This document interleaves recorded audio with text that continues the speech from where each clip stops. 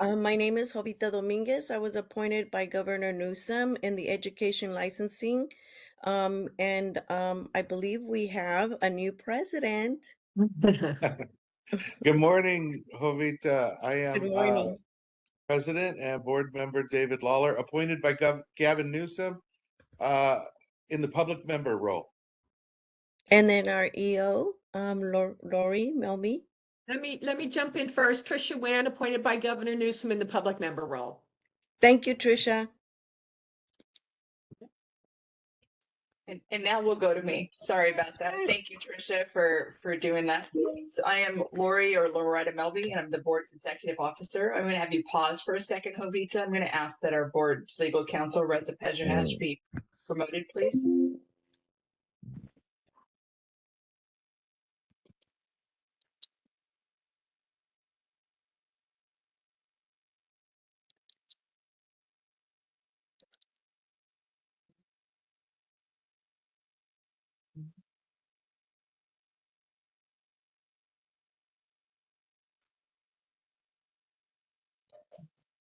And Jovita, if we can do a mic and a video check for him as well once he's up and on, that'd be great before we move forward. Good morning. Definitely. This is Reza. Can you see and hear me? I can hear Yes. you. Excellent. Good morning, everybody. Good morning.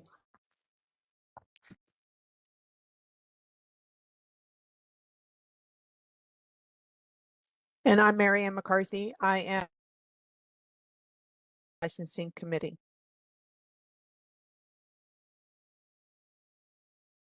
Next slide.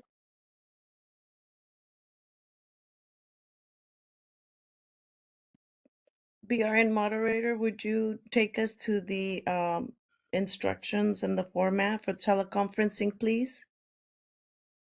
Good morning. This is the BRN moderator. I will be moderating the meeting. To facilitate public comment, we will be utilizing the WebEx question and answer feature, now known as Slido.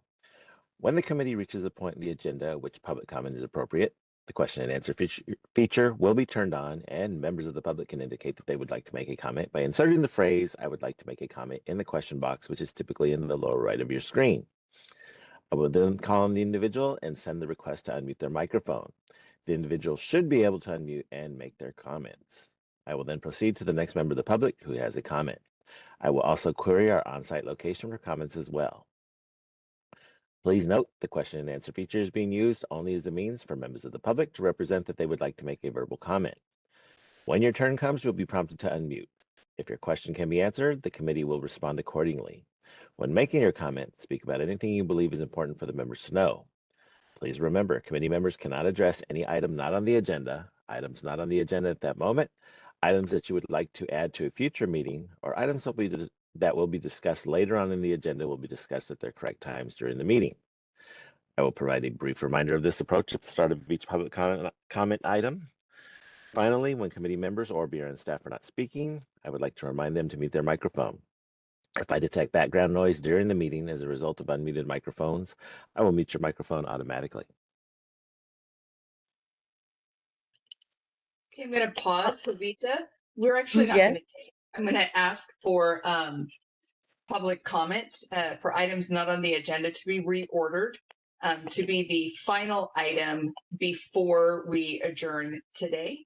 The reason being is we had a prior advisory committee meeting a couple weeks ago that we were not able to finish the board's work. And so because of public comment. So we do want to take public comment, but we want to do the board's work first and then open up to public comment. So if you guys would consider that, I would like to ask that. And if you are willing to reorder, I would have you reorder that to the last agenda item, please. I'm okay with or reordering it as a last agenda, Tricia and David. Yes, let's go Okay ahead and with do it that. too. I'm okay with it too, but I would want to make sure that we had time for the public comment. We will. We'll do that Okay. at the end. We have to take it as an agenda. So public comment for items on the agenda will now be right before agenda item 7, adjournment. It'll take the place of adjournment, and then we will adjourn after public comment today. This Thank is you. Raza, if I could jump in briefly. So that's fine. Normally, and by the way, we have 4 committees. So the public comment that we're discussing is going to be at the end of this committee, the Education Licensing Committee meeting. It's very hard to say exactly how long this committee will run before we get to that item for public comment for anything that's not on the agenda. It's a bit risky to venture even a guess, but just for the sake of folks to, have some idea of how long to stand by. Lori, do you think what, couple hours, 3 hours? Historically, the Education Licensing Committee meeting goes till about noon. So it would be before noon. So it would be within the next 3 hours that there would be some public comment time. And I'm going to assume sooner because it is a relatively small agenda for ELC speaking. And so the first agenda items until 6.0 are consent. And so 6.0 is the only 6, 1, 2, 3, and 4 are the only items that are for discussion and presentation today, unless, of course, a board member calls them out to have additional conversation. But it is a relatively small agenda today, so we should get to them soon. So for those, if in case there is anyone who is on the WebEx waiting to make a comment for something that's not on the ELC agenda, we appreciate your patience and understanding. We're hoping to get through the agendized items efficiently and we definitely will allow for public comment for anything not on the agenda. So if you would stay tuned, you can just have the WebEx on the background if you're not interested in what else is going on here, or check in periodically, but please stick with us, and we appreciate you. Thank you very much. So then, I believe the meetings, for those, so To we, 4.0. yeah, we can do 4.0.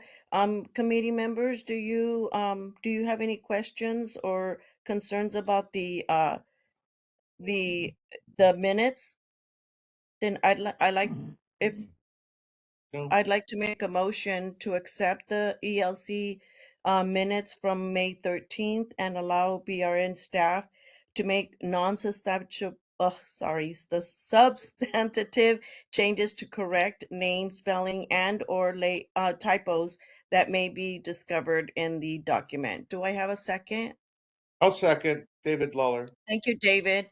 President Lawler. BRN moderator, may we go to public comment? We will be opening for public comment now. Please refer to the screen share for members of the public to see how they should type in their request for comment.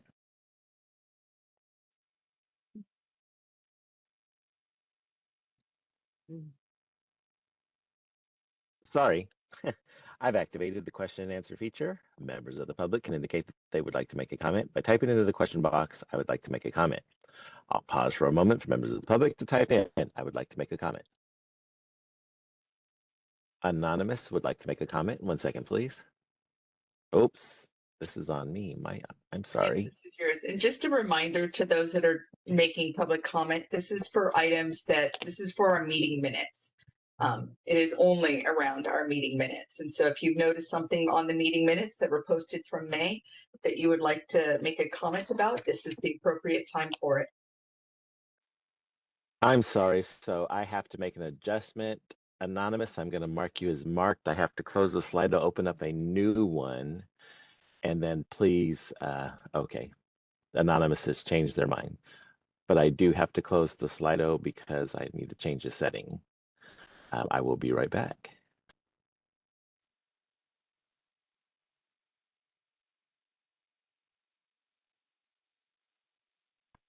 I didn't know that I guess they have to be labeled on the Slido. No, they do not have to be labeled as in identifying themselves. There's a setting on Slido that makes, if it's not clicked, it makes everybody, whether they've identified themselves by AA or concerned consumer or putting a full name, Deanna, in there, those would not show up as who that comment belongs to. It's completely anonymous. So the board moderator is just going to flip that so that if not anybody makes a comment, they'll have 13 anonymous and it will not tie them to the name and we won't be able to unmute them. So when a person signs in, they are able to put their full name in or any kind of alias they'll want to go under when they sign in. They are not required to identify themselves. They can choose whatever they want in there. And just for an example, in our attendees today, we have several initials. We have an AA and AH. We have a DM. We had one at one moment in here, we actually still do. It's called concerned consumer. So those are people that are here to watch and participate that do not want to identify themselves. Like we do have Daniel Doolin, St. Mary's College of California. They've identified themselves completely, if that makes sense. And so they're okay with having that stuff shared. So it's just a setting. Board moderator will correct it and we'll be able to move forward. However, the person that showed up as anonymous when I made the further clarification on the public comment has declined to do public comment for items around the meeting minutes. Okay, and can I have one of our board staff who's in the attendees, can somebody just request to make a comment? I just want to make sure I got it switched. Any one of our board staff, if you want to. Hey, Matt, you're in public comment. Can you say you'd like to make a comment on Slido real quick and we can check this, please?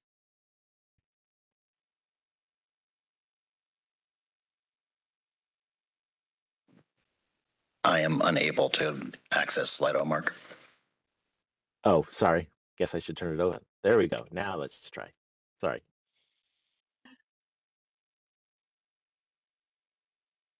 I promise the system is tried and true and we actually know what we're doing. I Yes. promise. Oh, there we go. Philip and Imogene and Matt. Okay, perfect. It works. It's It works. working. Neither it works. Thank you. Perfect. Thank you, everyone. Thank you. Hey, we even had our board VP jump in to help. Love it. Hi, Nilu. Good morning. Okay, Thank you, I Nilo. am sorry. I apologize for all Hi, that. Neela. Committee Chair Dominguez, there are no public requests for comments on the WebEx. Do we have any in-person requests for comments in BRN HQ? And somebody just jumped on, so hold on. Oh, I'm sorry. Nilu did say good morning, by the way. We do not have any requests in Sacramento. Thank you. Committee Chair, would you like me to close this window? Yes, thank you. Thank you. And that brings us to I would like to make a vote. Do we do vote? Jovita votes yes. Tricia Win, yes. and President Lawler. Lawler, yes. Motion carries. So I believe we're going to 5.0 items for consideration with the agenda, and I believe Dr. McCarthy will lead us. Yes, thank you, Jovita. Everything in 5.0 are items that are considered with the agenda.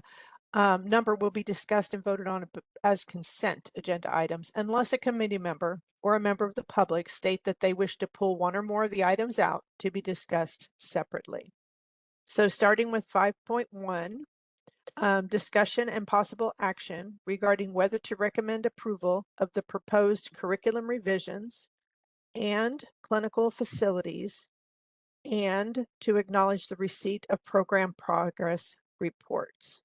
So according to board policy, nursing education consultants may review curriculum changes that do not specifically alter philosophy, objectives, or content, and programs can implement as needed prior to board approval. Nursing programs shall not utilize any agency or facility for clinical experience without prior approval of the board. Each program must submit evidence that it has complied with the requirements set forth by the board and shall only assign students to facilities that can provide the experiences necessary to meet the program's written outcome for student clinical learning experience. These requests are then reported to the Education Licensing Committee and to the board for approval. The board staff have received and reviewed all documents from program requests listed in agenda item 5.1. Information on these requests are on the list provided in your materials packet. These are consent agenda items. Thank you. Committee members, any concerns about 5.1 or questions? I did not have any questions. Thank you. I'd No, like to, oh, okay, thank you. I'd like to make a motion to approve of the proposed curriculum revisions and clinical facilities and the acknowledged the receipt of the program's progress reports. Do I have a second? I'll second that. Thank you. Thank you, Tricia. BRN moderator, please take us to public comment. We will be opening for public comment now. Please refer to the screen share for members of the public to see how they should type in their request for comment. I've activated the question and answer feature. Members of the public can indicate that they would like to make a comment by typing into the question box, "I would like to make a comment." I'll pause for a moment for members of the public to type in, "I would like to make a comment." Jovita, can you fix your camera, please? You're blurring.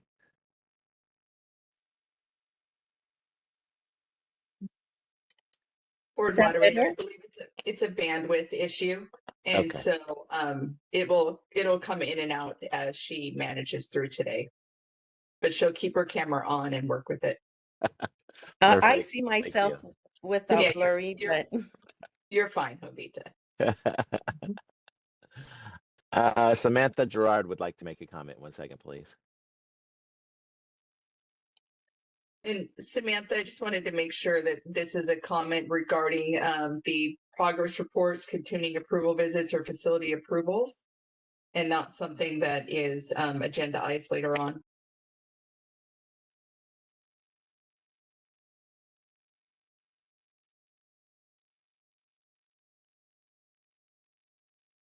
Samantha, the unmute me is a small window that is probably behind something you have open.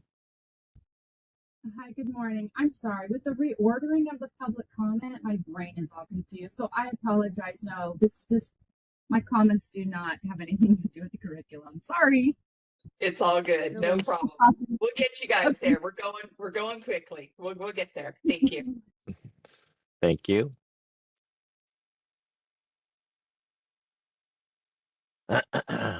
Committee Chair Dominguez, there are no public requests for comments on the WebEx. We have no in-person requests for comments in BRNHQ.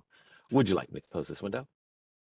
yes, please. I'd like to take it to a vote. Jovita Dominguez votes yes. Tricia Wynn, When yes, President Lawler, Lawler, yes. the motion carries. Thank you very much. Moving on to agenda item 5.2, discussion and possible action regarding whether to recommend continuing approval of approved nursing programs, continuing approval of pre-licensure nursing programs, and advanced practice nursing programs. The BRN staff have received and reviewed all documentation from programs listed in agenda item 5.2. Please note that this agenda includes all items between 5.2.1 and 5.2.9. Information on these requests is on the list provided in your materials packet. These programs have met all board rules and regulations related to the request and are considered consent agenda items. Thank you.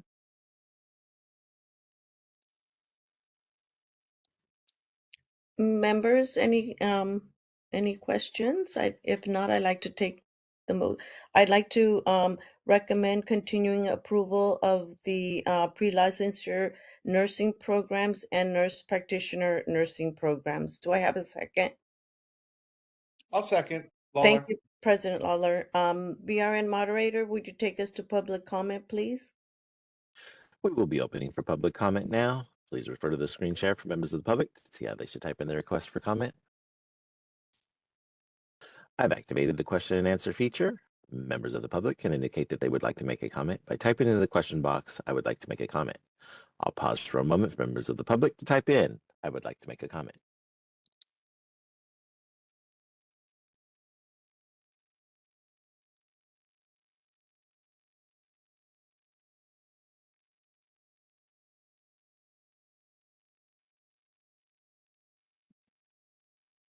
Committee Chair Dominguez, there are no public requests for comments on the WebEx. We have no in-person representation in BRNHQ.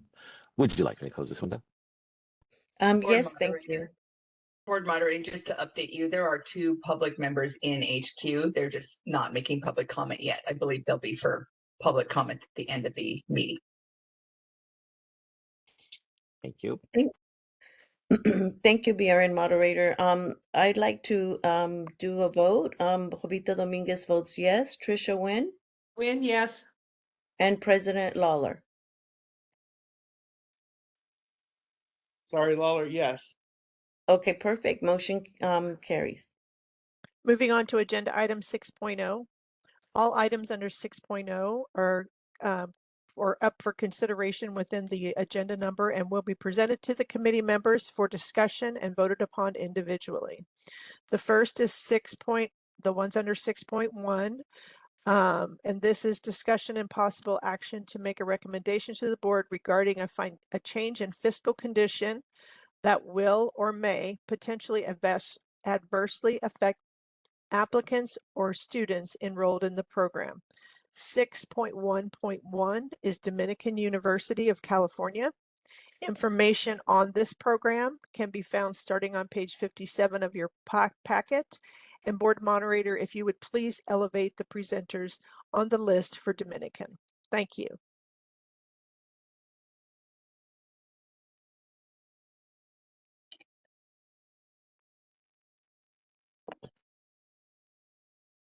Are you waiting on me, Marianne? Yes, ma'am. Thank you. Sorry about that. It took a second to come off mute. That's okay. It was No worries. frozen. We'll So do it. appreciate Teamwork the patience. makes the Thank dream you. work. It does, absolutely. Going all night and all morning. That's kind of the way our life at the BRN. So 6.1, this is a newer item. We've not had this on our board agenda before, so our committee or board agenda. So I wanted to take a moment just to kind of let you guys know what occurred here. And so we have a regulation 16 CCR 1432. And in that regulation, it does have a requirement that a approved nursing program let us know when there's some financial changes within their program, those specifically that could affect the students. And so 1432A 2B or 2A says notify the board within 2 days of 10 days, of any change in fiscal condition that will or may potentially adversely affect applicants or students enrolled in the nursing program. We were notified by one of the schools on the list that they were put on some heightened surveillance for their fiscal situation. And then we went on to the website and found the other 2 that were also on a heightened kind of surveillance. The key thing when you see in the materials, you'll see 3 letters, all from WASC. One is related to Dominican, the next one's related to St. Mary's College, and the last one is William Jessup. All of them have several issues that are being discussed in those with warnings and areas of non-compliance and development. The big thing that really caught our attention at the board is the fiscal situation, as well as the requirement of WASC that they turn in a teach out plan by November 1st. And so that obviously got us concerned, being, focused on consumer protection. We worry about the students that are enrolled in their nursing program and whether or not that will affect the students or if they have a plan for this. And so the first one we will bring forward is Dominican University. And if you guys have any questions on their letter that was received by WASC and shared out, or if you guys, their representatives are here, so feel free to ask them any questions. They are prepared to be responsive today. Jovita, I have a kind of a question and a comment. I'd like to thank Lori very much for that explanation, because I thought, how come I've never seen this before? And I've been sitting on this board for a while. So it's a new, a new day. So, and I'm glad, they're watching out for students. I did, of course, read the letters, and I would just love to hear from the colleges and universities on how anything that we haven't seen in the letters and what the approach is. So thank you very much for the, good preamble for this conversation. Thank you. We've also made some policy changes within our board staff that will monitor this more closely. And we'll make sure to reiterate to our schools that they do have a 10-day requirement to report any fiscal changes to us. Lori, I have a question. Is that organization also looks at community colleges or only universities? Colleges as well. You can see that, St. Mary's College is listed. It's not just a university, it's WASC. It's an accreditor for many, even your K through 12s. So Thank you. so Dominican representatives are here. So if you have questions for Dominican, they are on the line. I believe Trisha asked them Yeah, to. Dominican, can someone speak to the letter and then what the plan is, in addressing it and how it will or may not affect nursing students? Thank you. And if I can quickly add to that, I noticed the action criteria included deadlines of November 1st on a couple of their items. I'd love to hear their thoughts on that, which to me feels like it's coming up very soon. Hi, everyone. My name's Susan Clapper. I'm Dominican's Accreditation Liaison Officer with WASC, and our provost, Dr. Mojgan Beymond, is also on. And I think we're gonna, for your questions, we'll split this in. I'll handle the WASC questions, and Provost Beymond will handle the plans that we're working towards to get off of warning. A couple of notes. There's some clarification on the teach out plan, and WASC has noted that it's not clear on their end also, and I have emails that can confirm it. It is not a full teach out plan that is due on November 1st. When schools receive a show cause, which occurs steps down the way from this action, that is when universities and colleges complete a full teach out plan. What is due November 1st is a list of our programs, our enrollment in each program, and possible, and I highlight possible, institutions or programs where students may transfer. It is very preliminary. We are not reaching out to other universities at this time. It is not part of that process at this stage. So I wanted to clarify that because it does, I think, reduce the anxiety of what's due November 1st. The other just clarification is there's 3 separate organizations within WASC. One is the Senior Commission, which are for baccalaureate and higher degree granting institutions. The other one is specific to California community colleges. And then the third is specific to K-12. So the commission that we deal with is strictly for colleges and universities. And if you have any other questions on WASC specific items. Thank you very much. That was helpful to me. Thank you. Yeah, I also appreciate that clarification. Thank you.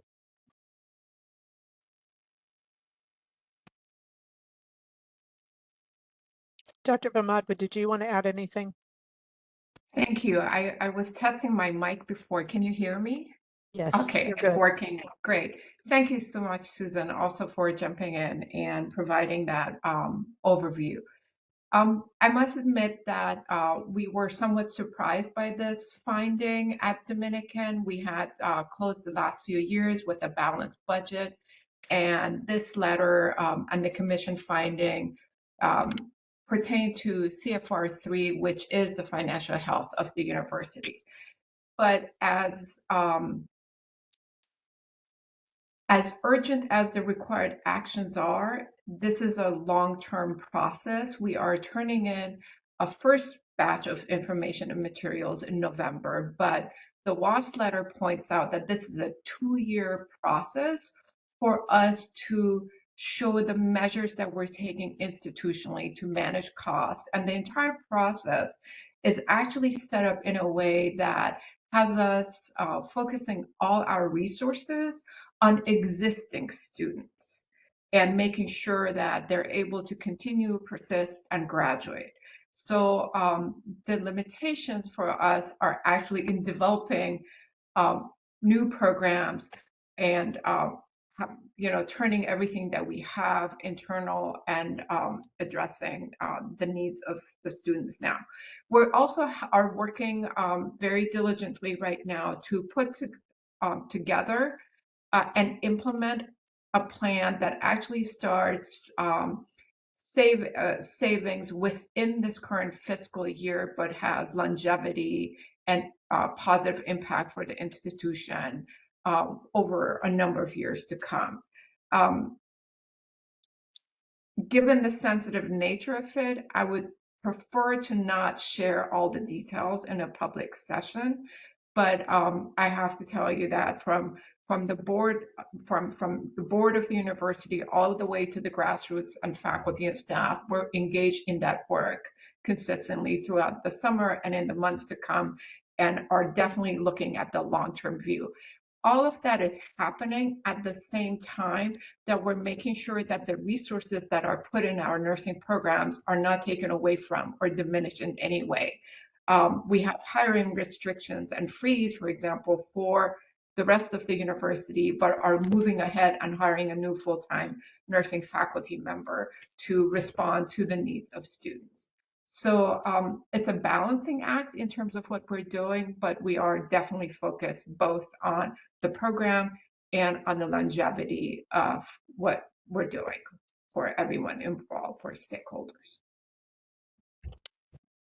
I appreciate that explanation. I appreciate the sensitivity, of kind of getting your affairs in order. But I'm happy that you're here, and I learned from your conversation. Thank you. Thank you.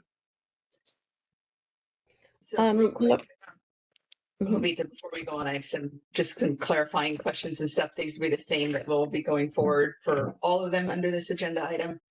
And so because nursing is our focus, obviously our nursing program, we need to ensure, and it looks like you did address that the faculty is going to still be supported. And in fact, you do not have a hiring freeze for the nursing program, so they will have adequate resources to continue with their current enrollment.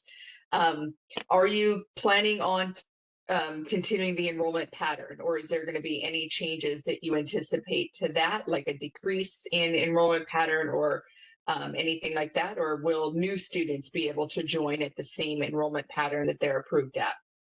New students will be able to join at the same enrollment pattern. Fantastic. And you'll continue to have the resources to support the nursing students as they come in and through graduation? Absolutely, yes. That's what matters the most to us. Thank you so much. I appreciate that. Thank you. So Lori, do we just, the NECs will just be monitoring their progress and bring it to the board, or is that a motion that we would do? So we did not include a motion in this particular item. It is up for discussion to the board. We can leave it as information only, and we can rely on the NECs to do their monitoring. You don't have to make them or tell them to, because that is their job. They will be doing that. I'm sorry, I didn't mean it that way. That's okay. I just wanted to make sure that the public is aware. So our NECs are fairly autonomous, and they do, hold all of our approved colleges and universities to the regulations, and this is one that they are required to follow and uphold. And so there is no motion that is necessary unless you guys want something specific. David, you seem to be interested in the teach out. That could be a motion that you would like them to submit the teach out plan to us at the same time they submit it to WASC for review, and that the NEC could review it and bring it forward as needed, but not required. Or we can leave it as information only, or if there's something that you just want us to continue to monitor, that's something that we're already doing, and a motion would not need to be made. I will tell you, I'm happy with leaving it as information only.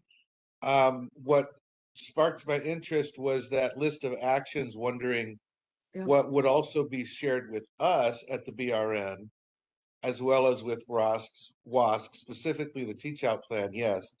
But more than that, if this agenda item can stay on the ELC agenda for the kind of monitoring you're talking about, where quarterly we would be looking at how are they doing?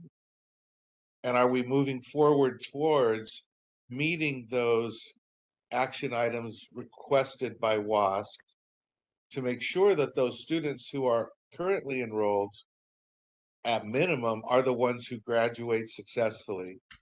And hopefully, as new students continue to be enrolled, those enrollment numbers don't decline. And so I guess that's what I was looking at. How can we keep our eye on this? Maybe by keeping it agendized for future meetings. Yeah, so what we could do is we could make a motion. That motion would sound something like, and if you agree with this motion, you could say so moved. And it would be recommend to the board that Dominican University provide quarterly reports to their NEC regarding the fiscal standings of the school, specific to the nursing moved. program. Absolutely, so moved. Second, And- Lawler. and maybe one more thing, just if we could, and again, I would defer to the NEC, in charge here, but if they could just let us know when appropriate, when it's time for us to know something. If it's just business as usual and they're just moving along, then I don't need to hear that. But if they Right. see something that we ought to be notified about, because this is new to us and we don't really have a, track record on this, I would just appreciate the NEC's letting us know when there is something, like if Dominican turns it around and WASC says, okay, you're good, Yeah. to let us know. Yeah, So, those will come Tricia, would forward. it be okay? What we would typically do then is the NEC would work with Dominican, and for those quarterly reports, we would put it on the consent agenda items under Yeah. progress notes.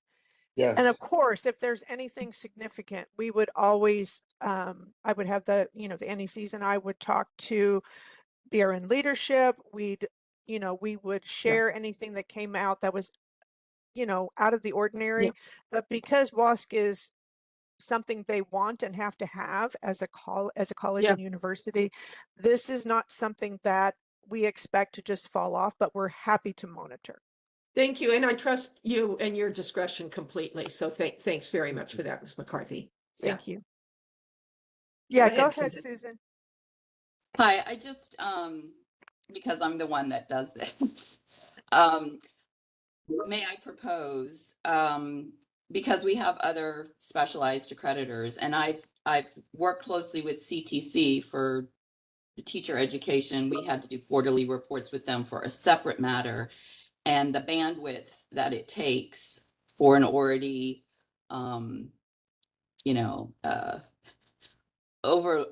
we're in a lot right now, right, with our work. So because we know that WASC has deliverables at set dates, is there a balance between what we need to provide with WASC once a semester for the next 2 years versus quarterly reports? Because I'm concerned that quarterly reports may not overlap with what we're actually providing WASC once a semester. You may get one hit in a quarter, but then there will be nothing to report the second quarter. So I'm wondering if we can tie it closer to the WASC expectations and timeline. Yeah, so Yeah, I'll be and able to explain that. So we have quarterly board meetings and education licensing committee meetings, which is what you're attending right now. And so you could defer this to the nursing program director. That would just send an email to their assigned nursing education consultant that would just let them know where you're at in the standings with WASC. It doesn't have to be a detailed report to us. It would simply just be from the nursing program director that says, we are on target with all of our requirements with WASC. We're status quo, or we're making progress. We don't have to have the detail with it. The only time that we would even request detail where you would probably have to be re-involved is if it starts to go south. And then we would need some further information. But as long as you are meeting all of the requirements with WASC and you're moving right along, we are not requiring anything additional. And so you stay with WASC's timeline, you continue to deal with them only, and then just have your nursing program director email their assigned nursing education consultant and just give them reports that we can put on our education licensing committee in the progress report section that Marianne was referencing, and it'll just say Dominican University, and it says it'll tie it back to this specific meeting, and that you're just giving an update that everything is moving along and you don't anticipate anything untoward happening to the students in the nursing program. And that's the extent. So we're not going to require additional work for you, I promise. And thank you so much, Susan, for asking that, because all Yes. three programs on this list are all in the same place. And we don't, and I'm so glad we're making it clear that we don't need all the extensive progress stuff that you need for the accreditors. We just need like Lori said, a little capture of where you are and things are going okay, because we want to be prepared if we don't expect anything to go south. But if it would, we want to be there to support you and understand. Thank you, ladies. Yeah. In the last 6 years, we've had probably 10 years, we've had 2 schools that have closed to students because of their financial kind of standings. One of them did not have a teach out plan, and the 180 students showed up to go to school and they were not allowed in, nursing program specific students. And so there was more for the greater campus wide, which of course brings us to our radar. We had another school that had 2 nursing related programs, nurse practitioners as well as pre-licensure, and they did a teach out plan, and they brought it forward to us, and we were able to work with them and guide them through that and have everything go well. So this is just the beginning of that. We hope we don't get to any of those. And so as long as we're just getting reports that say all is good, we're happy with that. Thank you. Okay, so the motion was so move it is quarterly reports to the NEC regarding the fiscal standings of the school, specifically the nursing program. And then the NEC will put that on the ELC agenda for that to move forward. And I believe we can, BRN moderator, we can take it to public comment, please. We'll be opening for public comment now. Please refer to the screen share for members of the public. See how they should type in their request for comment. While they're putting that in, I just want to verify that Jovita made the motion and David had the second. Yes. correct. Thank you. I've activated the question and answer feature. Members of the public can indicate that they would like to make a comment by typing into the question box, "I would like to make a comment." I'll pause for a moment for members of the public to type in, "I would like to make a comment."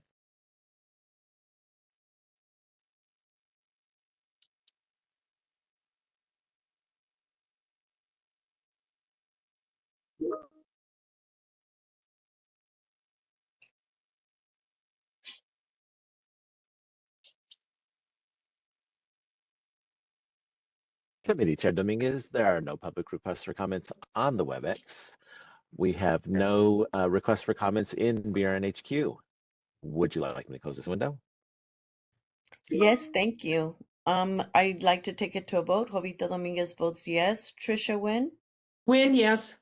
President Lawler, Lawler, yes. thank you. Motion carries. Thank you very much. Thank you, Dominican. 6.1, again, we're going to 6.1.2.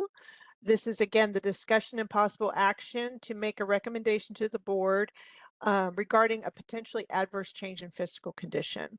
This program is St. Mary's College of California, and their information is can be found starting on page 82 of the packet. And board moderator, if you would please elevate the presenters on the list for St. Mary's.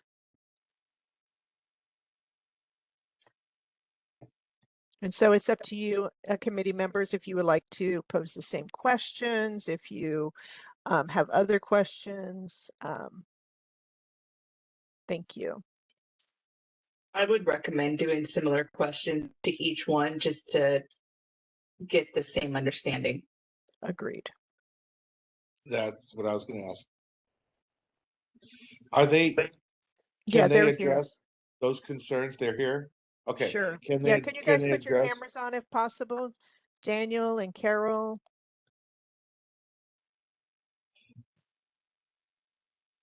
And for all three of them, I have the same thought of reporting out quarterly, which can be a separate motion for each one of them. That's fine. Yeah, Hi, David, we'll Daniel. have to do a separate motion for each one, but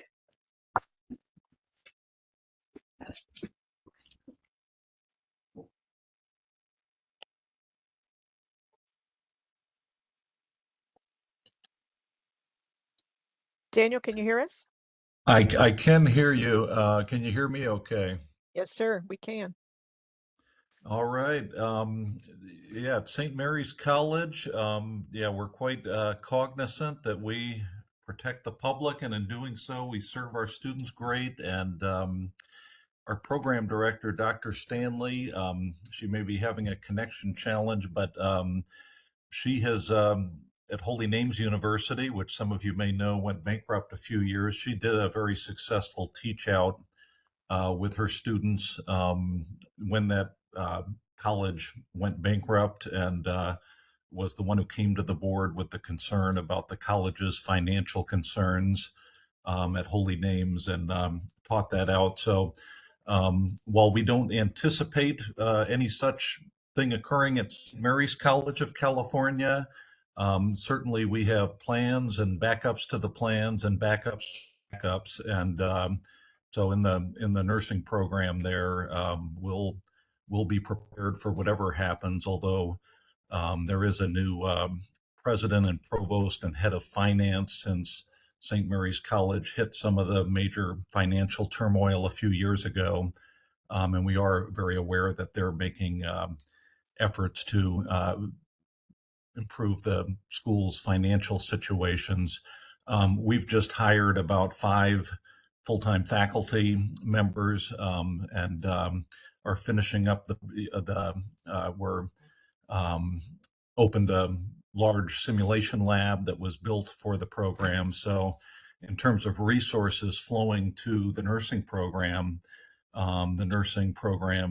has the complete support of the college and university. And personally, I can attest that none of my paychecks have bounced. So I'm grateful for that.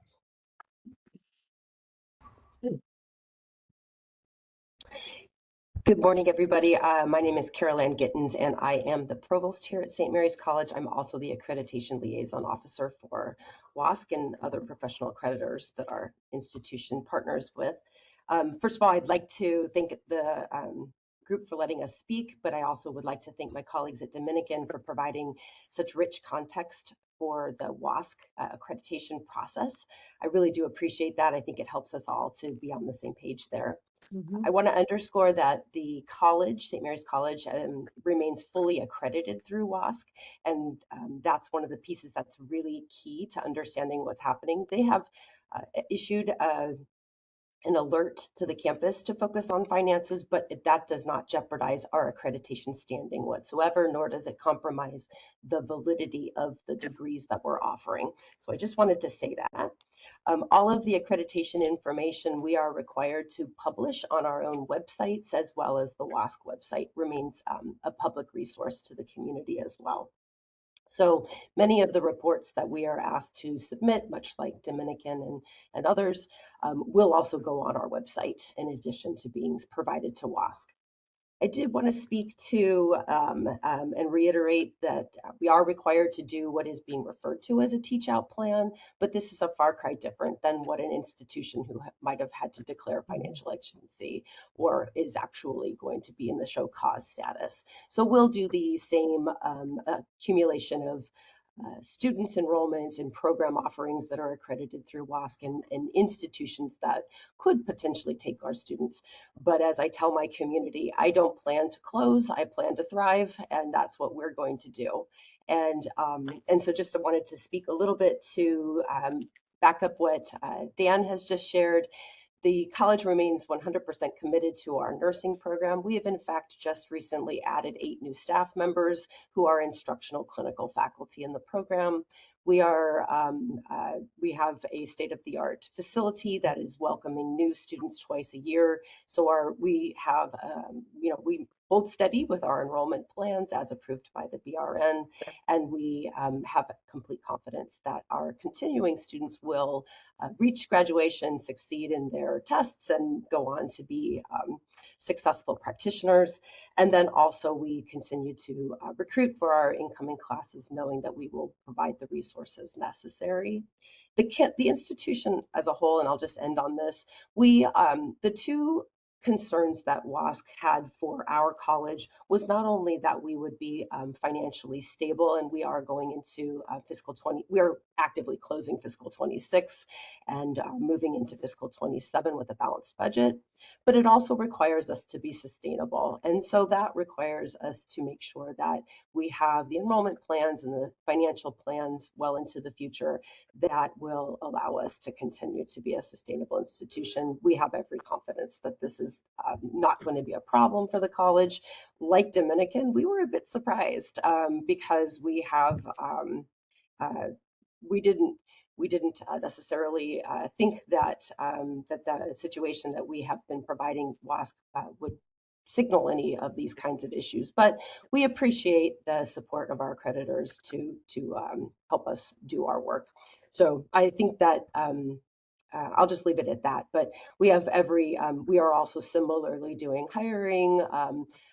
We are being very cautious in terms of expanding no new programs, but also focusing on the programs we offer. But the resources for our nursing program are not only dedicated, but they're protected.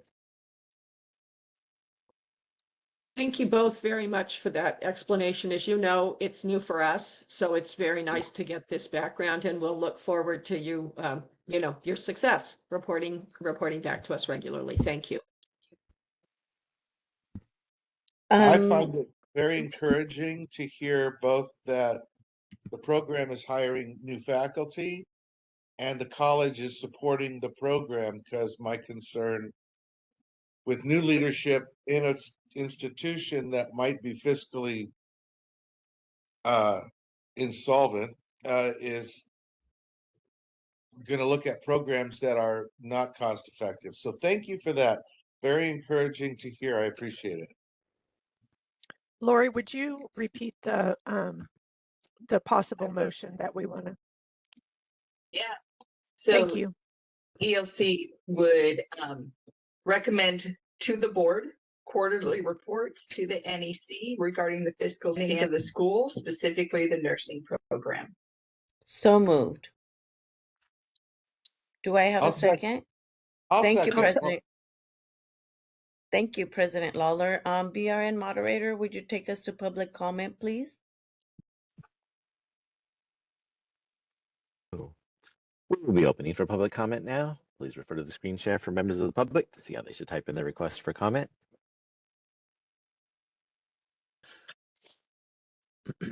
I've activated the question and answer feature. Members of the public can indicate that they would like to make a comment by typing into the question box, "I would like to make a comment." I'll pause for a moment for members of the public to type in. I would like to make a comment.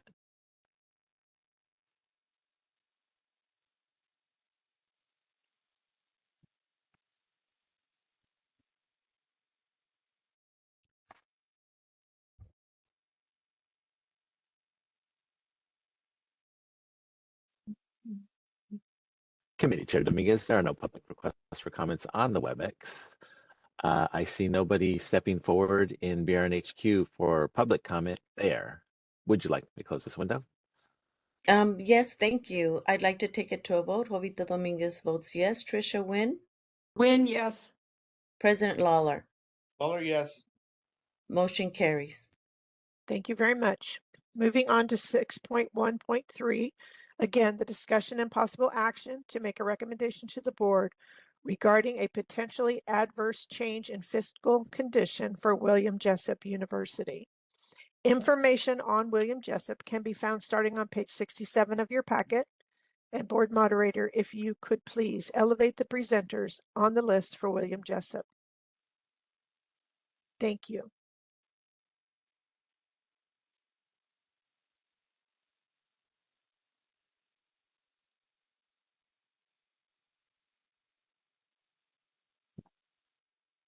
And I see Kay and Megan and Jennifer. If you guys want to take it away, we're going to have the same kind of report needed from you. Thank you. Dr. Miller, did Hi. you want to go first? Yes, I'll be happy to. And I apologize, I can't get my video to start. I will try to get it going here. But thank you so much for having us here today. I'm happy to be here today to talk about what William Jessup is committed to our nursing program. So I want to first start with just saying that like the other programs, what's really important for me is that you know that William Jessup has committed to our nursing program here at William Jessup. So this July, we hired another full-time pediatric full-time faculty at Jessup. That was a commitment they made for our nursing program. When many other programs were not adding new faculty, we were adding a new full-time pediatric faculty to our roster of leadership here in the nursing program. So we feel very honored, and we're committed to Jessup, and Jessup is committed to our nursing program. So they have made sure that whatever we have needs for, they're being met. Our budget that we created in the springtime has been fully executed this fall. So I do feel like I just want to make sure that we're saying that they are committed to this. And I am committed to Jessup. I started here at Jessup 5 years ago and developed this nursing program, and I have never felt anything other than fully supported by them. So I'm grateful to be here, and I'm happy to answer any questions you may have.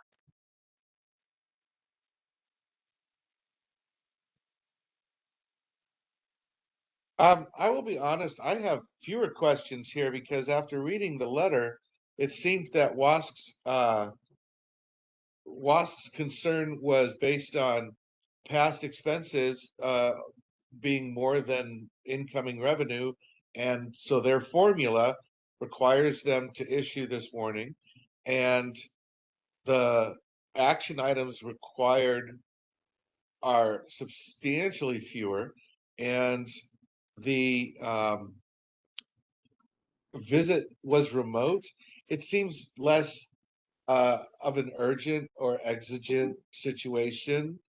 And I know there are times when expenses are going to be higher than revenue. As you build and expand, revenue will come in later.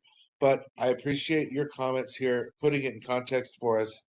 But again, the idea of a quarterly report, and by report, we mean email the NEC saying we're on track, everything's fine, is enough for me, other than information only, to keep my eye on it. Same here. Thank you. Thanks, David. Okay, so I will make the motion and so move. So recommend to the board quarterly reports to the NEC regarding the fiscal standings of the school, specifically the nursing program. So moved. Second, Lawler. Good. Thank you. BRN moderator, would you take us to public comment, please? We will be opening for public comment now. Please refer to the screen share for members of the public to see how they should type in their request for comment. I've activated the question and answer feature. Members of the public can indicate that they would like to make a comment by typing into the question box, "I would like to make a comment." I'll pause for a moment for members of the public to type in, "I would like to make a comment."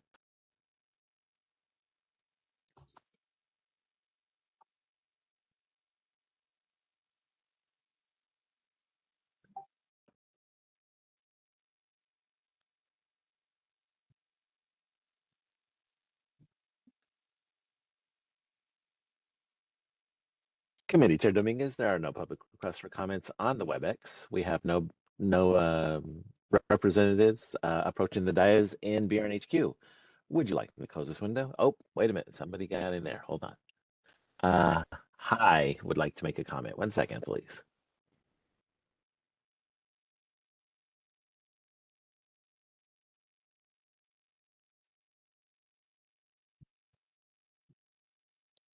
Hi, there is a unmute yourself window open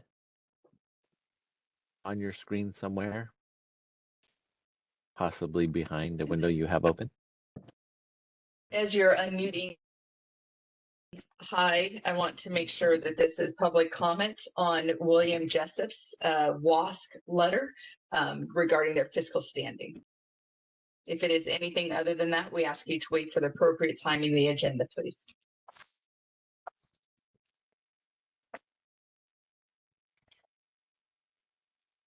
And I'll just give a reminder while we continue to wait. There will be an opportunity at the end of this meeting for members of the public to comment on anything that was not on the ELC agenda.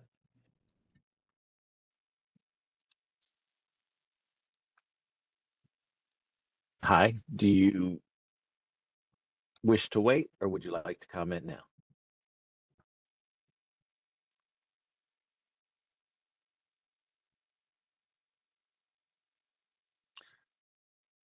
Committee Chair, they are not coming off of mute.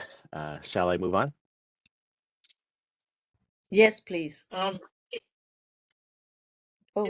Let's give them an opportunity to type into the chat again, see if they're just having some technical difficulties. So if you're able, if you're not to enter your comments into the chat, if it's specifically around William Jessup's fiscal condition related to the WASC letter, feel free to enter that now, please. We will pause and allow for a comment received typed into the section if you're not able to come off mute.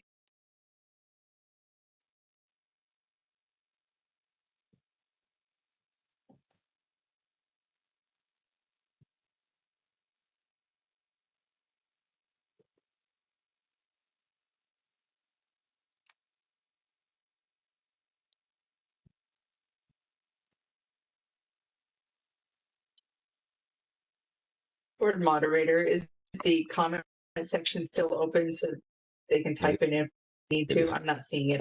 Doesn't mean it's not there. Still open and still muted. Okay. Perfect. Okay. So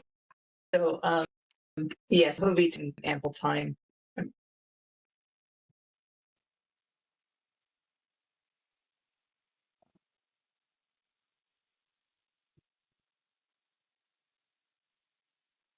Jovito, can we take it to a vote? Yes. Okay, it's closed then. I would like to vote yes. Jovito Dominguez, Trisha Wynn. Wynn, yes. And President Lawler. Lawler, yes. Motion carries. Thank you very much. Moving on to agenda item 6.2. This is the discussion and possible action to make a recommendation to the board regarding outstanding compliance issues for Pasadena City College Associate Degree Nursing Program. Information on this program can be found starting on 74 of your packet. And board moderator, if you would please elevate presenters on the list for Pasadena. So Pasadena City College presented at the ELC and board meetings in May and June of 2026 with compliance issues related to the board's ongoing oversight and approval process. In June of 2026, the board asked Pasadena to be present at every ELC and board meeting until they have their follow-up continuing approval visit, which will be done by May of 2027. The information in the materials has full details. However, as of last week, the program director has not been able to schedule and confirm any clinical sites, and therefore onboarding of students and faculty to the clinical sites is not possible. The dean continues to have control over this placement system, and this will significantly impact students. PCC has decided to reduce their enrollment by 10 students in their fall 2026 admission cycle due to the situation of the nursing program at this time. Please refer to the agenda item summary on page 74 of the packet and the program wrote an executive summary that's in the materials starting on page 77. Thank you. As I read the, packet on this, I was really impressed with kind of how much work had been done, but wow, Dr. McCarthy, the statement that you just made really makes me rethink everything I was, thinking about Pasadena City College. So maybe their representatives can address this problem.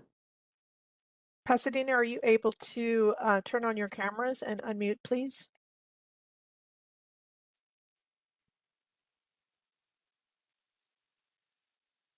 I see Laura. Good morning. Good morning. Do you want to start, Laura, while the other two are trying to get their cameras on and unmuted? Sure. Thank you. So we have made a lot of strides with hiring. We have a clinical coordinator now that we did not have before.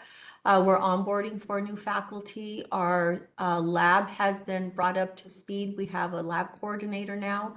We're in the process of onboarding a sim lab faculty as well. And we are working on our clinical placements. I know Dr. Friedman has had direct contact with some of our local hospitals and has with the clinical coordinator and the past clinical coordinator working on making sure students are ready for the start of the term. Dr. Friedman, are you there?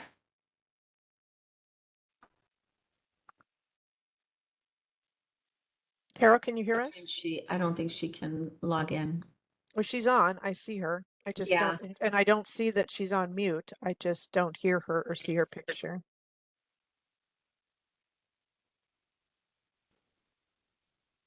Dr. Young, can you speak to the clinical placements where we are as of today? I know we've had some updates early this week. Yes, we did. So my role is to support the director and the assistant director in terms of clinical placement. The only thing that I have done is make sure that we have clinical contracts in place for our program. And when we did not get one clinical contract, we needed to, we had one pending clinical affiliation agreement that pulled out at the last minute. So we had to find another alternate site for our students, which we've been able to procure. So all faculty have been notified that they can onboard the students to the clinical placement sites. And that was done by the program director. Hi, Carol. I see you now, but I can't hear you.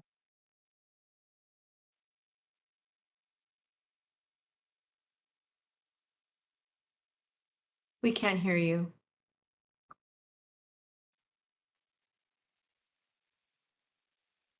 While we wait, can I ask a question regarding the institution that pulled out of the contract for clinical placements as a public role member?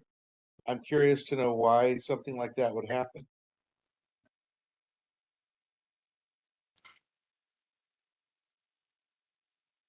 Micah, you're on mute. Yeah. Okay, there, I'm here now. So we have a contract with that. So it was a procurement. So one of the hospital groups was bought, one of the hospitals was bought by another agency. And during that process, they asked all the institutions to update their paperwork We tried to, when our contract, working through via our contracts office, we tried to get them to acknowledge the assumption of rights because they brought what was one agency, one clinical agency, brought another clinical agency. They refused to issue an assumption of rights in terms of the existing clinical affiliation agreement. They wanted us to go back through the whole process again. So we submitted the appropriate documents, and we're still awaiting approval authorization from their executive team or their legal department. So EO Melby, how much of a setback would that be in the revisit come May of 2027 if there are no clinical placement opportunities for Pasadena City? We have, if I may make a comment before I respond, we have adequate clinical placements. We have been able to find alternate clinical placements for all students that would have been displaced by that facility. So we are now in the process of onboarding the faculty and the students to those locations. Oh, okay. Carol, are you able to unmute yourself? Because it says now that you're on mute. So if you, is there somewhere on the back, behind your open pages that lets you unmute? Or at the bottom of the screen that you're on right now? Yeah, it should be at the bottom of the screen. It says mute or unmute.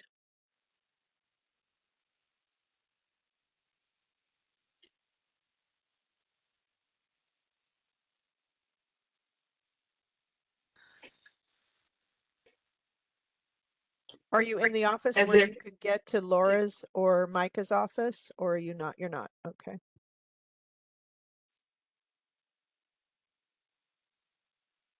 As they continue to work with Dr.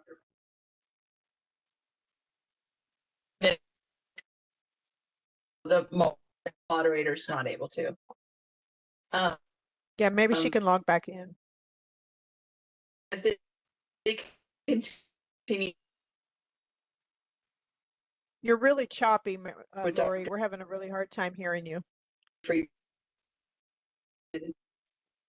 her to jump on question. Yeah, Laura, you may want to turn your camera off, see if that helps. Something.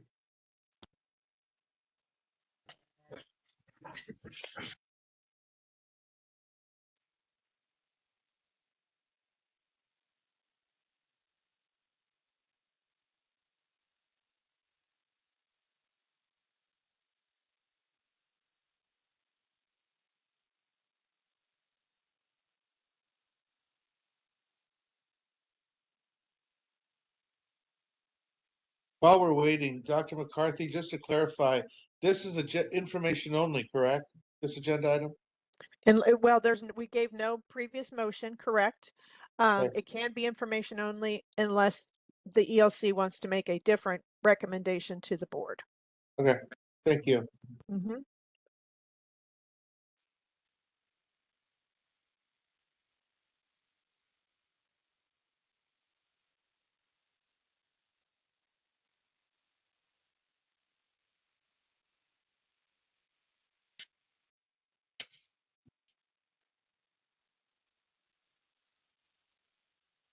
You guys able to hear me now, or is it still choppy? Yes. Yes. Better. That's great. Okay, great. Perfect. Cool. So I'm continuing to work with bandwidth. I probably will have to restart my computer in a second. Sorry about that. So with Pasadena City College, I'm going to pause for a second just because, David, I know that you're coming into this after they've been in front of our committee times. When our nursing education consultant attempted to do a continuing approval visit, they were not successful in doing it because of the administration of the college. It was not set up in the way that met our regulations. And the program director that was working with them was not able to submit the necessary documents, and our NEC was not able to complete a review of the program. What would have typically occurred if this went well is we would have met with them a year in advance, which we did. We would have met with the program director that had the authority to make decisions as well as provide documentation for our review. And we would have had a successful continuing approval visit where the NEC would have had the appropriate information to be able to make the determination that they are in compliance or they are not in compliance. This was a visit that was also done with a accreditor, and the accreditor, as the board, were not able to make decisive decisions on information that was presented, and both pulled out. One of the accreditors' abilities to accredit an institution is based on whether or not they're in good standing with the governmental agency that they report to. We were not able to confirm that they were in good standing with us because we were not able to get the required information. So with that, they've done some kind of reorganization, put out a new program director with a updated duty statement that aligns with the BRN, and they are working diligently to come into compliance so that we could do a continuing approval visit. We did not bring them forward to the board in a continuing approval visit status because we would have had, you know, probably 20 or 30 areas of non-compliance because we weren't able to validate if they were in compliance. So hopefully that makes sense. We weren't saying that they were not in compliance by proof. It would have been because we weren't able to review it. So what we're working with right now is to get them to a place where there is some sense of organization, that the program director is steadfast in her role and her responsibility and has the appropriate reporting structure and responsibilities that meet our BRN requirements. It looks like that is happening on the AIS. It does look like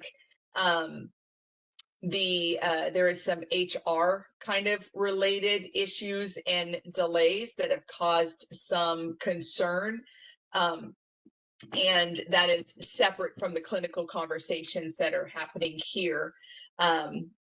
The clinical conversations, that's something that occurs throughout most of our schools throughout the state.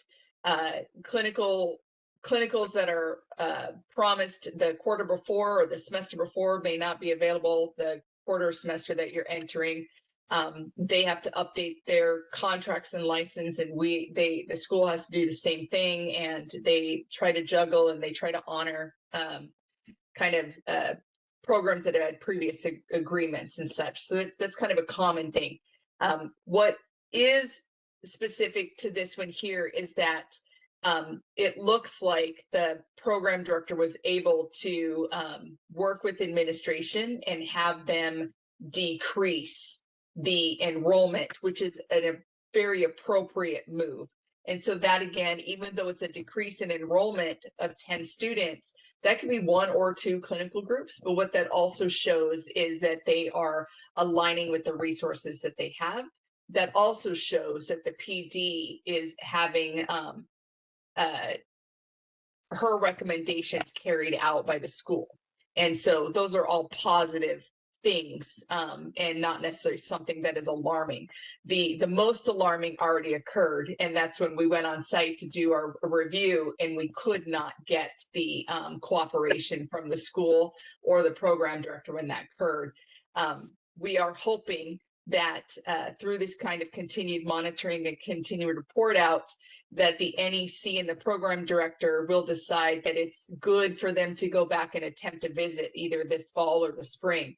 And I have not heard if that's been set yet, but we're hoping to actually do a full continuing approval visit with the program director that has the authority to be responsive, and that we are able to complete the review of the documents and stuff that we are legally required to do when we do these kind of approval visits.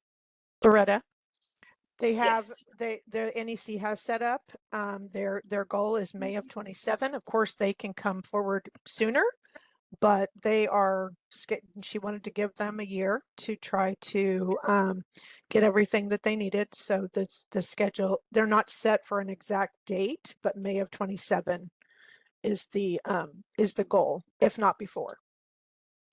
So it looks like we'll have two more cycles of progress reports that come to the board, both ELC and board, before they actually do a visit. And then we will do a visit. It'll be a regularly scheduled visit that was slightly delayed. And then we'll be able to come forward with that. We're just hoping that with this kind of accountability and this transparency that we're asking of this program, that it ensures the legitimate transfer to the nursing program director to be the administrator of that program and the one that is responsible. And we validate that that change process that occurred stays. Because that is what is required in our laws, that that program director is the one that has the authority to administer the program with the assistance of their assistant program director. And it looks like that is what's happening. You guys did hear from Dr. Michael Young when Carol was not able to come on, and he said he is here to assist and here to back up. And those were key things that he stated to show that he is in support of the program director, versus the way that it was set up previously was he was the one that was running the program, and that was not what was acceptable by our board. Loretta, there may be a correction. The NEC is telling me that it was by the fall of 27. That is not what I read. So I will clarify, and by the board meeting, we will have the time frame that she has worked out with them for the next for their CAV visit, their full on visit. Thank you. And we can discuss that more offline too.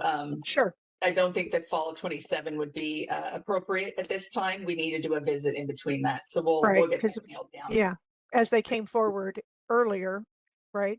Correct. That would be a year, and that's a good amount of time. Thank you. Yeah, we typically historically, when we've delayed continuing approval visits, it's been a 3 to 6 months delay, not a 1 year delay. And Correct. so even pushing it to 1 year is more than what has historically been done. So to push it longer, I would not support that. So we'll we'll have a discussion and make a plan. Thank you. If I can make a comment in the absence of our director. Sure. Under our director's guidance, we have hired 5 new full-time faculty members that have been selected by her to start this fall. In addition, we have a managerial clinical coordinator that she's selected to help with the clinical placement process to ensure that we have adequate clinical placements and probably an earlier time frame for notification. We've also at her request hired a consultant to assist her in addressing the compliance issues with the program. So the nursing program, we have as the dean and as speaking as a college, we have full confidence in our program director to lead and guide the program. And as again, we state that we full support of the program at Pasadena City College and the director that we've hired to be the administrator for the program. Thank you. Thank you for that. So again, we didn't add any kind of motion because basically it's information only, and they're coming forward every time we meet, unless there's something the ELC specifically wants to recommend forward to the board. I'm comfortable with this being information. Yeah, thank you. No worries. And Dr. McCarthy, do we take this to public comment also? Yes, we do. Yes, we do. Okay. VRN moderator, would you take us to public comment? We will be Please. opening for public comment now. Please refer to the screen share for members of the public to see how they should type in their request for comment.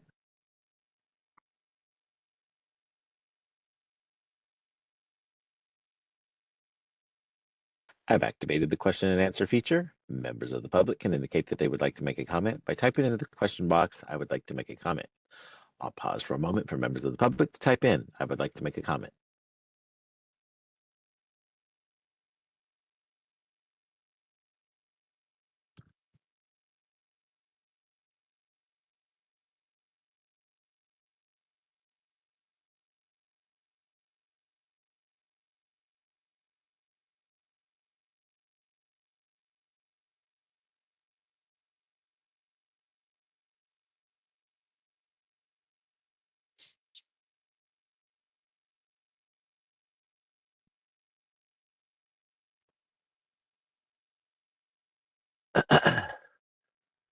Anonymous would like to make a comment. 1 second, please. Oh, 1 second.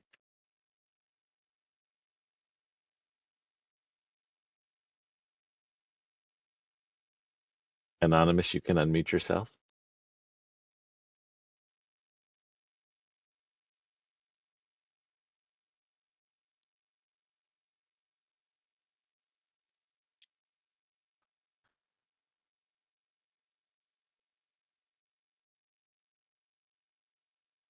I'll come back to Anonymous. Let's see. Samantha Wan would like to make a comment. 1 second, please.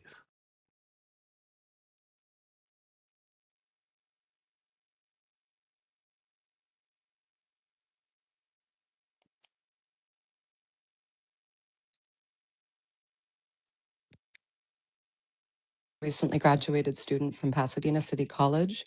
I wanted to thank Dr. McCarthy for her words at the beginning of this portion of the meeting, because I think that what she said probably more accurately states what's happening at the school. I know that everybody here is very aware of the student comments that have come to the BRN over time. I want to clarify that while the people who are speaking right now are trying to represent the school as having completed all of the clinical contracts for this semester, my understanding from the multiple students that I know and some of the faculty that I know who've been unfortunately left behind me, that no one has their schedules and no one has their placements. 2 of these placements are going to be at Los Angeles County Hospitals. Those onboarding, they take up to 5 or 6 weeks. None of them have been onboarded, and they start the semester in 8/24. So I wonder, given the fact that so many students have had so many problems over time with clinicals and have missed hours, how the school plans to cover that up.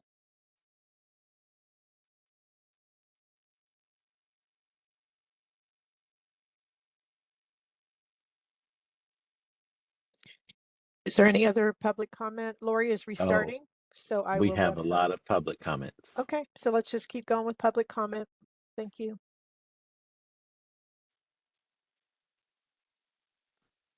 Concerned consumer would like to make a comment. 1 second, please. And Mark, can you elevate her?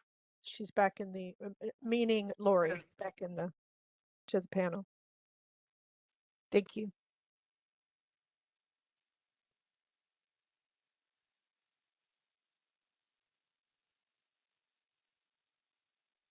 Concerned consumer. There should be a unmute me button. Okay, so real quick, thank you guys for elevating me. I am on my phone. I'm restarting my computer. I'm not sure what's going on. So I will come on camera as soon as I get the computer up and running. With the public comment that was just received, the NEC is working with the program director on that. What we need the public to know here, as well as our board committee members, is that if this is set up as a traditional semester, which is about 15 weeks, clinicals can be done at any point within those 15 weeks. So if it does take 5 weeks to onboard, as long as they meet their hours in the remaining 10 weeks, then that is something that the school is able to shift and do in order to maintain those hours. The other additional flexibility that our law allows for is to move clinical hours between semesters. And what I want to be pretty clear when I kind of go through that. So we have a 500-hour direct patient care minimum requirement for licensure. Each one of the programs sit there and give their NECs a schedule of where those 500 hours are located within the school when they're getting their curriculum approved or realigned. 30 hours must be in each one of the specialty areas at minimum for their clinicals. So if this is a OB clinical, they must do 30 hours in direct care. The rest could be simulation if needed. That flexibility is something that is done to allow for situations just like this that arise within the clinical settings, and losing faculty, gaining faculty, losing clinical facilities, gaining clinical facilities. So at this point, the school is not in a non-compliance, but they are working with the NEC to ensure that clinical placements are secured and that students are able to successfully progress through this upcoming semester. And then we do show that they've already done due diligence by dropping their enrollment numbers down a little bit. So I do know that public comment is still going, and so I will continue to be available to jump in and provide clarification as needed.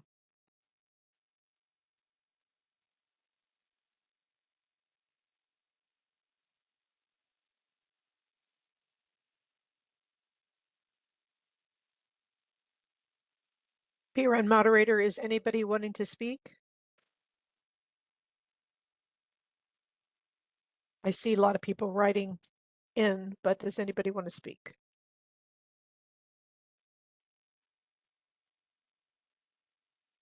Uh-oh, we might have lost our moderator too. Anonymous, I have sent the request for you to unmute. Please unmute.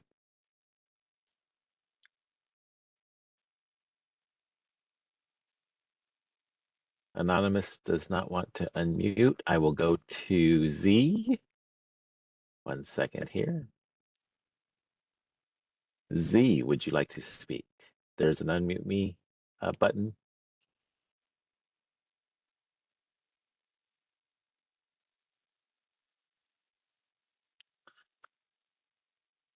And Z does not want to speak either. Committee chair, I know that we let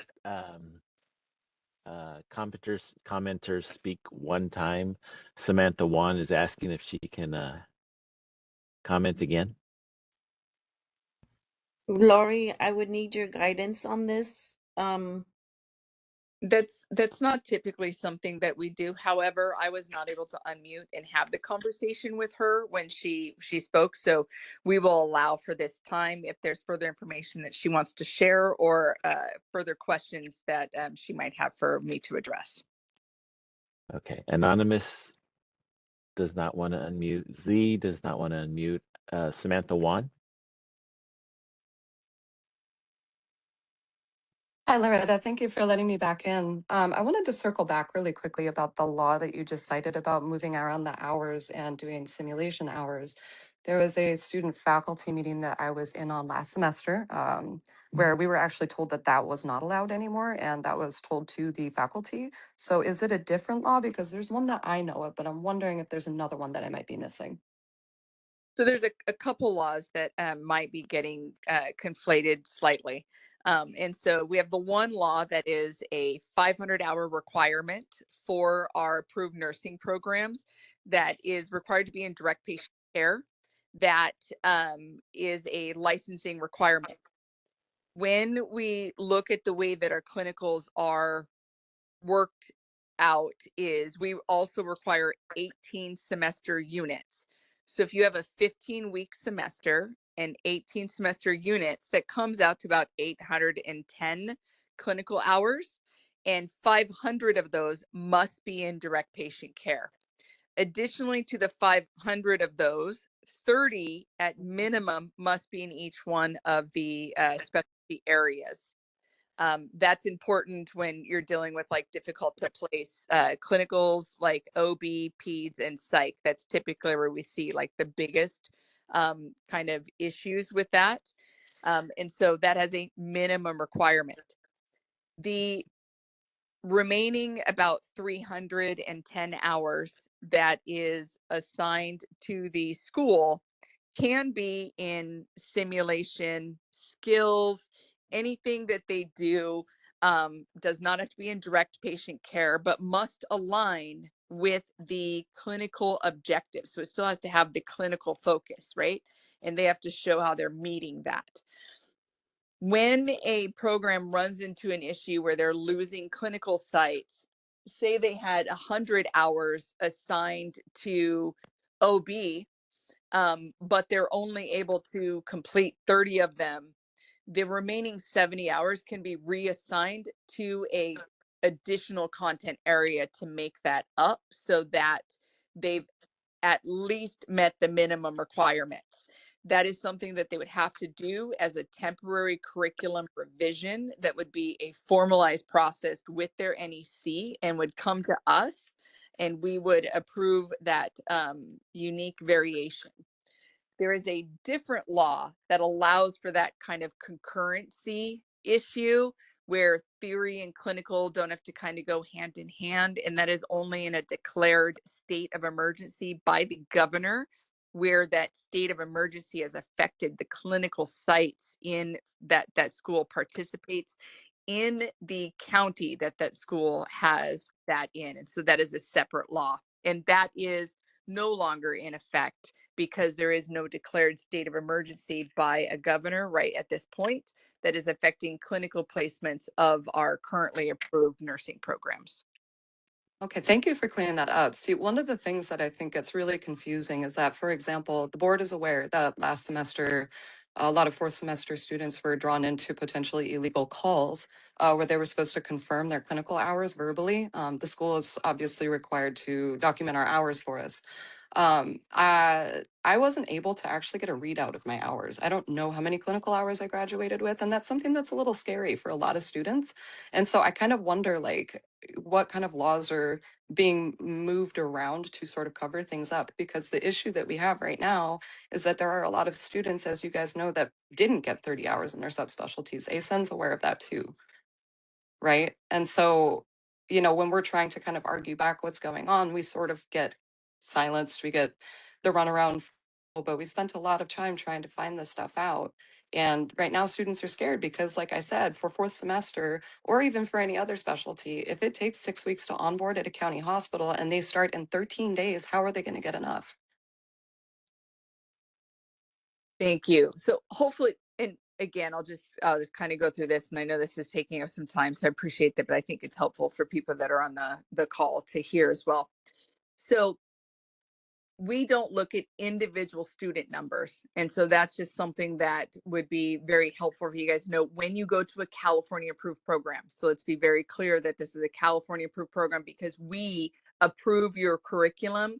We approve any curriculum adjustment, any movement of clinical hours and such. And so when it comes to licensing, we do not pull an individual student's schedule and confirm hours, because what we've already done is worked with the school to confirm that you have scheduled hours for every single student that meets the minimum of the 500 hours with the 30 in each.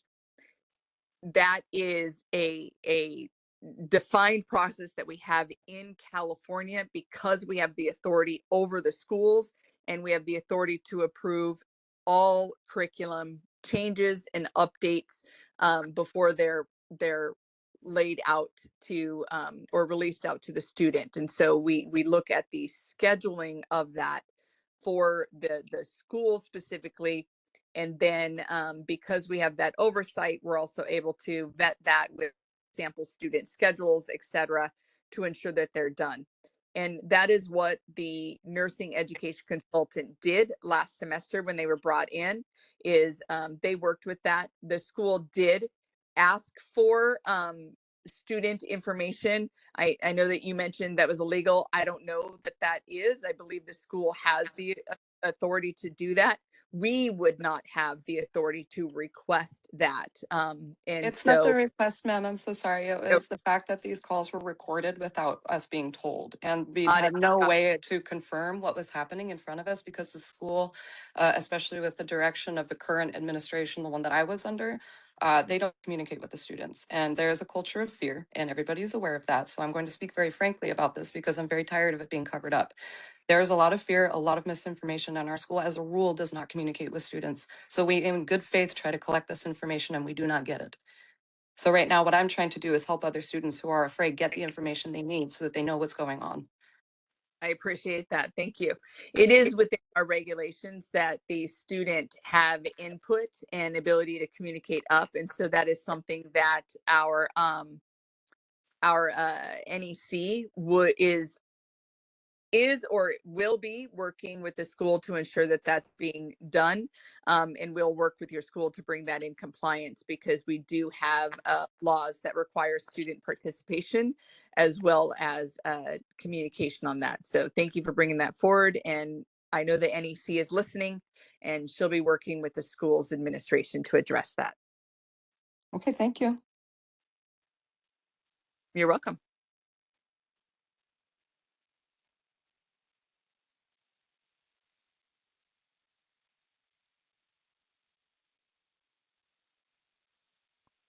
Mark?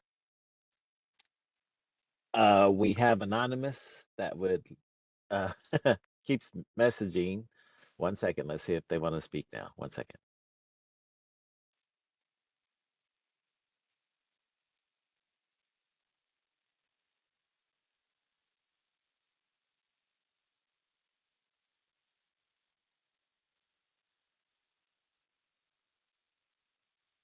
Anonymous, go ahead.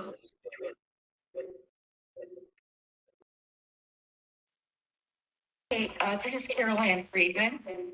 Can you hear me? We can. You're echoing. Okay.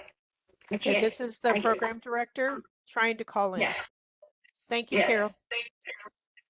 You're echoing a lot, so if you could turn off other extra speakers, that might help.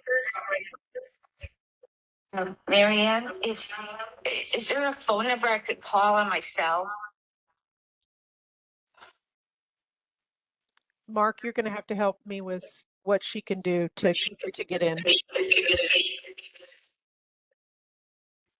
There is a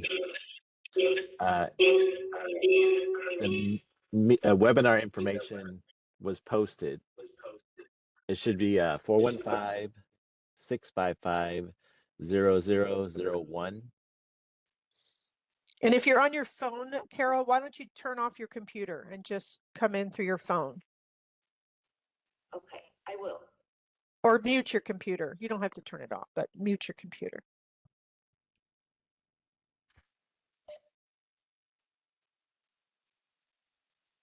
While we give a moment for that, this is Reza. I just want to put it out there for the committee and Lori to consider a break at some point, short one, either after this agenda item wraps up or at, whatever agenda item you think is worth stopping, or if you think right now we'd like to give the caller a moment to, get on the phone or whatever. Now also might be an opportune time to take a few minutes.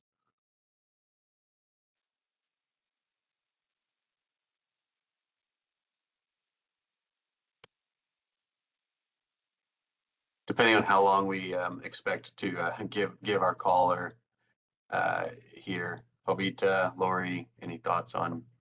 Yeah, Jovita, I would support a 10-minute or a 15-minute break so we can work with the technical issues that the school is experiencing as well as me.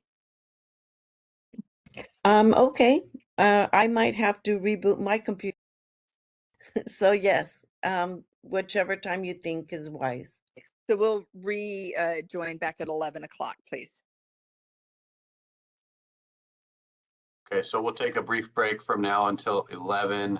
Hopefully our caller from the school can get on the cell phone. By the way, for that caller, the agenda that was posted does have the number that our moderator just read off. That phone number is posted on the agenda along with an access code that may need to be used to access this particular webinar. And in case you don't have that up and you're listening right now, that number again is 415-655-0001. And the access code is 249-324-39076. And again, that's on the agenda for today's meeting. So hopefully you can use that to get on your cell phone by 11 o'clock.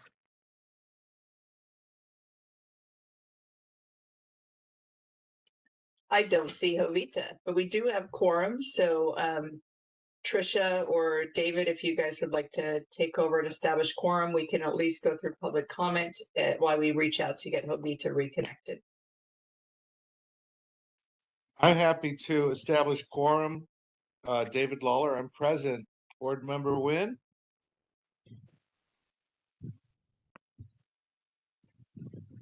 Trisha, are you here?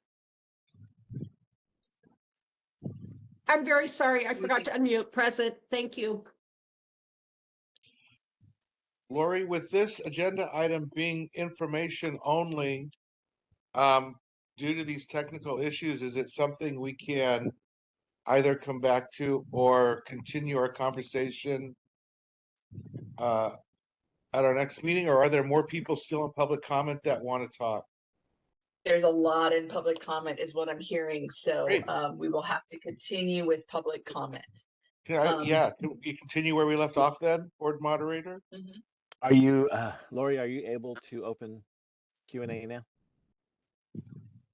It is on my Q&A just says there's no questions asked yet. It's not. And if I go to Q&A, when I So click on it, click on it, and then do you see live and answered? Yes. Okay, on the mine does not. answered. Mine does not show that.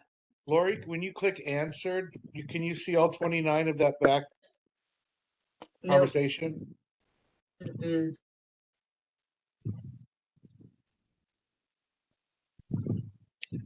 Did you look at the other thing I sent?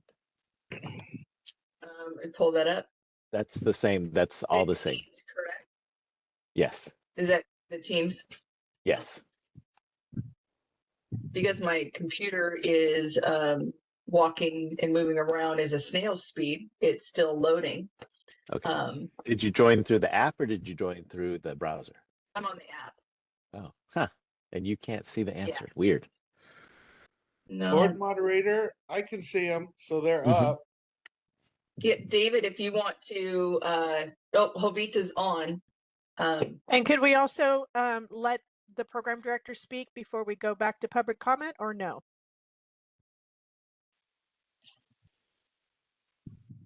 Sure, but before we do that, can I just ask a technical question? People in the commenting in the Q&A are asking that these be read.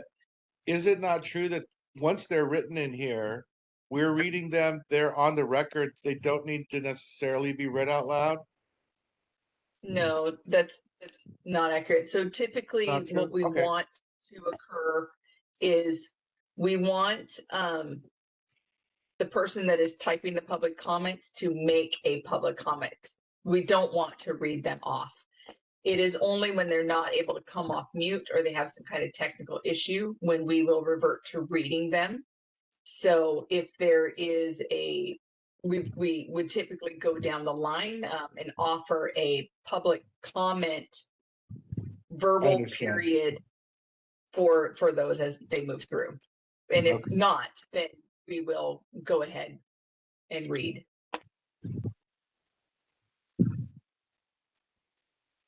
So And the board moderator, if you just want to,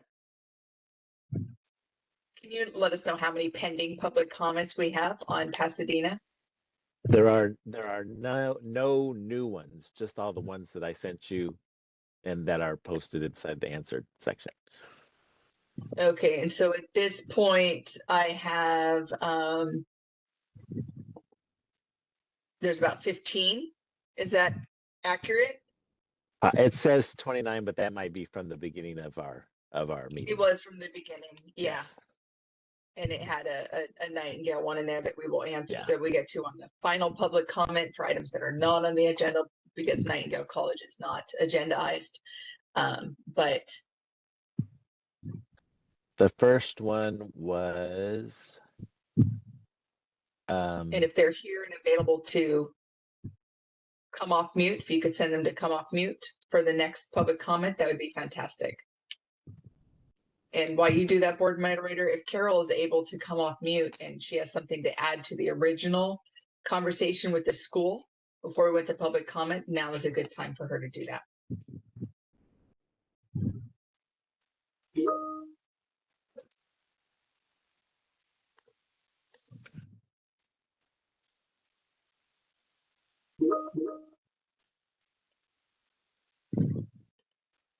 Is she elevated? Can Carol speak to us? She So it is. looks like you've got a phone number on the panel. Mark, what is the telephone keys that she has to press to unmute? I just sent an unmute to her. Let's see if she can unmute. I Isn't think it's she the one that's on the phone? yes. Yeah, if not, it's like a star 6 Star 7 or a six. pound 6 7. Star Star pound 6. 6 7. So say it one more time. What exactly is it for her to unmute on the phone? Oh, hello? Oh, There there she she is. There she is. Hi. Hi. Sorry about that. For some reason, I couldn't unmute. I don't know why. on the original platform. But anyways, I did want to, if I could share with the committee, I would appreciate it. Go ahead, Carol.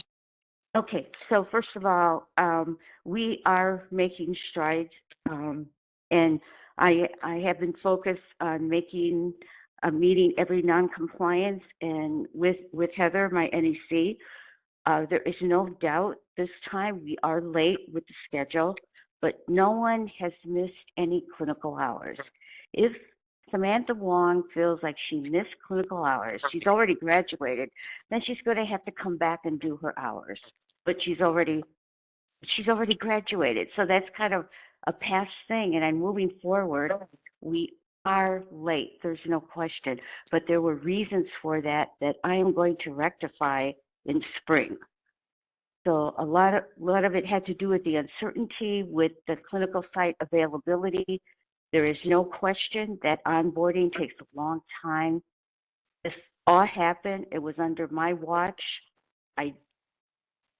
I take full responsibility for that, but I did try to start the process in June, and we just couldn't get there in time. So we will do better in spring. And I do want to say that some of the students did get their assignment earlier, and were told by our current clinical coordinator to start onboarding. So I don't think there were some students that were able to onboard earlier. That's what I know for sure.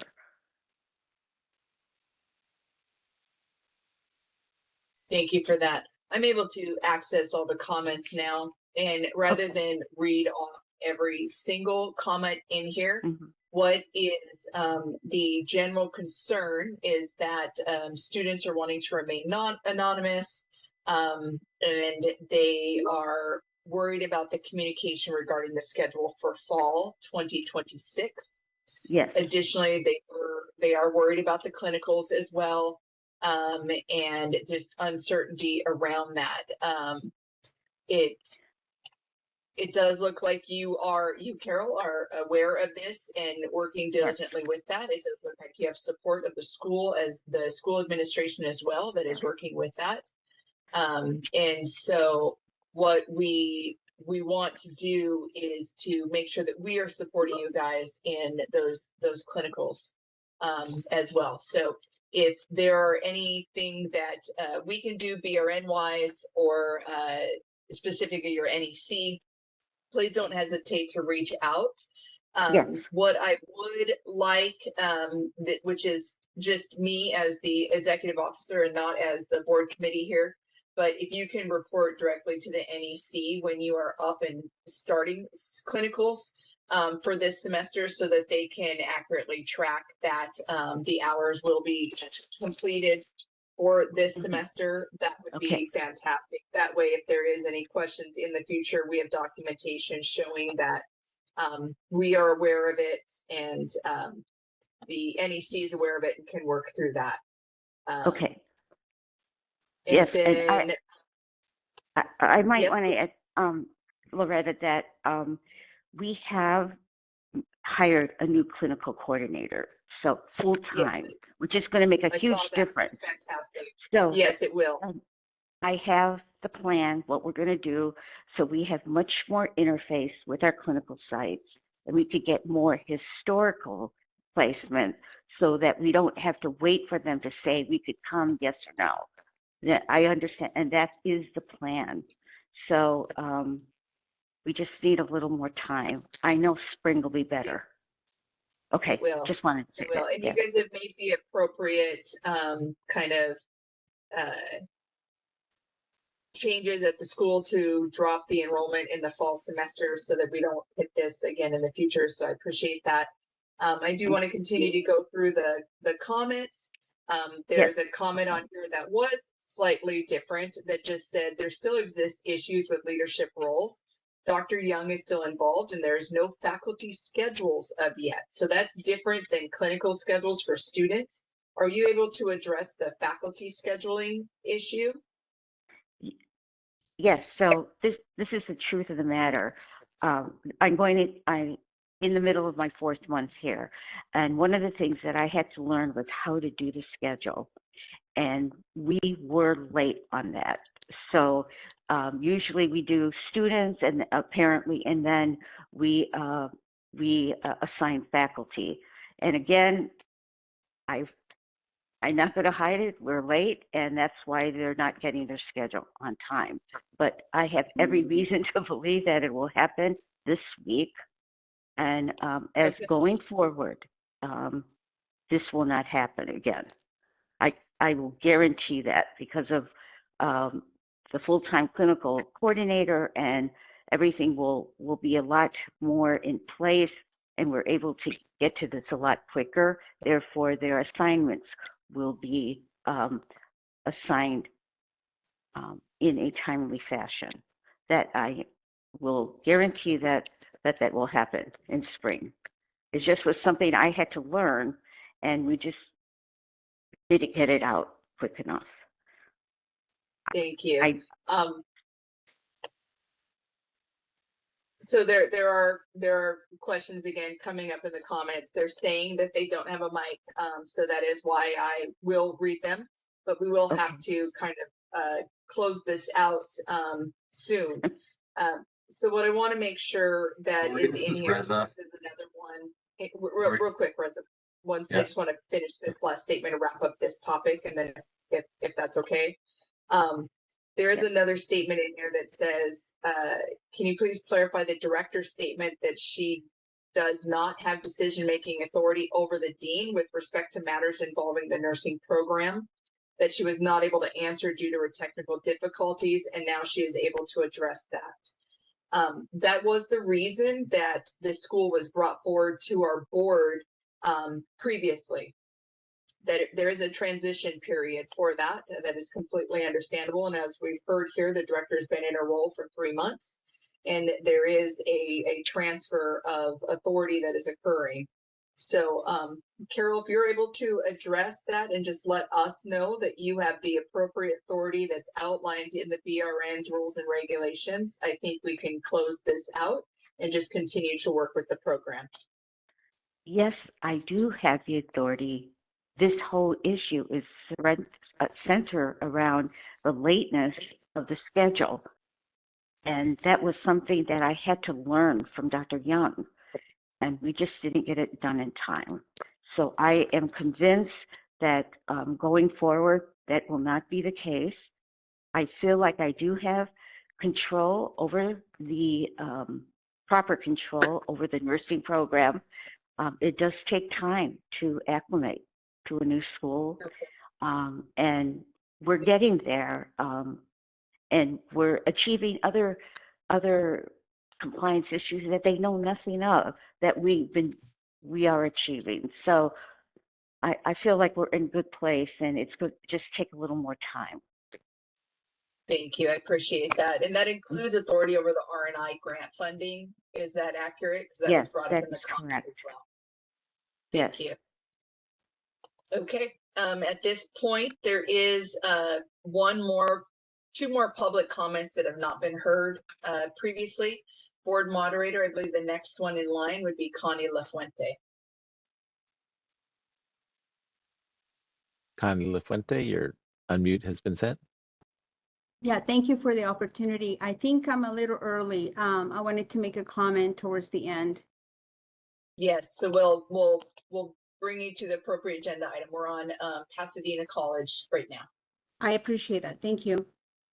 Thank you. So the next public commenter is Jesse Turitz. 1 second. And then Reza, that's the last public comment if you wanted to jump in. Totally appropriate. Hi there. Can you all hear me okay? Yes. Yes. Okay, awesome. Thank you so much. And thank you as always for holding these meetings. I have two things. Hopefully they'll be quick questions. Ms. Melby, you mentioned that the BRN sort of oversees and approves the sort of scheduling of these clinical sites and things like that. And I'm just curious, like if the BRN is signing off on these things, and I'll ask my two questions just for your own sake, and then you can answer them both in your time. If you're signing off on all the clinical scheduling, then why are students getting it so late? Like that doesn't seem like it's going through the appropriate oversight process. If you can clarify that. And, likewise, I think a lot of students and faculty are feeling quite upset by the way that this whole process has been going, feeling unheard. And like, as you're seeing in some of the comments, there's words like, people are feeling like things are being even obfuscated were someone else's words. If we can't find what we need through this forum, is there someone above you guys, or how do we sort of push this forward? Do we talk to the governor's office? Who might we go to next? Yeah, appreciate your comments and questions. We do not approve individual schools' student schedules. That is not something that we do. What we have the authority over is the approval of the program. In part of that approval of the program, we do approve the curriculum as written. And so we ensure that you have the appropriate ability to meet the licensure requirements in California. And we do that by reviewing and approving your curriculum to make sure that it meets everything that's outlined. We also approve clinical sites. We don't approve clinical placements. And so the clinical site says if you want to use Hospital A, the program director or the clinical placement coordinator, whoever that may be, will send a request to the NEC saying, I want to use this site. We review the syllabi to make sure that the objectives of that syllabi specifically to clinicals can be met by utilizing that clinical facility. We do not approve the day-to-day scheduling of it. We don't approve the Monday, Wednesday, 3 to 11 at Hospital A. We're aware of it, but we don't approve that. That is done through the clinical site specifically. The clinical site has the ability to approve or disapprove the hours, the onboarding, and everything that is in alignment with that clinical. That is outside our authority, and we don't have any jurisdiction over the clinical sites. We have the jurisdiction over the school when they choose a site to ensure that it meets the objectives in the course that we approved with the curriculum. Hopefully I've kind of walked back that. We are aware that your school is struggling. This is abnormal to us, as we've never brought a school forward to our board in the manner that we are bringing your school forward this past year. When we, as the board, discovered that your school had some administrative issues, our board was immediately responsive based on what the NEC provided, and we had meetings with program administration, as well as we put out the requirement for the new program director in the current role that they have. So the school is responsive. The school is doing what we are requiring them to do, but it does take time. When a program is in the throes of the issues that this program is experiencing, it's not going to be corrected overnight. And so we are doing our due diligence to monitor that progress is being made. I do want to let you know that absent the BRN, which is what we have jurisdiction over, the nursing program and the administration of it, there is a grievance process that can be followed at the school, as well as there's a complaint process with the chancellor's office that you could reach out to as well. Our focus, BRN, right now is to get the school students that are currently enrolled into clinicals with the appropriate amount so that they can meet the licensing requirements. And so we have not been at a point yet that we are unable to license the students that graduate from this program. Currently, even with the hiccups and the issues that is being experienced by the school, the students are able to progress and graduate and are able to be approved for licensure to get the authorization, the test to gain licensure in California. If at any point that is affected, we would let you know. They would come immediately back to our board. our board would put the school on what's called a warning status with intent to remove program approval, and we would have to set up various things to put that into place. So what I want to do at this point is to reassure you that any student right now attending Pasadena College is able to progress and graduate. They are able to apply for licensure in the state of California. And as of today, we would still be giving them the authorization to test so that you guys could take your NCLEX and if passed, able to be licensed in California. You guys are not at risk at this point of having any of your ability to be licensed in California removed. If anything changes, we would be the first people to let anybody know if that happens. So I just want to kind of put that out there. We will be continuing to work with the school to ensure that you get the hours that are required in order to meet the licensing requirements in California. Thank you so much. Yeah, I think that on the ground, students and faculty are seeing quite the opposite of what you're reporting. And so I think there's just a disconnect there. I think hearing, what kind of seemed to me, the new director kind of going back on some of the things she said earlier was, interesting. Students, are not feeling any change of culture or that there's a just culture for them. I know you're aware of all this.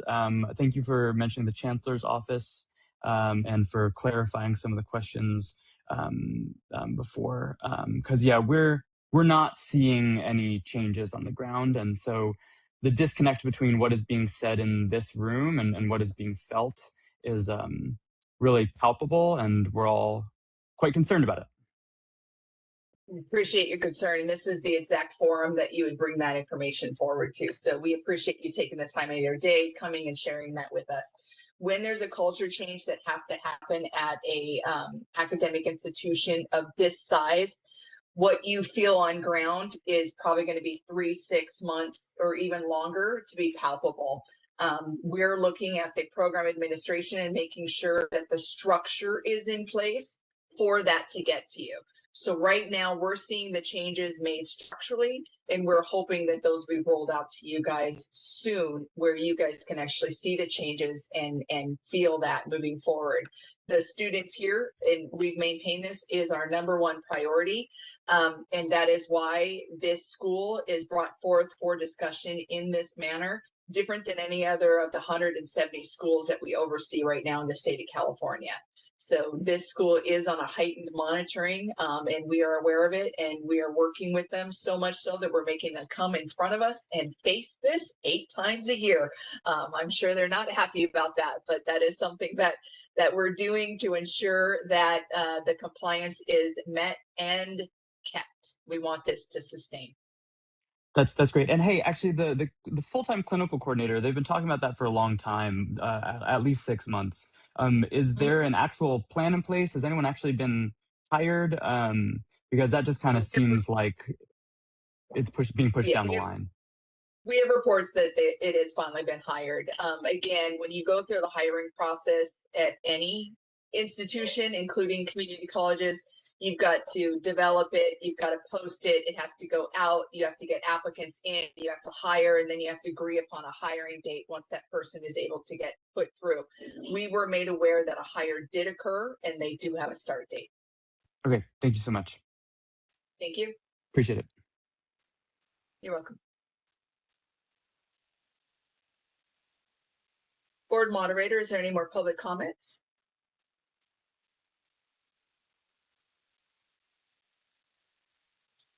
We're sifting through them. Can you see them? I was, and it looked like at one point when I was looking through them that we had gotten through them all, but let me recheck. This is Reza, board counsel. The reason I was, and sorry for the interruption earlier, Lori, but the reason I was speaking up at the time was our public comment section on this item got a little bit kind of just jumbled up.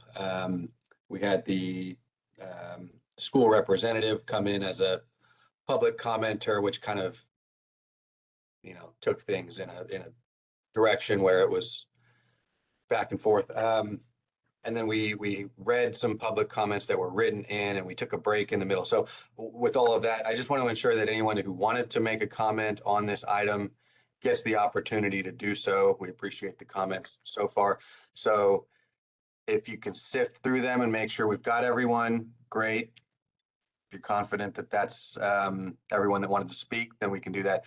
Otherwise, maybe consider just opening the public comment window again for a brief moment, just to kind of ensure it's open, Reza. It's been open. So great. So if nobody else is adding in requests to make public comments, then we can go ahead and sift through and wrap this up. Thank you. Yeah. Thank you, Reza. And we did sit through. It looks like it's wrapped up. So we'll just do, because it did get kind of a little chaotic.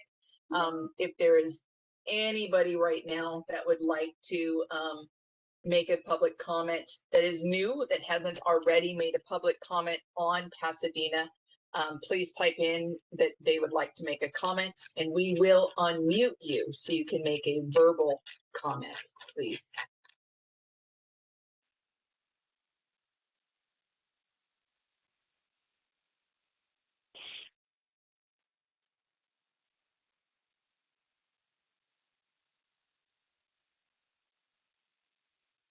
Committee Chair and EO Melby, there are no other requests for comments on the WebEx. During all of this, do we have any public in-person comments in BRN HQ? We do not. Thank you. Would you like me to close this window? Yes, thank you. So since it's information only, then we go to the next agenda. Correct. Thank you. Thank you. Moving on to agenda item 6.3.1.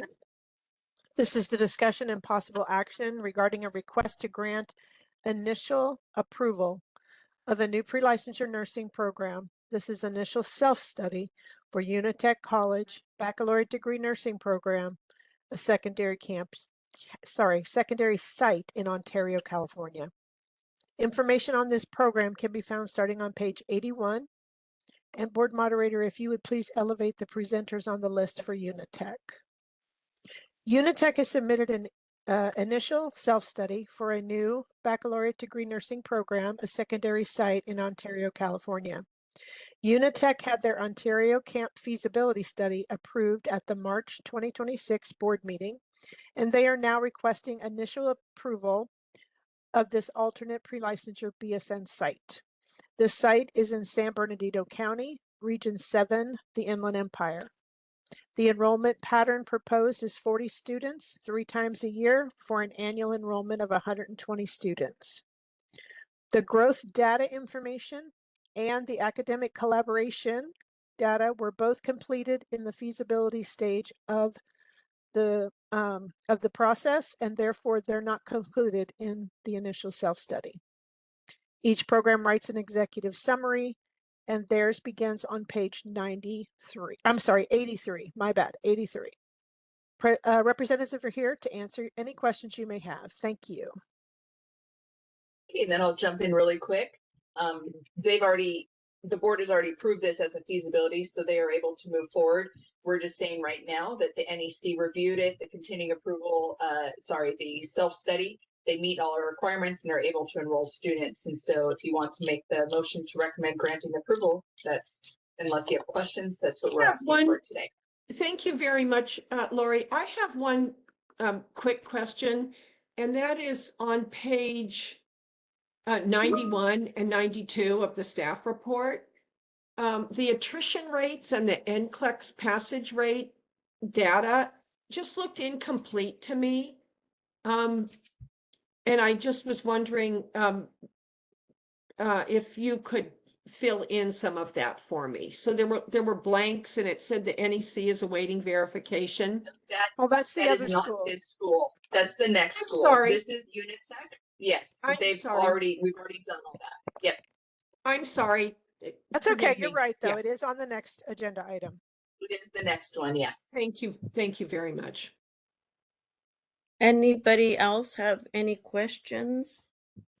Nope. Let's make the motion. I'd like to make a motion then to grant the initial approval of a new pre-licensure program, Unitech Baccalaureate Degree Nursing Program, second site in Ontario, with the enrollment pattern of 40 students 3 times a year for an annual enrollment of 120 students. I second Thank you. Lawler. All right, BRN moderator, would you take us to public comment, please? We will be opening for public comment now. Please refer to the screen share for members of the public to see how they should type in their request for comment.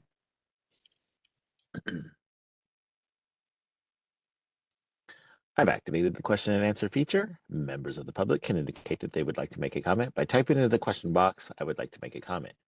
I'll pause for a moment for members of the public to type in, "I would like to make a comment."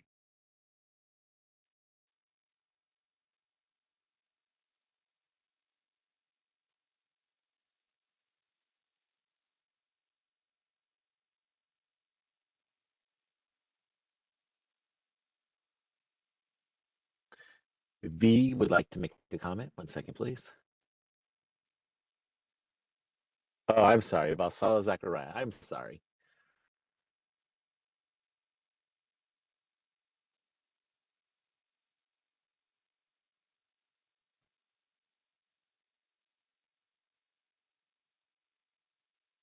Valsala, we just want to make sure that your comment is specific to the starting of the Unitech program. You should see an unmute me small little box behind. If you have any windows open, it'll be right behind it. There'll be a small box that says unmute yourself.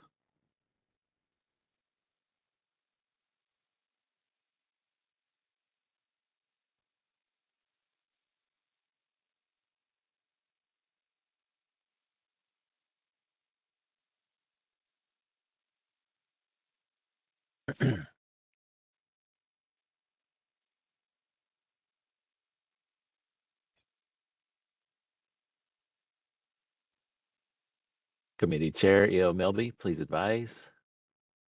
It looks like she dropped off. It may be Nope. because it was not around No, Unitech. No, she's still there. She's still there. If they're not able to use the mic, she can type in the comment if it's about Unitech.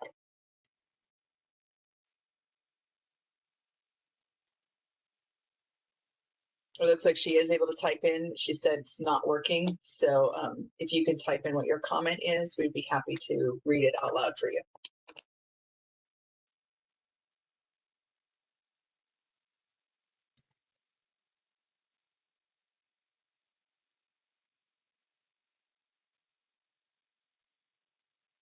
It said they're curious if the market is saturated. We understand your comment at this point. That decision was already made by our board. They did review the market. They reviewed the impact to other students and other schools when they came forward in their feasibility study, which happened probably about 6 months or so ago. March. And so this one was already completed, and those considerations were taken into consideration, and the program was able to utilize clinical sites that didn't negatively affect other schools that were already in that area. Your concern about the market being flooded is definitely a concern of ours as well, and we are working diligently to try to make the decisions and take that into consideration. So I appreciate that. So at this point, this school, that consideration was already done, and that's not what's on consideration today. We've already approved them. So today it's just ensuring that they meet our current requirements to be able to enroll students. But you will see that the next program that's coming up is what we call a feasibility study, and that is where that consideration is taken into for discussion. So you'll see that process on the very next agenda item. And they responded with a thank you. So looks like that one was successful.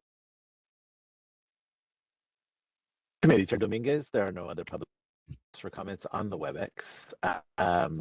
We have no one approaching the dais in BRNHQ. Would you like me to close this window? Yes, thank you. Thank you. I'd like to take it to a vote. Jovita Dominguez votes yes. Trisha Nguyen? Nguyen, yes. And President Lawler? Lawler, yes. Motion carries. Thank you very much. Agenda Thank item you. 6.4.1. Discussion and possible action to make a recommendation to the board regarding the request to grant acceptance of a feasibility study for a new pre-licensure nursing program for Stanbridge University Baccalaureate Degree Nursing Program, a secondary site in San Marcos, California. This is in Region 10, which is the southern border. Information on this program begins starting on page 90 of your packet. And board moderator, please elevate the presenters on the list for Stanbridge. Stanbridge submitted a feasibility study requesting approval of an alternate pre-licensure BSN program in San Marcos, California, located in North San Diego, Region 10, southern border. Their enrollment request for this alternate campus is 50 students 5 times a year for an annual enrollment of 250 students. The growth data information for this region, which is Region 10, starts on page 93, and they did submit the academic collaboration data, which starts on 94. The program wrote an executive summary, which was submitted with the materials, and this starts on page 107. And the representatives are here today to answer any questions you may have. Thank you. Tricia, this is the school that you Yes. Yes, thank you very much. Yeah, so maybe when the school speaks, or maybe Mary Ann would comment on the, incomplete information, both on attrition and. Of course. There's a lot of things that we ask for. And before any program can get onto the agenda, we have to go through leadership and legal. So in the process, and that's sometimes they have to submit things very early and to get them in there. But sometimes more things come up at the end and we have to ask for more information. I'm their NEC. I asked them for more information. They've been working on it. And this is what we got so far. Last night, we got more data, which I have shared with leadership. And we will have to talk about if Lori has any, concerns or anything, or if there's any more we need to ask the program, which we certainly can. Well, I mean, my concern specifically is on the attrition rates on the top of page 92, which is 15.5%, and then 6.3, which are very, very high numbers for a program that costs the amount that this program costs. And so I would really be interested in more information before I consider, an expansion of a program. And they can speak to that, but just for clarification, we don't have any, if you remember, we don't have any laws regarding attrition. So what we kind of go on is the Chancellor's Office recommendation, which is 15%. That doesn't mean it's not high. That's just, since we don't have any regulation, that's where we kind of look at, just for your information. Thank you. Thank you. Sure. And then I'll provide some additional clarification. Thank you. So what Dr. Mary Ann McCarthy was talking about is we don't have a number that we say if they're in compliance or not in compliance. Correct. And so we do have that number when it comes to NCLEX, but we don't have that specific number spelled out when it comes to attrition for compliance and non-compliance. But in alignment with what you're looking at, Tricia, in Business Professions Code 2786.2, when we're considering growth of a program, it does talk about that when considering requests to increase enrollment, the board may consider only the following factors related to the ability to adequately train additional students. And that's licensing exam pass rates, graduation, and retention rates. And so what you are honing in on is the specific metrics that are required for you guys to make those decisions. We asked for this information from the program back in the first of the year in January. And I think in January, when the request was put forth to the program, they had made mention that the ADN group that they had taught out as they were teaching in the BSN cohorts, that there was no numbers, that there was no attrition numbers, that there was no graduation numbers. And we have additionally sought out clarification on that to say, well, you had students that were enrolled prior years.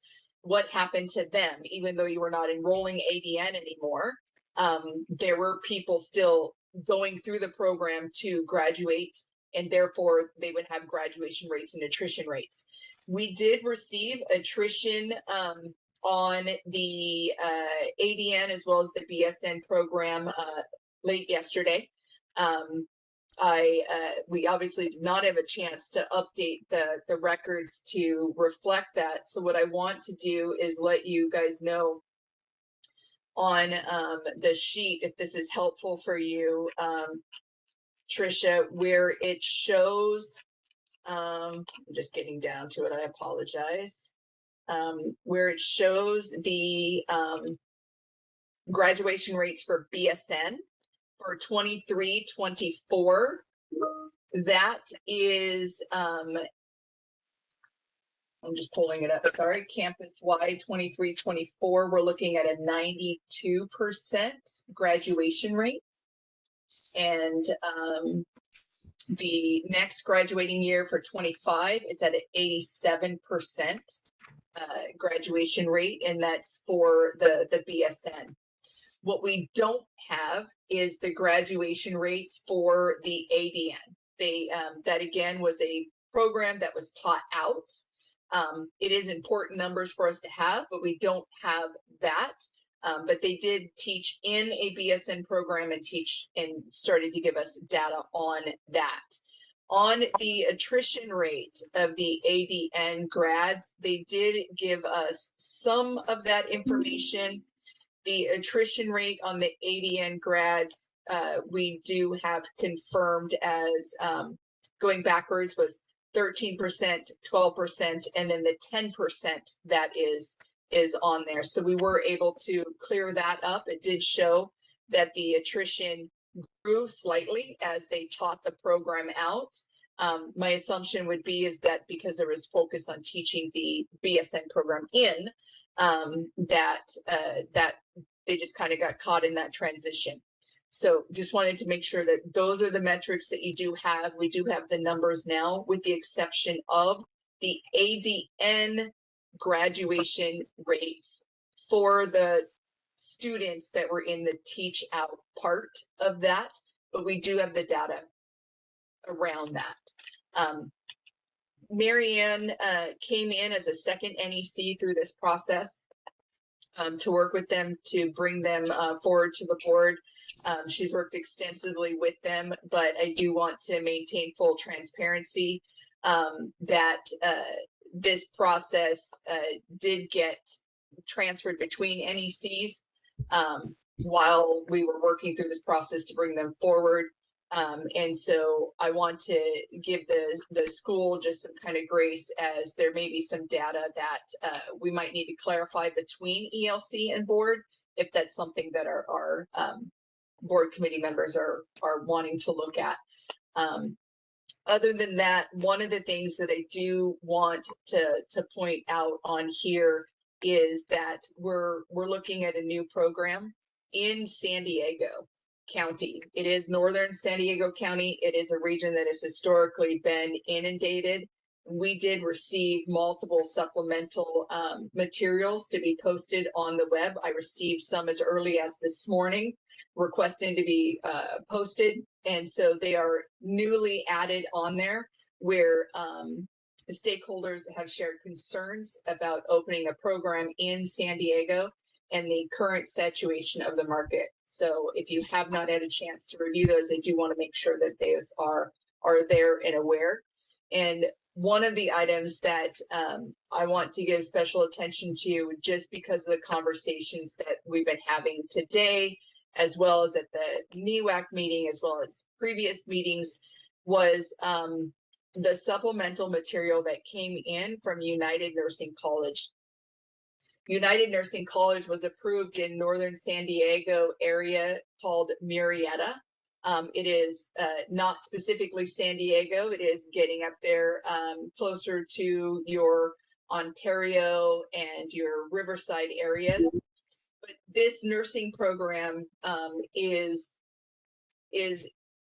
expressing some of the concerns that our board has constantly had, where there are plans for clinical resources and faculty resources, and they make these decisions based on conversations with clinical partners. And then when we approve them as a board, then those resources that were promised are not there. And so this letter specifically outlines the last school that was approved in this area, and the difficulties that this school is having just sustaining and maintaining. So I wanted to bring that to the board's attention as well. Is there, if the school would consider maybe less, because that number, with everything that you said, Lori, it just feels like it's a lot, 250 students. I know they're coming in batches of 50, but if they would consider decreasing the amount. Well, Jovita, Would if you I go? could also I think just there's a chime bigger in on that. discussion. You know, starting on page 94, 95, 96 of the, you know, of the staff report, you know, where almost every single placement says placement will be coordinated with the facility to avoid displacement. I mean, what are they going to be doing? You know, midnight to 4 o'clock shifts? I mean, you know, at some point, every single clinical placement can't, you know, Well, can't be that. So I just, you know, to see that over and over and over and over again before we even heard from the That's actually a schools. positive thing, Trisha. Let me redirect really quick. All the ones that are in gray above on the first pages, it says nursing programs already assigned to the facility. It says none identified by the facility.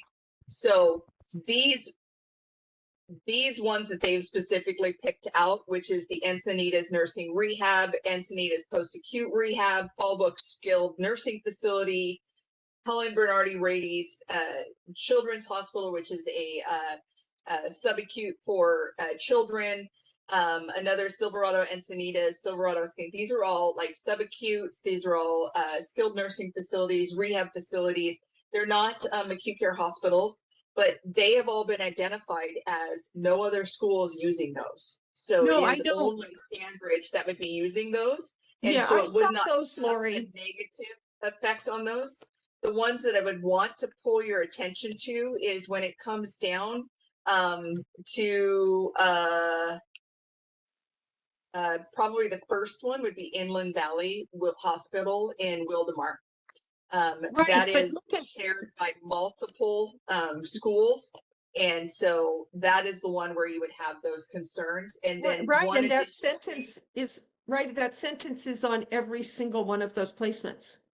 So, you know, it it is, just, yes, but one other thing that's also good to kind of, for the board to kind of take into consideration is once we get down to Shandon Hills Behavioral Health Center, that's clinical sites located in San Bernardino. Those are an hour and a half to 2 hours away, depending on traffic. And then Sierra Vista Behavioral Health Centers in Highland. Another one here, the Doctors Hospital of Riverside. And so these clinicals that are being put forward to be utilized, not only the concern you're raising, Trisha, about whether or not it's not proving that there's true collaboration with the schools, they're also multiple miles away from the location that they're wanting to grow in. And then David, just for your information, this occurred in a prior ELC with Chamberlain that was going to grow in Carlsbad. And Okay. again, it's a Northern California site. They came down here and they presented clinical placements that were in alignment with their LA campus. So this is again what's occurring here with Stanbridge, where Stanbridge is presenting clinical sites that are in alignment with their already approved Riverside campus location that are being utilized. And during that conversation that was had with Chamberlain in the Carlsbad location, which was only asking for 120 students, not 250 students annually, was if you're using clinical sites in those locations, why is the request not to grow your current campus number instead Right. of growing in a new campus, you know, an hour and a half to 2 hours away? So just some background for you, David, as you're coming into this, Thank you. and open it up to you guys having conversations with the school representatives, as I know they're anxious to have some conversations around this. Well, I would like to add before they speak, from my own personal perspective of this area, that I feel fortunate in having I think enough knowledge about what's going on there, that there's not a lot of gray area or need for reinterpretation. So for Jovita's question about maybe they could lower the number, I'm sure they'd be willing to, but my answer would be no. And the reason I say no is this is one of those black and white spots on a rubric where you're talking about an area where one more student is one too many. So 250, it could say 2,500 students. For me personally, I don't see how you can add anybody in this spot. So that's an easy one for me. Without looking at attrition, without looking at any other factor, where you are and what you're asking. I have 41 desks in my classroom. This year they want to start me with 44 students. The answer is no, there's no room. There's just no room. We do, I do have to do a slight redirect, I apologize, just because we do have to take into consideration that if they are able to find resources that are not negatively affecting current schools and that they are collaborating with the current schools approved in there, then we do have to consider that. The attrition and stuff being kind of unstable at this point, with it being, you know, pretty high last 2 years ago, and then now kind of in the okay range this last reporting session. Those are always metrics that we look at first before approving growth, because you want to make sure that the school is stable first, because you don't want to grow an unstable school. But what I've noticed in looking at the clinicals is they do have adequate, looks like adequate med-surg and Jerry support. They may have some difficulty around the specialty areas. There is a specified pediatric experience in San Diego. I'm not sure if you guys want to ask for more information on that. Typically, Rady Children's Hospital doesn't sign contracts with anybody that's not an approved program. And so I would love it if they're using that site, and that's something that they can speak to. The OB and pediatric sites outside of the Rady Children's one that is brought throughout here is shared through multiple programs, and I don't know how that's going to be facilitated, so the program might want to bring that in. And then just talking about location in general, Cal State University San Marcos is directly across the freeway on the same exit that this campus is located. And so it is directly in the same area. So I would love to know the collaboration that was done with Cal State San Marcos. I do see on here that there's phone calls and email reach outs, and that it did say that they received response from Cal State San Marcos that they're unable to provide support. I don't know if there's any elaboration that could be given on that, on whether or not there was going to be direct impact or something, but it does look like the school that is the same exit of the freeway, one is south of the freeway and they are located north of the freeway, is saying that there is some direct impact. Lori, other than the clinical hours, you know, that they need for the areas you just mentioned, I think you said med surg and OBGYN pediatrics. Are there other areas where they need clinical hours that perhaps they're not going to find placements for? Not by what they have placed on our agenda. Right now, it looks like they do have med-surg and Jerry placements by utilizing skilled nursing facilities. Remembering that we do not have an acute care requirement. What we do have is a requirement that the clinical facilities that are being used are able to meet the objectives of the program. We are blessed in this situation to know that the objectives of this program in this state, because in the feasibility process in this stage, they already have a curriculum because they have an approved program throughout California. So we're able to look at that. There is always an argument about whether or not these sites, with them being mostly acute rehab and skilled nursing, whether or not they have adequate experiences for the student to reach those objectives, because there is not an acute care, but I want to make sure that we're very clear that there is no requirement for acute care clinical experiences, that if they are able to show that they are able to meet that, they can. One of the things that you might want to do if you do want to open it up to the school, which I do suggest that you do, and give them a chance to speak, is before any motion is made to open it up to public comment, so that you're able to kind of hear what the public has to say about this as well. That's where we learned a few times historically that some of these clinical placements that they thought they were the only ones at were actually being used by other academic institutions. Yeah, I would rather not defer it to the board, but solve it here. And so I'd love to hear both from the institution, but also public comment first before a motion is made. I'm open to that. So, so you're saying let's go to the BRN moderator to public comment? Well, I think we should allow the school to speak. They're here and waiting, and this is their request. Okay, please.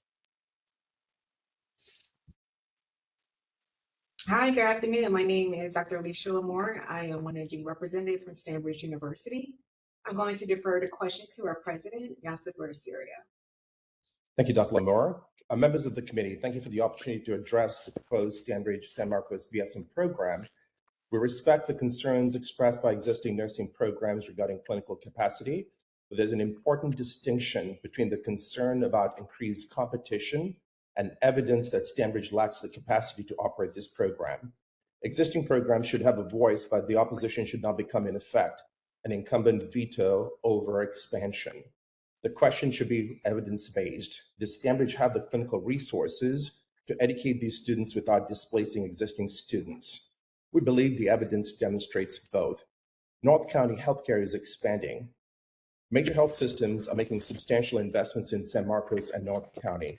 Kaiser opened an entirely new 433,000 square foot hospital in San Marcos with a capacity for 206 private patient rooms, 39 emergency treatment areas, and 8 operating rooms, specifically citing its growing North County membership. Scripps is planning another new acute care hospital in San Marcos with initially 120 beds with the potential to expand to roughly 200 to 230 beds. Scripps also just opened its new 140,000 square foot, Lusardi Tower at Scripps Encinitas. Sharp has expanded into North County through Tri-City and recently committed more than $100 million towards improvements with plans that include restoring labor and delivery services.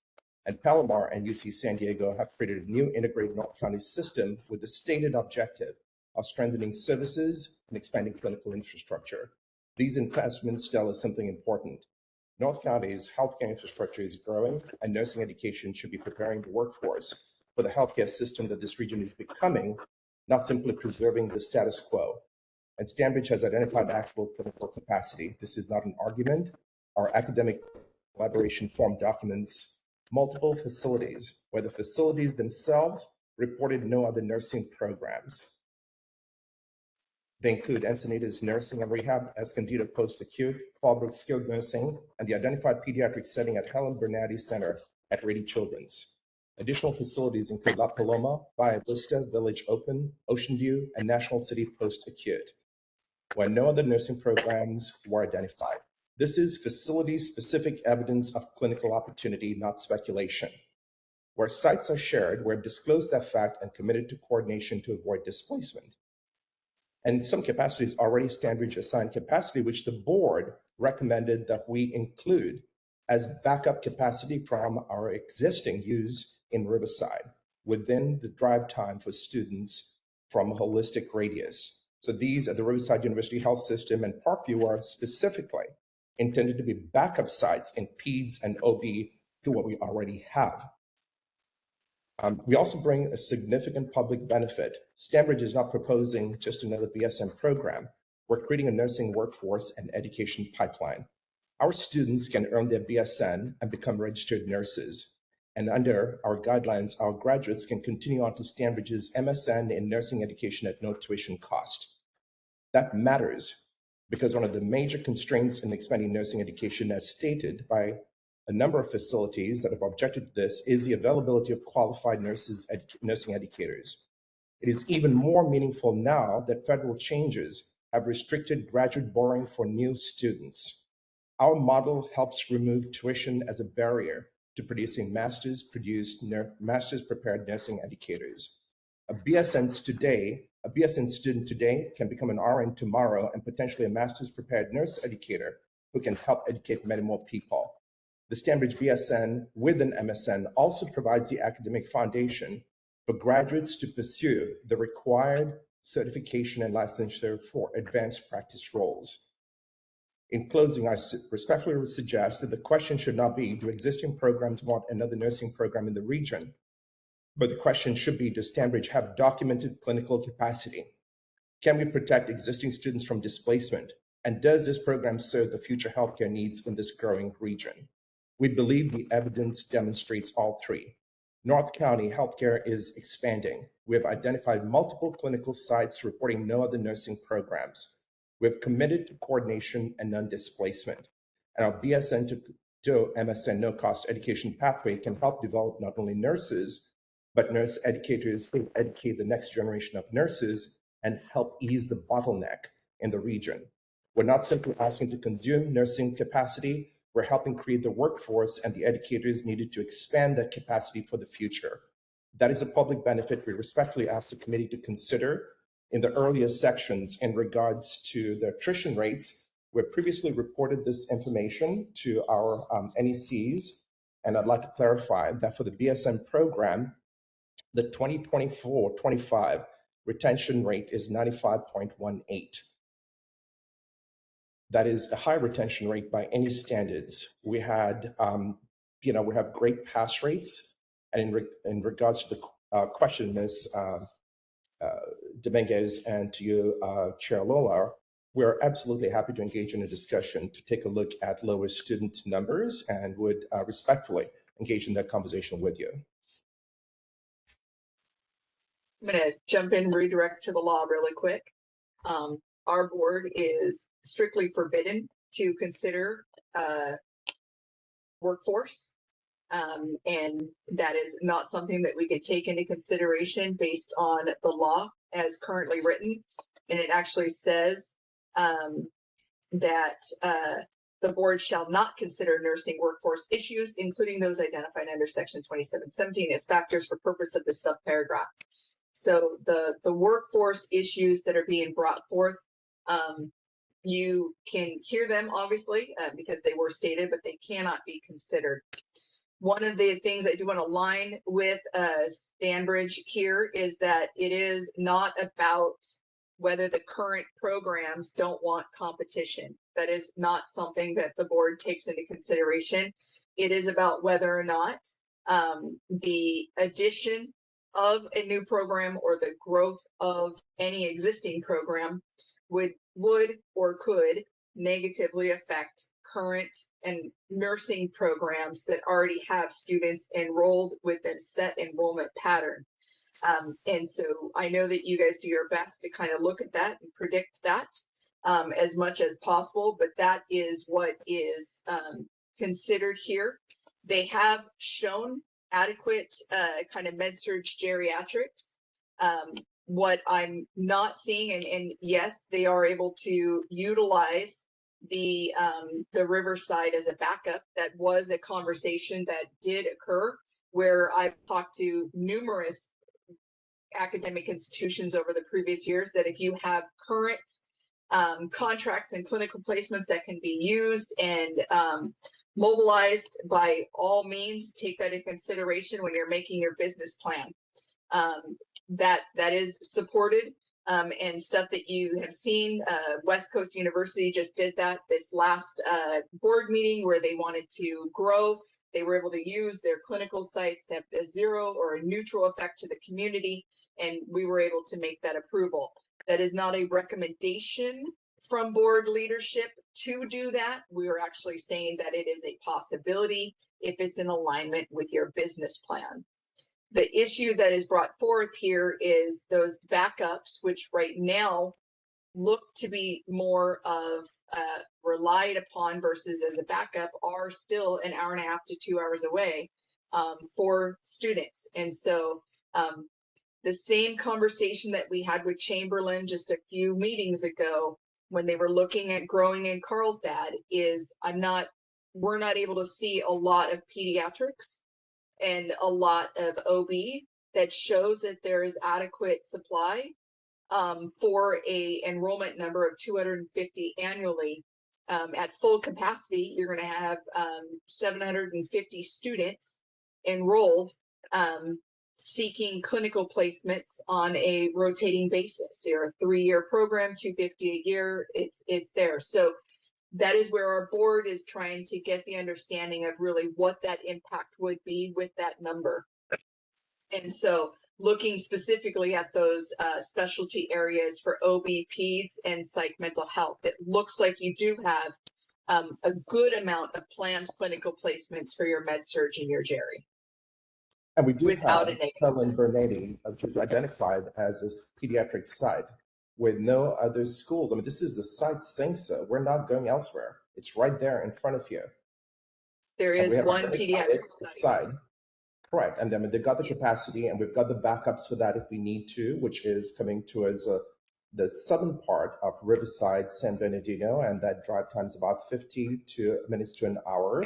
And we're happy to consider again the board's request to reduce the numbers. We're very considerate of what you said for those clinicals. We're talking about 3 days of 12-hour shifts for those specialties. And we're happy to support the students in the event that they need to go. But as it stands right now, we've demonstrated capacity in San Diego, in the San Marcos area with the materials that we've submitted, showing that we have the pediatrics capacity as we do at the OB. And these are backups that, again, as to your point, we have the capacity. We're not taking away from anybody else. We'll simply share what we have in the event it's needed.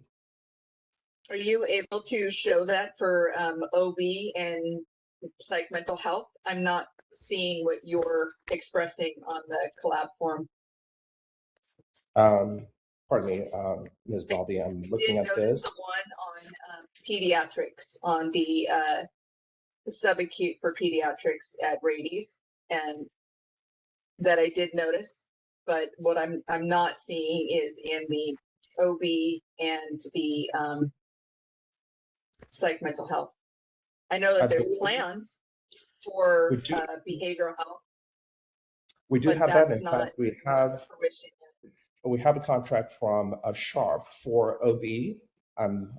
We'll be happy to submit this to the board to show that that additional capacity can be added to this list. Where Sharp where?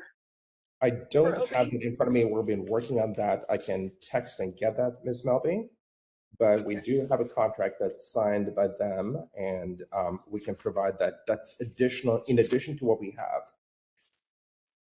And we have the mental health capacity here, and at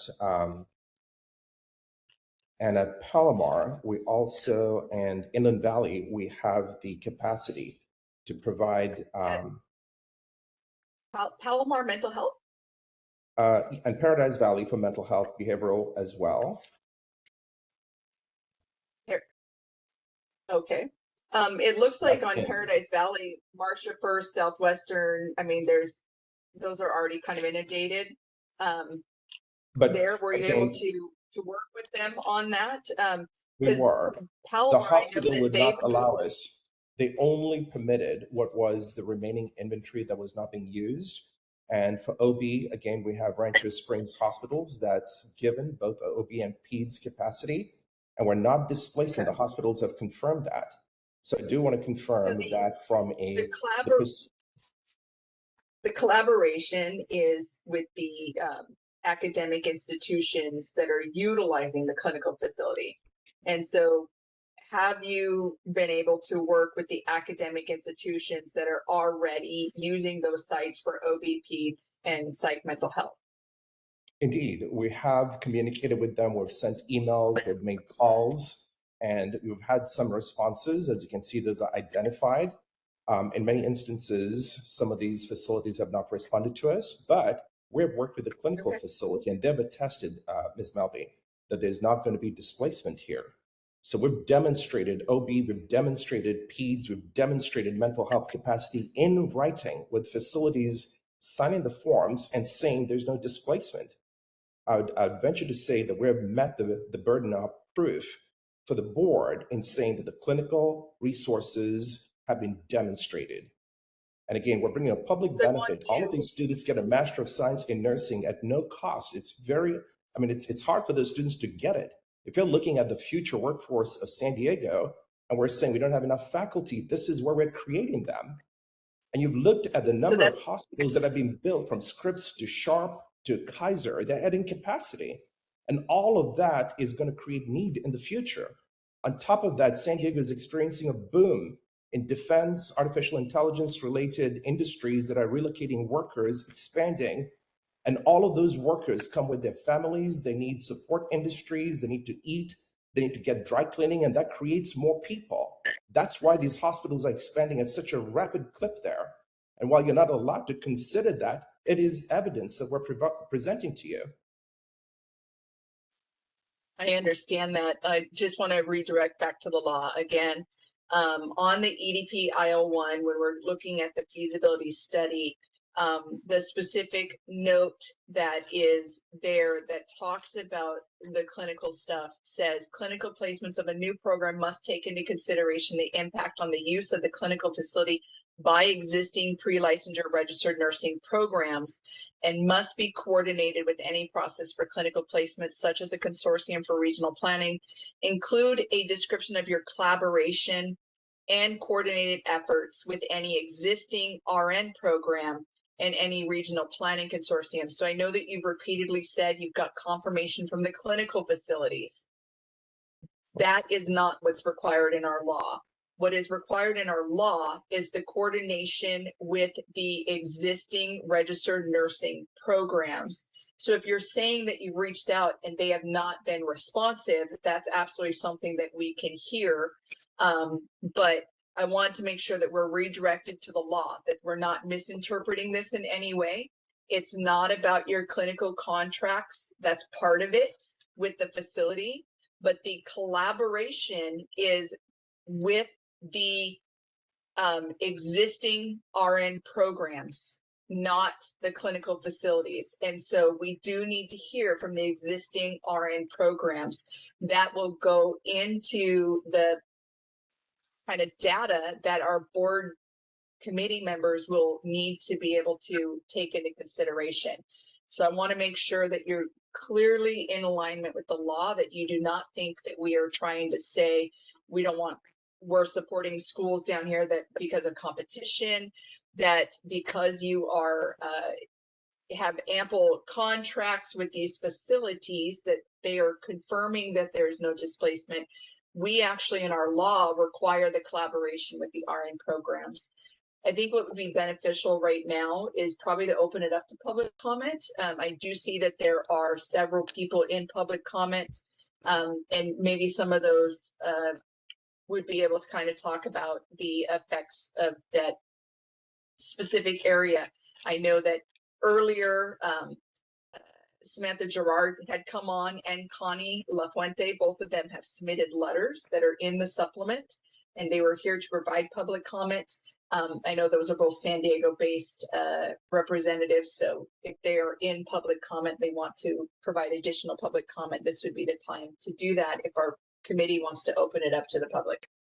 Ms. Bebby, I'd like to let you know this time I have actually spoken with Ms. Fuentes. I've met her in person. I've assured her that would love to have a collaborative effort in regards to this. They're further south, much further south than we are. And again, I just want to be very clear. I personally met with her. I personally had a Zoom with her, assured her that this would be an opportunity for us to collaborate and to go ahead and work together. And again, I do want to address to the board your concerns about the number of students. We're happy to engage in that discussion. I can offer to bring at this point that number down from where we have it to our pattern at the other sites, which is 4 starts of 40. And that's a substantial reduction to address the concerns of the board. But I would like to also reiterate that the majority of the sites that we're talking about do not have other schools.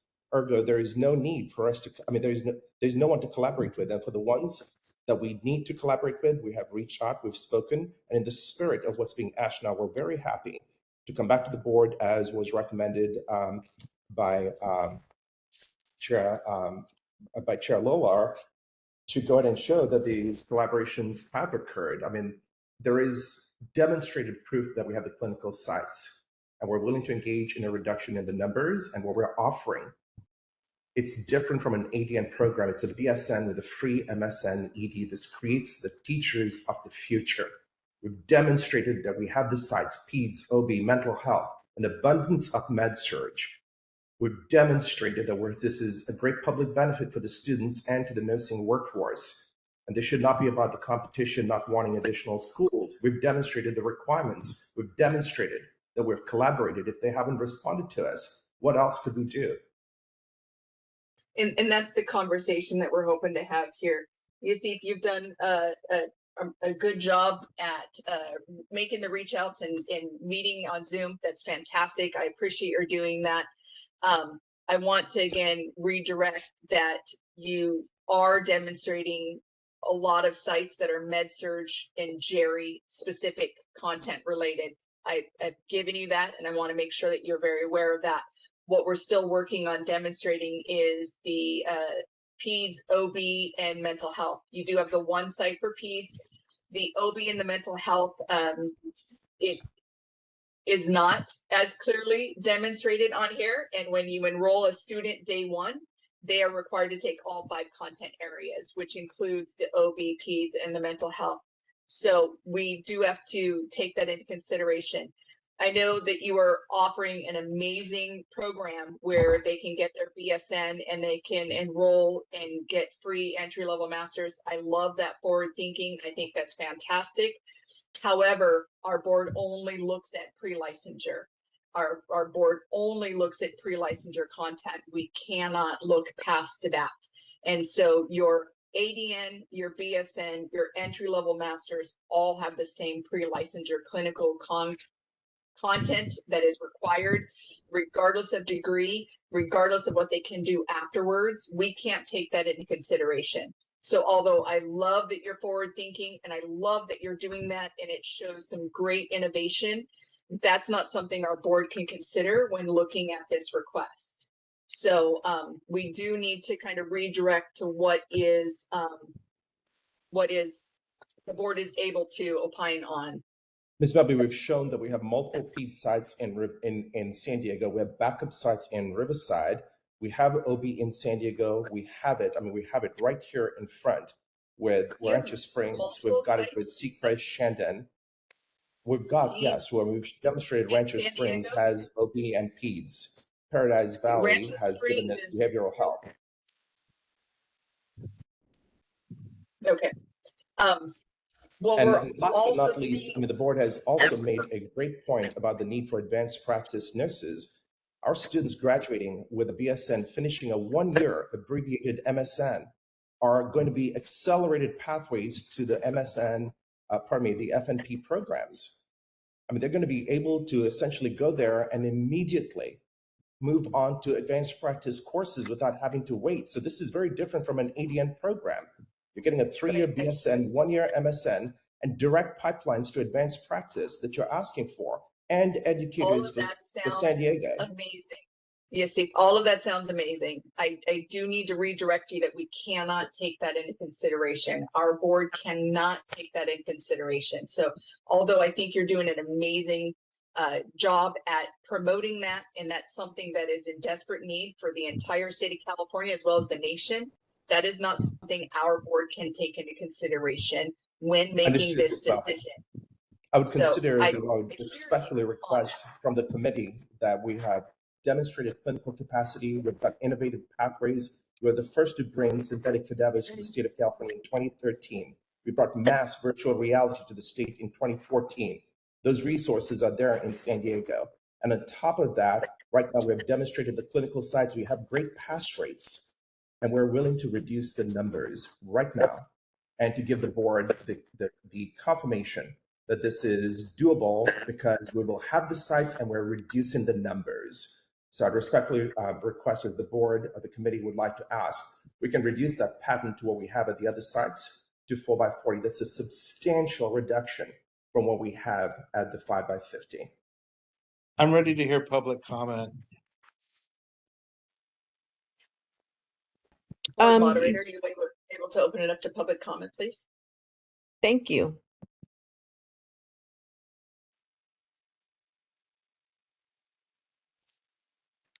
We will be opening for public comment now. Please refer to the screen share for members of the public to see how they should type in their requests for comment. I've activated the question and answer feature. Members of the public can indicate that they would like to make a comment by typing into the question box, I would like to make a comment. I'll pause for a moment for members of the public to type in, I would like to make a comment. Samantha Gerard would like to make a comment. 1 second, please.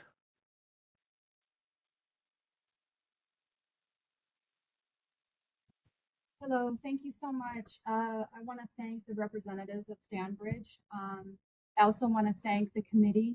I'd like to make a statement on behalf of Southwestern College. We are located in Region 10. We are the southernmost nursing program in the state. I'll start by saying that we have a certificate on our wall from the Board of Nursing Education and Nurse Registration dated September 27, 1968, signed by Ronald Reagan, Governor of California at the time. Southwestern College nursing has a history and legacy worth preserving, and I worry that our future is in jeopardy if we continue to be pushed out by nursing programs seeking approval in our region. Southwestern College respectfully opposes the approval of additional pre-licensure nursing programs in Region 10 at this time due to documented, and I'll provide numbers, documented and ongoing clinical placement saturation that is already displacing students in existing BRN approved programs. Region 10 nursing programs are operating in an environment of severe clinical constraints where the number of pre-licensure programs exceeds the region's available clinical training capacity. Hospitals and community partners consistently cite staffing shortages, limited preceptor availability, patient acuity, and scheduling constraints as reasons for denying or outright canceling clinical placements. These constraints have resulted in actual student displacement and course disruption, not merely a projected risk. At Southwestern College, this impact is clearly documented. In the spring of 2024, the nursing program was displaced from 18 clinical placements in obstetrics, directly affecting student progression and cohort scheduling. In the fall of 2025, 18 psychiatric mental health clinical placements were canceled, outright canceled. And just this semester, the fall of 2026, Southwestern College was displaced from 18 psych mental health clinical placements and 1 medical surgical placement that had 8 students. These were canceled, further demonstrating that displacement is not isolated or historical, but ongoing and unresolved. These losses occurred despite long-standing partnerships. So we had partnerships and MOUs with these facilities already for over 25 years and reflect the fragile and overextended nature of the region's clinical placement ecosystem. Southwestern College Nursing is approved for 75 students per cohort. We have 2 cohorts enrolled for a total of 150 students approved. For the past 4 years, Southwestern College has not been able to reach this level due to clinical placement constraints. Local healthcare facilities have also responded to staffing and operational pressures by reducing allowable clinical group sizes. Several Region 10 partners have decreased student group sizes from 8 students per instructor to 6 per instructor, significantly reducing the total number of students that can be accommodated per rotation, further constraining clinical capacity across the region. In addition, as you can imagine, when we have more clinical groups, we need more clinical instructors. During a recent advisory board meeting attended by several chief nursing officers from our region, these are major healthcare organizations, they reported that they are not experiencing a shortage of new graduate nurses.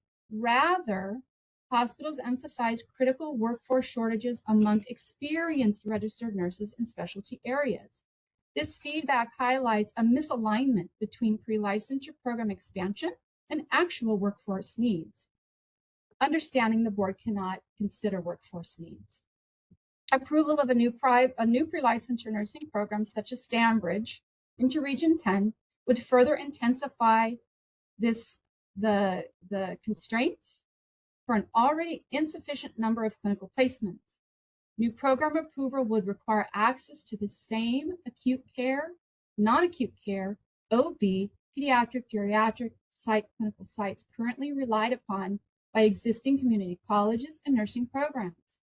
Southwestern College has MOUs with Paradise Valley, Prime Healthcare, with Sharp, with Kaiser, everything, with Rades, everything that has been mentioned.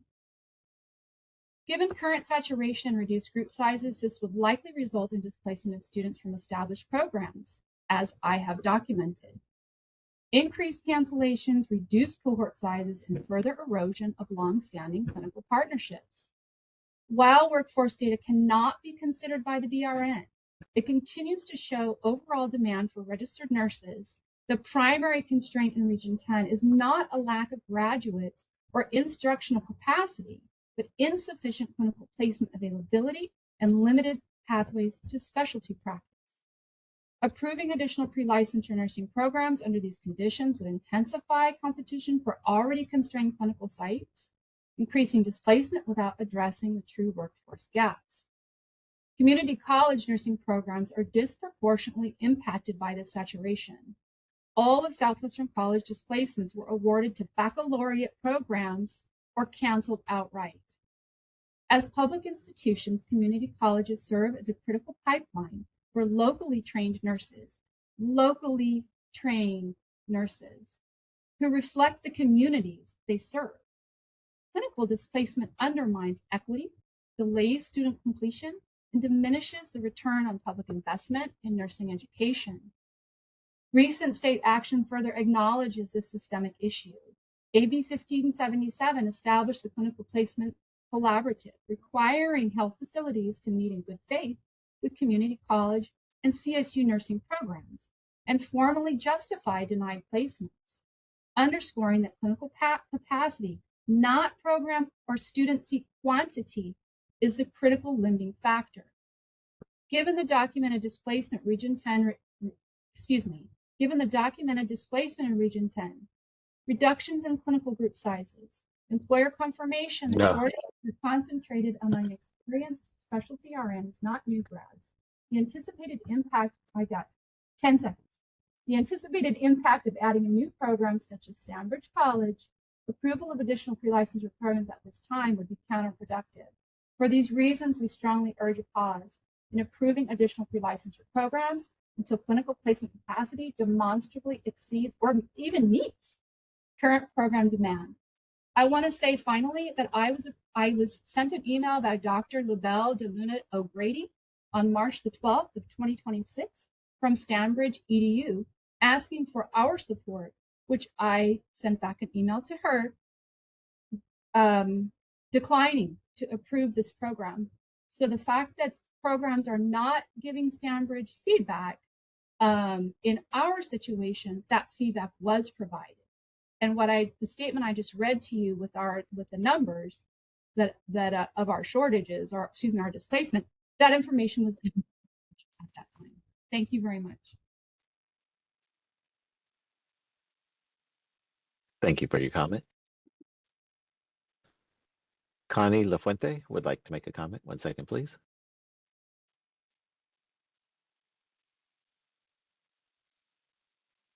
Thank you for the opportunity to provide a public comment.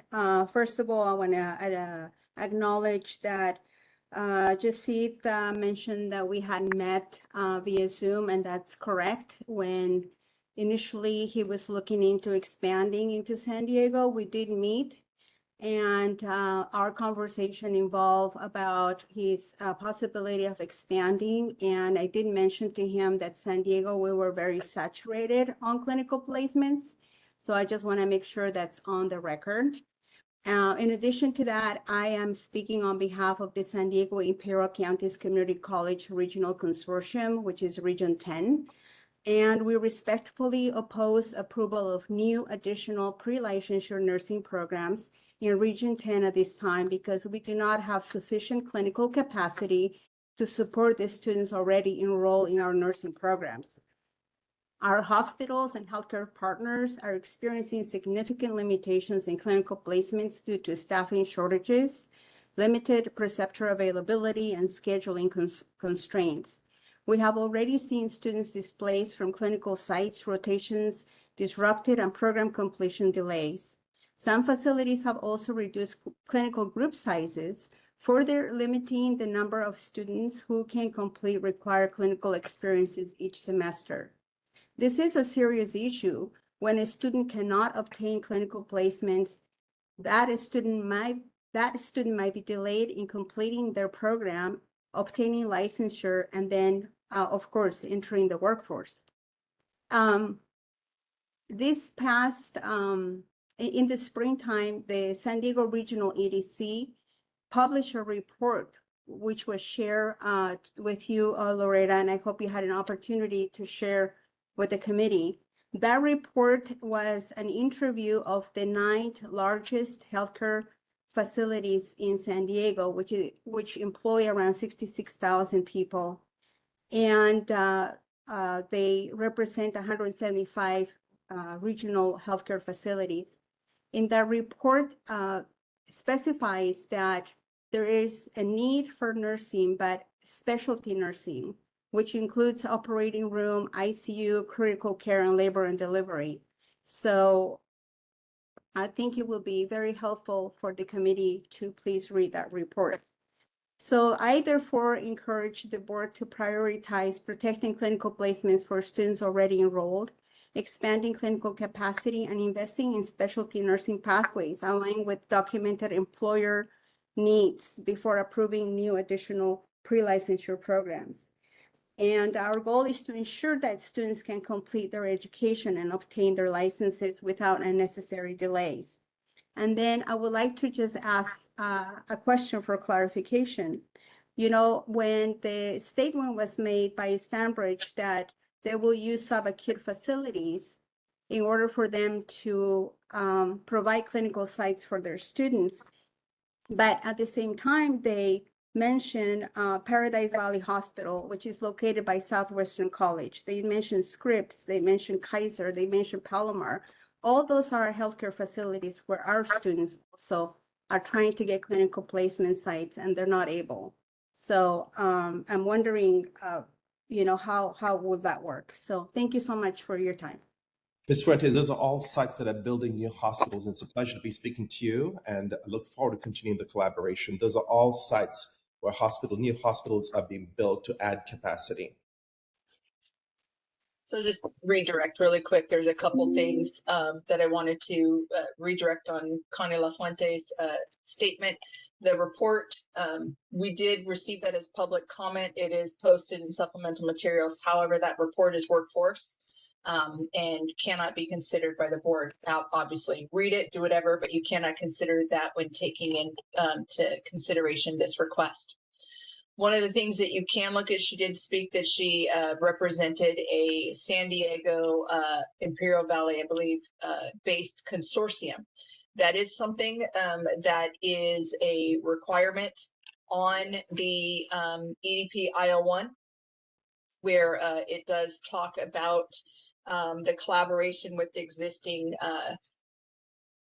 academic institutions, RN programs, as well as consortium. And there was the statement made that on behalf of the consortium that there was not adequate supply versus demand. So that is something that the board could consider when looking at that in an overall aspect. So just redirecting on that. Some of the things that have been brought up right now about future clinical capacity is the growth of hospitals and such into North County. So I want to make sure that we have an adequate understanding right there. That is future growth, that's not current growth. And so there's many things that can occur during that process that could delay them out, et cetera. The Kaiser growth did happen in 2023. That Kaiser hospital opened 3 years ago. So that is current, that can be considered, but that would not be considered as new growth, that is existing growth. The Sharp acquisition of Tri-City Medical Center. Tri-City Medical Center existed. The Sharp did acquire that, but that cannot be considered as new growth currently. That is existing growth. And so there are things that are being shared here that I want to make sure the committee members have like a full understanding of. And again, just constantly redirecting to the law. I know that we're hearing in public comment that, you know, looking at workforce and no need, but that is not something that our board can consider. So I want to really make sure, and we can't bank on future clinical sites. We have to look at current clinical sites that are demonstrated, and it has demonstrated with the decreased numbers that is being talked about here, that there could be projected, obviously, adequate med-surg and Jerry. There is a site that does not have a negative effect on pediatrics to other programs. However, the other pediatrics, OB, and mental health sites are being shared with Stanbridge as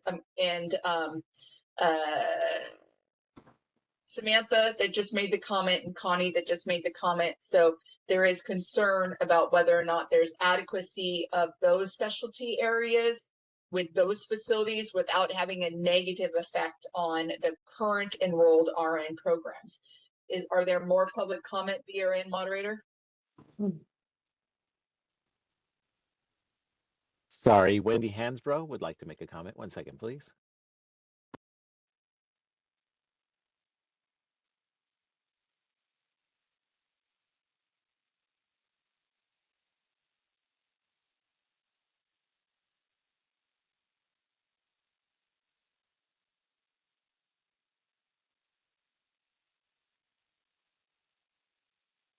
Wendy, you should have an unmute me window, possibly behind any other Yes, open windows that you have. thank you. Yes, There you thank you. I Thank you. appreciate that. Good afternoon, everyone.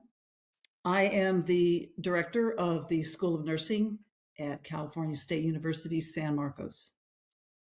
I want to certainly support the comments from Dr. Gerard and from Ms. De La Fuente, and agree with all that they have to say. So I'm not going to reiterate all of that. However, I would like to add that I also have communicated back to Stanbridge that I could not support their expansion into the San Marcos area. I did that on February 4th, 2026. Just to say there's been no replies is incorrect. I have also filed with the Board of Registered Nursing a letter of non-support for this program. I sent that on February 11th in 2026. We are at capacity for nursing students in this region. And to say that there will be no competition for clinical sites, I think is simply not true. There will be. We have been in this area for 20 years. We have longstanding relationships with our clinical partners and with our university and community college partners as well. We have a strong consortium in this area that determines clinical placements, that shares those clinical placements amongst all of us. And I have heard nothing said by Stanbridge about whether or not how they intend to start working with this consortium. None of us independently contract or partner with clinical sites in this region who are part of the consortium. We do not do that independently. So I'm concerned about that. Tri-City Medical Center is part of that group. And certainly while their recent partnership with Sharp is good for them, and they look forward to expanding their OP program, which they have not had for several years now, that is not going to automatically provide enough OB rotations for everyone that needs them. We already expand. We take students to Riverside County. Our students travel a long ways to go to some of these programs. While you believe that you have, or you report that you have an arrangement with Rades, I would say that that also would have an impact on us, because as it is right now, we send students to Riverside University Hospital for some of our pediatric rotations. Pediatrics is saturated in this area. It's not only nursing schools, it is also the medical school that also uses those, as well as some of the other interprofessional schools that need pediatric rotations in this area. So not only would I see Stanbridge impacting negatively the availability of clinical placements for not only my students, but the students of the other schools in the region, but also for those of us who have students that go to Riverside County. So just in closing, I just want to reiterate to everyone that I am opposed to this expansion. If I believed that there was room in this community for there to be an expansion of students, I would have done that. But in conversations with my colleagues in this region, I know that that's not possible. So I have respectfully not put in for an expansion of my own program. And again, I have expressed these concerns in writing to the board. Thank you very much for your time. Dr. Hansbrough, thank you for the comments. We did indicate all of your responses in our response that you had indicated. So I want to be clear that we've indicated your response, and everybody else's that did not support. We're referring to the clinical sites where there were no other students that there, and the ones where we were collaborative, that we have reached out to everybody. I would venture to say with the Rades side, this is a new place that we have found that nobody else is using. And so we're not going to be competing with anyone. We hope it'll be available to everybody else as well. And I think you made a good point that your students are going to Riverside University Health System and ours is, that's a backup site for us. So, you know, there was distance questions mentioned. It's the same side that Cal State San Marcos is going to, that we have as a backup site. We're not taking capacity. It's our existing capacity that we're using at RUHS. I want to be very clear. We're not taking capacity away. And I think the cases are being made sufficiently that we're lacking. And the 100 million investment that Sharp is making at Tri-City is partially to include restoring labor and delivery services. I want to be clear about that one, that it's publicly stated. Yes, and that's one of the sites that we lost when they closed that. So we therefore had to move to Riverside County for our OB. Should Tri-City open that again and make that available, I would hope that we would be considered for that. Again, Tri-City is part of the consortium, and that those OB placements would fall into the consortium process for determination of assignment to schools. We will work with you, Dr. Hansbrough. That's a personal commitment, and we are waiting for the consortium to change its new policies, as they're expected to do so this month and ratify it before they take new entrants. So we're waiting for that opportunity. We respect everything you've said, and I want to extend a hand of collaboration to you to know that in no circumstances would there be displacement for your students. We've reduced our numbers, we've demonstrated capacity with sites that you do not use. So we feel confident that we can allay any concerns specifically for you that we do not intend to go ahead and use anything that your esteemed facility, which has great outcomes, is using.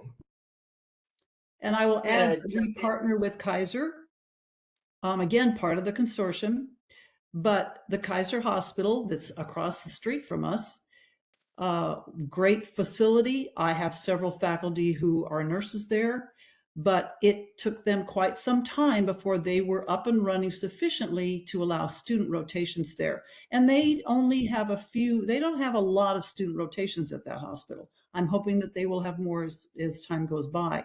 But again, the contracts, we all have contracts with all these hospitals. We all have MOUs. But we don't get clinical placements based on the MOUs. We get clinical placements as a collaborative process in the consortium.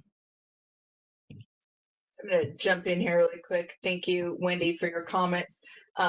I could not find the letter that you sent. I'm sorry, I just sent you an email. If you are able to resend that to me, I will post it with the supplemental materials so that it will go forward to our board. I did not intentionally miss that. I did look for that and did not find that. I apologize for missing that, but I will share that out so that it does go forward to our board. One of the things, Yasith, I want to make sure to redirect.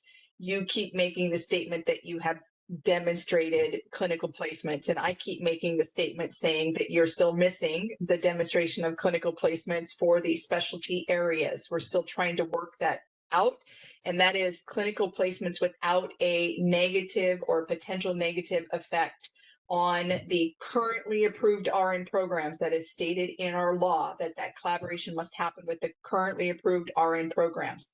So I know that you keep stating that you're demonstrating it. I'm going to continue to state that the specialty areas are not confirmed as demonstrated, and that's why we are opening up to public comment, and that's why we are continuing to allow for that.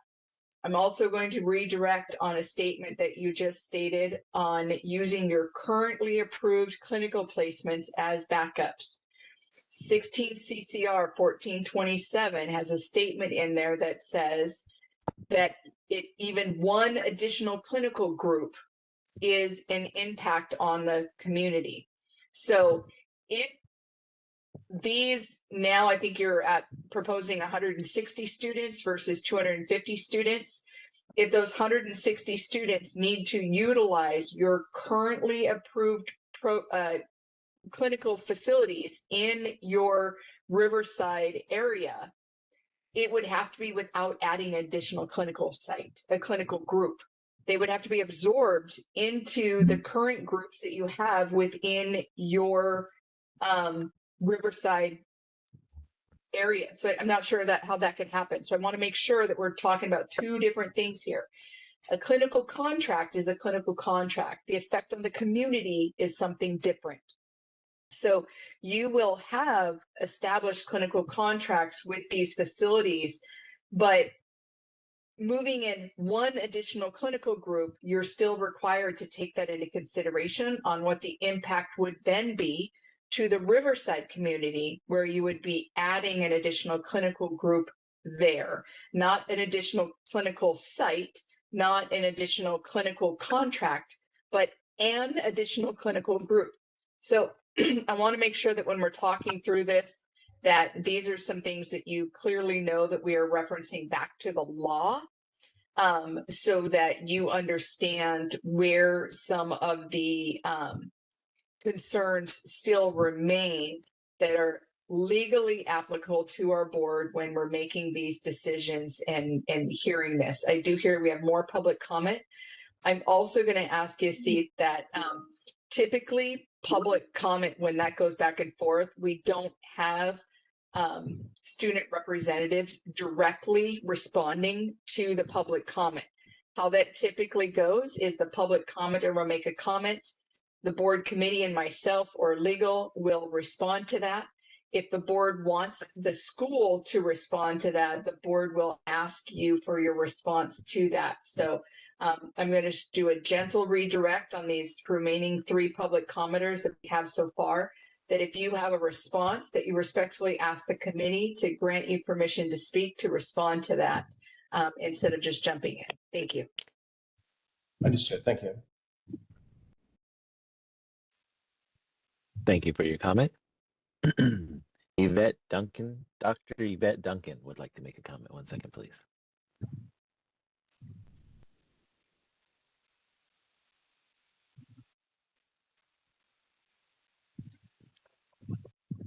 Hello, can you hear me okay? Yes, ma'am. Thank you. Thank Welcome. you. Thank you. I am Dr. Yvette Duncan. I am the director of the RN and LVN to RN program at MiraCosta College. We are a community college located in the North Coastal region of San Diego County. I also received a letter from Dr. Lubell DeLuna O'Grady about Stanbridge starting a pre-licensure program here in near CSU San Marcos. I responded with the letter both to Dr. Lubell DeLuna O'Grady on February 10th, as well as I sent a letter to the Board of Registered Nursing regarding my opposition.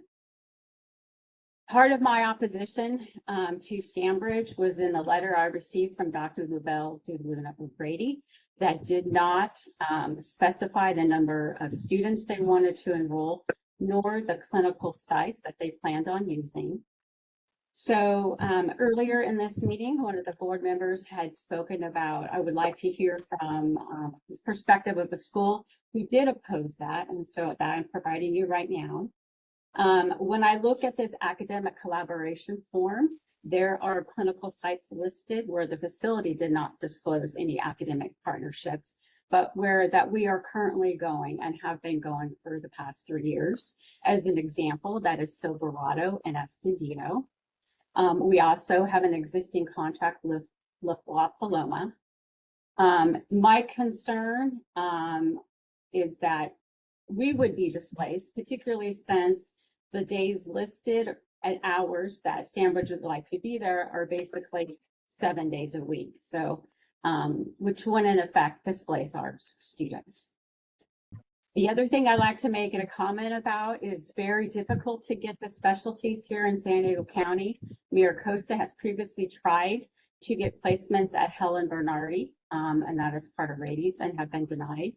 We've also been successful in getting maternal child health clinical placements or OB clinical placements at several large acute care facilities, given that there's been existing schools there. So in summary, MiraCosta does oppose this, and I am concerned about our students being displaced, particularly the facilities that are listed on this academic collaboration form where we're already sending students. Thank you. Thank you for your comment. Maria Dudley would like to make a comment. 1 second, please.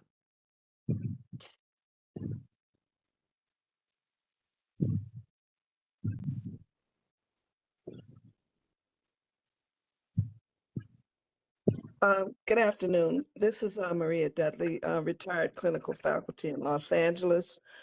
And I stayed on because I do agree with all of the other schools that have come in opposition of this request, being that as a faculty member, the students currently don't have enough preceptors in acute care clinical sites, and they're having to get majority of their clinicals from SNFs and simulation labs, and they're going into the hospitals, if they're even able to make it into the hospitals as graduates that have passed the NCLEX. They're going into these hospitals unprepared for that role, and they're not able to even get a position in acute care facilities. And some of them that have graduated last June still don't have a position as a first-year nurse in an acute care facility. They're having to work in other areas. And I'm also opposed to the thought that these baccalaureate degree nurses are able to advance into family nurse practitioner programs. And being a family nurse practitioner myself, these students are graduating, going into these advanced programs with no clinical experience and coming out with a family nurse practitioner certificate or MSN with no acute care qualifications to even be a nurse, an RN. So I'm in opposition of this. Thank you very much.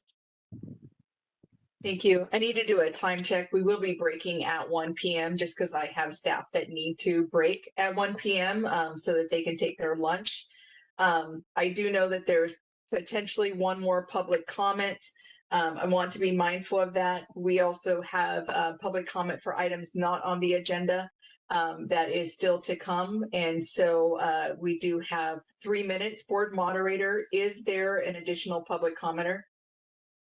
Let me check here. We have two here. Let's see if they want to speak. Okay. Keisha Alvarado would like to make a comment. 1 second, please. And then when we come back, just due to time, we will have to limit public comment to 2 minutes. Okay, and Samantha Gerard already spoke, so she's requesting She to did. speak again. Okay, thank Yeah, you. we won't be able to. Sorry. Perfect. Good afternoon. Keisha, thank you. Go ahead, Good Keisha. I'm sorry. Thank you. Good afternoon. Are you able to hear me? Yes. Okay. First, I want to commend everyone for all of the work that you all do, from the board to every instructor, faculty, director. We do amazing work, and that goes without saying with what we do for our students and how we prepare them. I did have a question about clinical placements. Are LVNs considered, or LVN clinical placements considered in the equation for saturation when it comes to RN programs? That was one.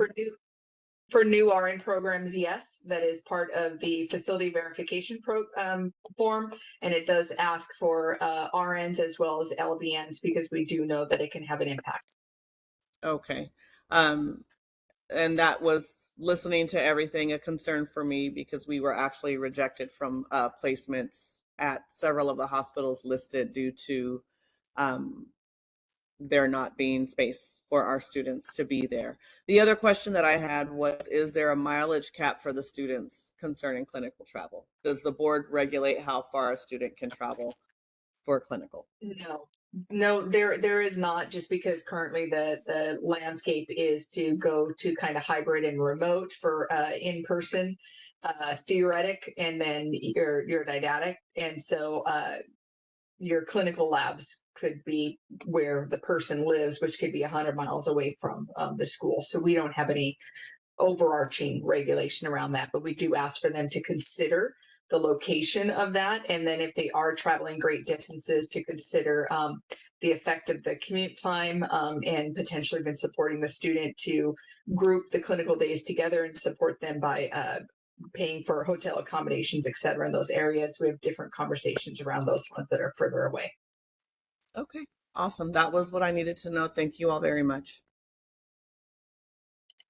Thank you. At this time, we do need to break. Just for my staff, it is 1 o'clock. They do need to get a lunch on the books. Considering 30 minutes, if that's something that we can do, 30 to 45 minutes and come back, or are we asking for an hour? What is our committee looking at? 45 minutes probably is in the middle. Okay. That's fine with me. Me too. We'll rejoin at 1:45 and continue with this current agenda item. We have heard public comments.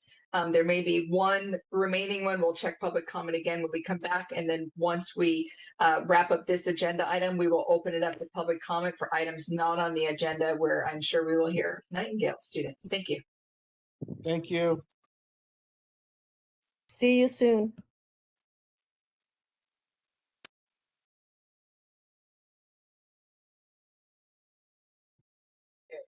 Wait 1 second. I'm not seeing Jovita.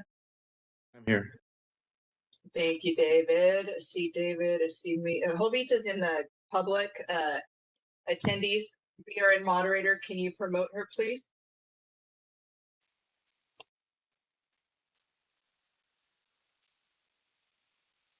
Thank you. Jovita, are you able to come off on camera and come off mute and establish quorum?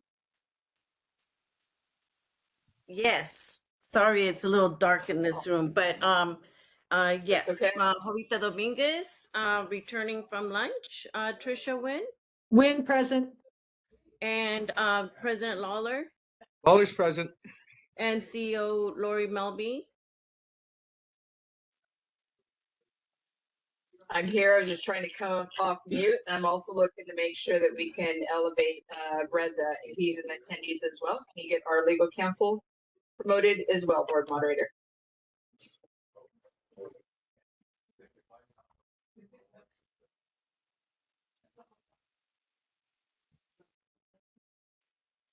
Awesome. Looks like Reza. Is he promoted yet? Mine's not showing. It's still showing him in attendees. Are we able to promote Reza? Ah, there he is. Perfect. Okay, I'm in attendance, and so board legal counsel Reza Petrovic, are you? Oh, there you are. See you. I can't hear so you. I believe that we were done with public comment, and But now I we need to believe make. so. Let me just verify. This is Reza. Can you hear me? I can see. I can hear you now. Yeah. Okay. Good to go. Board Thank you. moderator, I believe we had completed public comment. Is that accurate? We are clear. Oh, somebody just jumped in. Hold on here. BB, what is that? BB Jazz would like to make a comment. 1 second, please. That's a Nightingale commenter. We will take them as the very next item. We have to wrap up this agenda item, and then we will go to public comment for Nightingale students that have been waiting.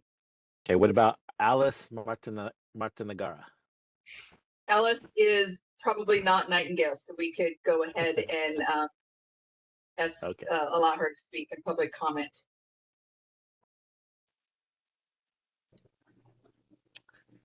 Hi, this is Alice Matanagara, and I'm one of the associate deans, the dean of nursing at Arizona College. And we just have a little concern in regards to using the Riverside County, because I know San Marcos is north of San Diego. And to ask for this amount of students, it's a little concerning when clinical placements can trickle into the IE region. Although the location is in San Diego, as we all know, as nursing programs can do their clinical within 50 miles radius of the campus location.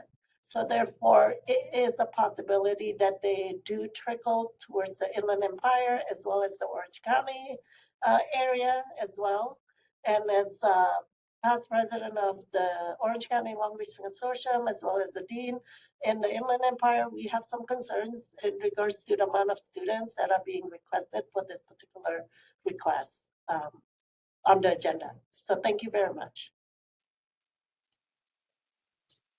Thank you, Alice. Board moderator, is that the last of the public commenters? That is all. Do we Thank have you. any requests for public comments in BRNHQ?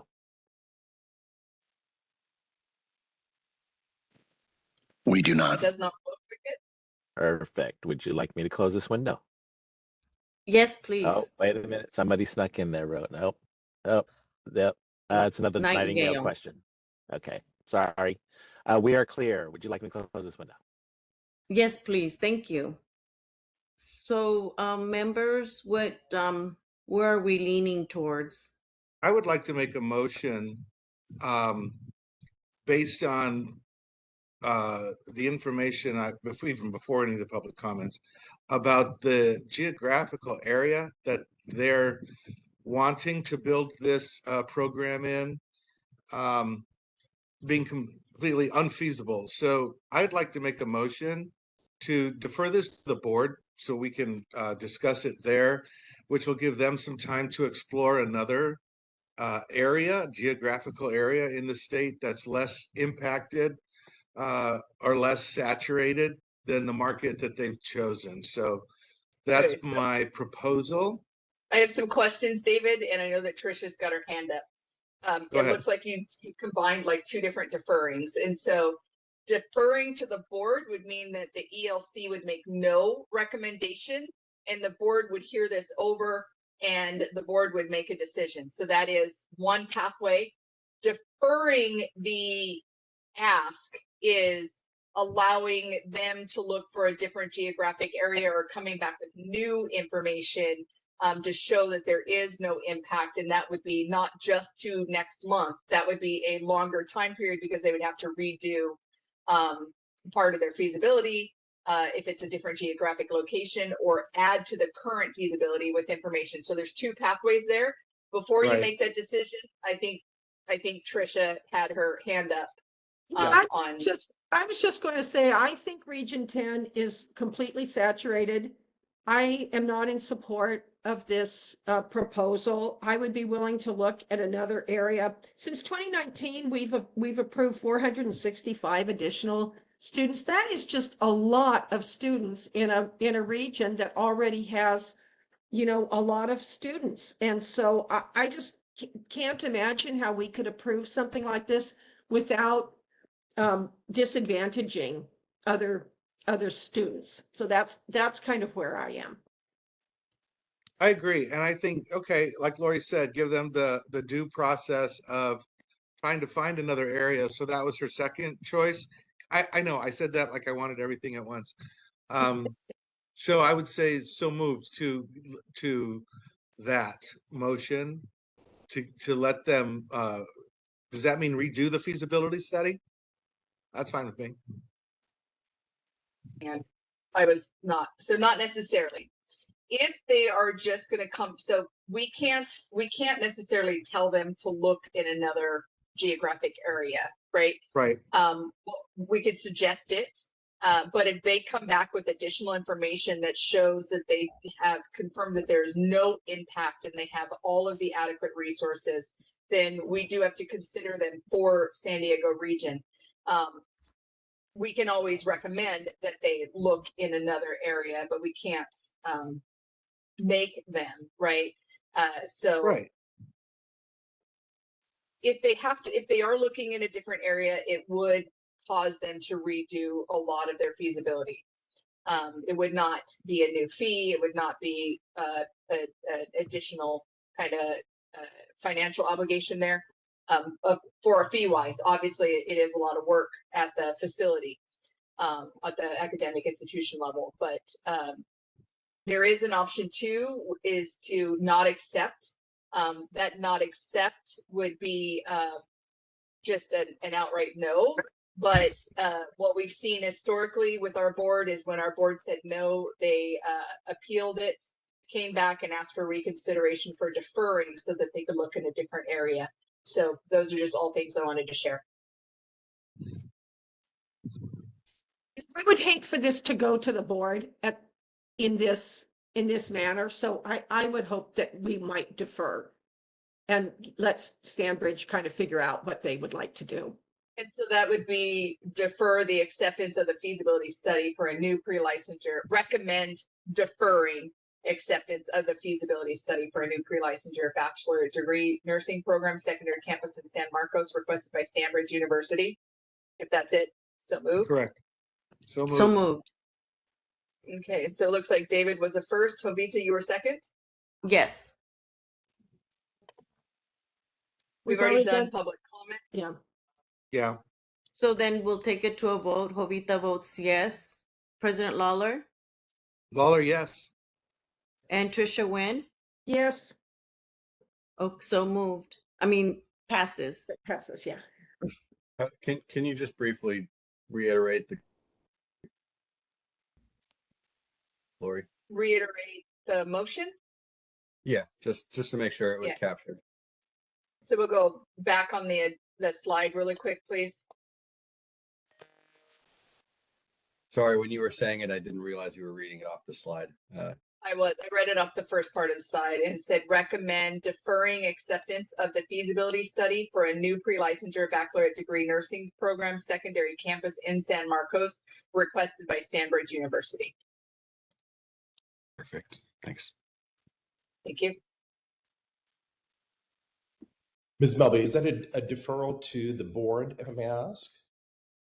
So yes and no. So it's not a deferral to the board to rehash this and have everything brought up at the board.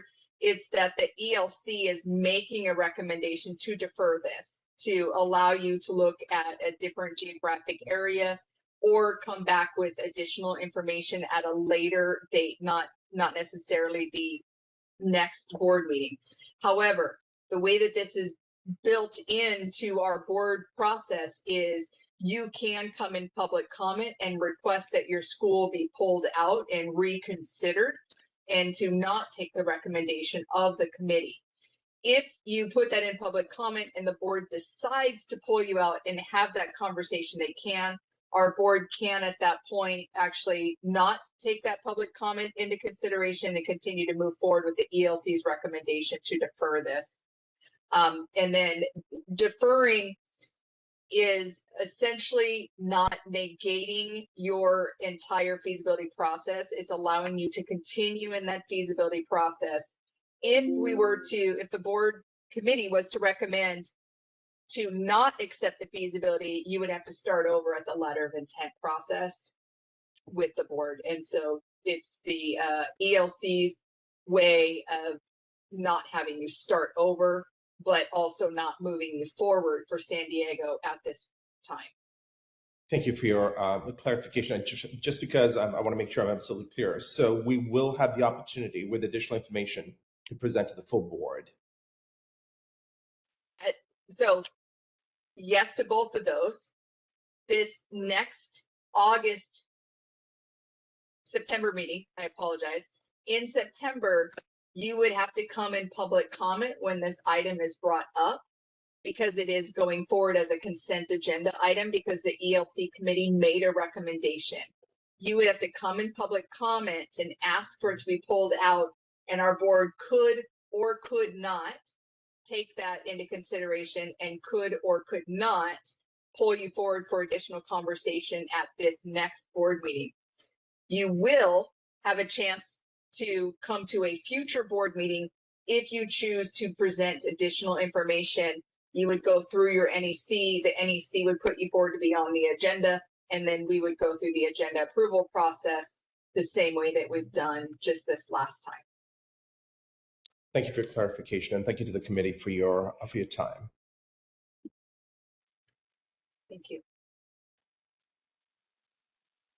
Lori, this is Reza again.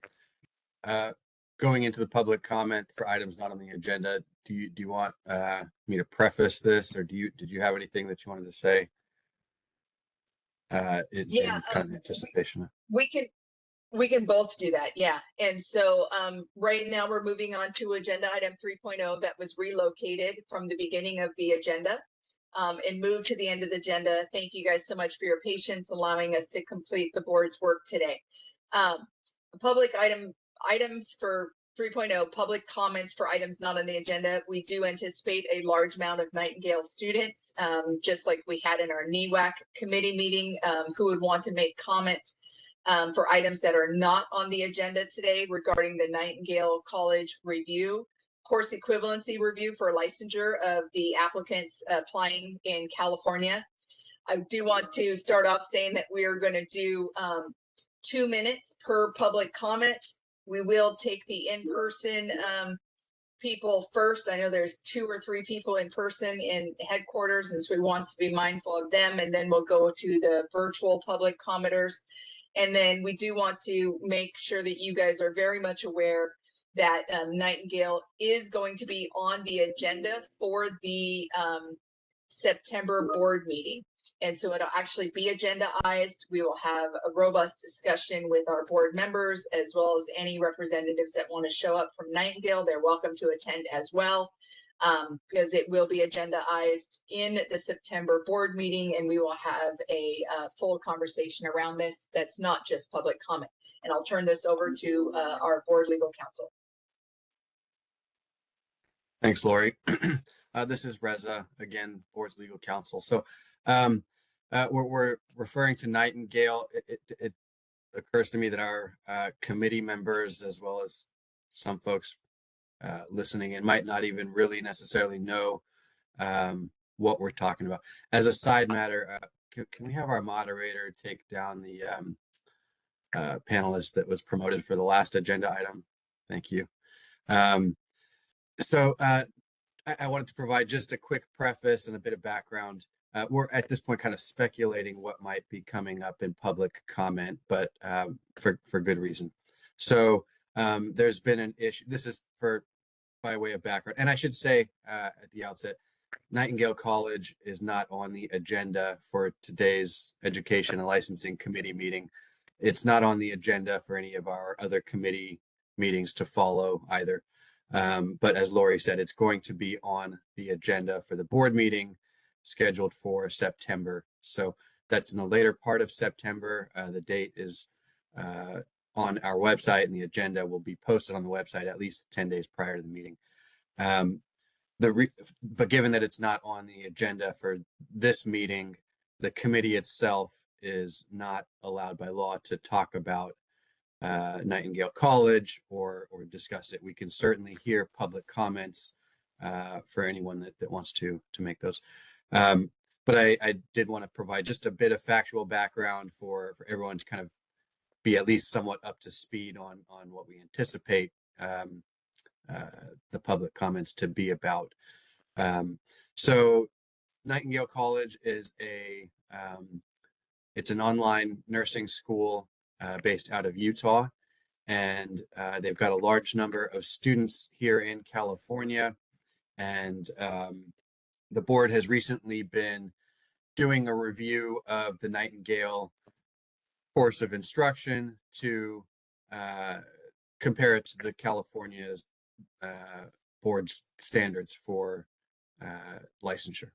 So this was prompted upon some people reaching out to the board with inquiries and complaints, giving information about the clinical training and raising questions about whether those clinicals were meeting California standards for licensure. I should say Nightingale has, it's not a new school. They've been around for a while. They've had quite a few graduates get licensed here in California historically.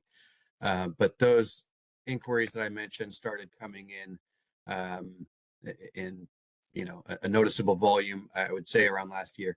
So it prompted this inquiry.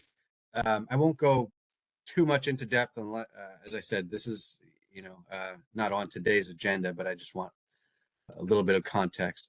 But our law says that for graduates of out-of-state schools to get licensed here, that they have to complete a course of instruction that's equivalent to the standards for in-state programs. So in our regulations, we lay out the curriculum requirements, the concurrency requirements, all of that. Additionally, in statute, we have a requirement of 500 hours of clinical training in direct patient care. In looking at Nightingale's course of instruction, which Loretta has been doing, I've been working with Lori, and we've been in communication with Nightingale's administration and their legal counsels for, I would say now, roughly about 3 months, maybe more. At this point, we're still doing the review. We can't say at this point that course of instruction appears equivalent, and there's a substantial number of graduates from Nightingale College who have applied to the board for authorization to take the NCLEX exam, and their authorization to test, or their ATT, has been on hold. We recognize it's an extremely urgent situation, and it's causing hardship for people who have been, counting on, who have graduated and are counting on moving their careers forward. Nevertheless, we're stuck in this position of needing to verify the equivalency, and we've just done a recent round of communication with Nightingale, as I said, and we've received some additional information as recently as today. I think some more came across, which is Loretta's been looking at closely, as I said, as a very high priority to try to get this thing sorted out. So that's the background of it. At the recent Nursing Education Workforce Advisory Committee, or NEWAC, meeting, Nightingale College was not on the agenda for that meeting, but we did receive a very large amount of public comment. It essentially took up the entire NEWAC meeting, and that NEWAC meeting is going to be rescheduled to actually, go over what was on the agenda for that. So that's why we anticipated, the comments today as well. I see we've got a large number of attendees on the WebEx. So unless there's any questions, or Lori, you wanted me to add anything, hopefully that's enough kind of background information to put this in context. And yeah, unless there's anything else, I'll wrap it up. I don't have anything additional to add. Okay. Yeah, I think we just open it up to public comment for items not on the agenda. Board moderator. Thank you. We'll be opening for public comment now. Please refer to the screen share for members of the public to see how they should type in their request for comment. Are we doing a time limit or? Yes, due to the timing, and we have 3 more committees that potentially could go today, we would like to limit this to 2 minutes. Okay. Your comments are limited to 2 minutes. I'm sorry. Go ahead, sir. I'm sorry. Thank you. I just wanted to kind of set expectations as we're going through the public comments. We may have a large volume. And as Lori said, we still have 3 other committees that are scheduled to do their meetings today after this one concludes. So with that, and this is generally how public comment sessions are run.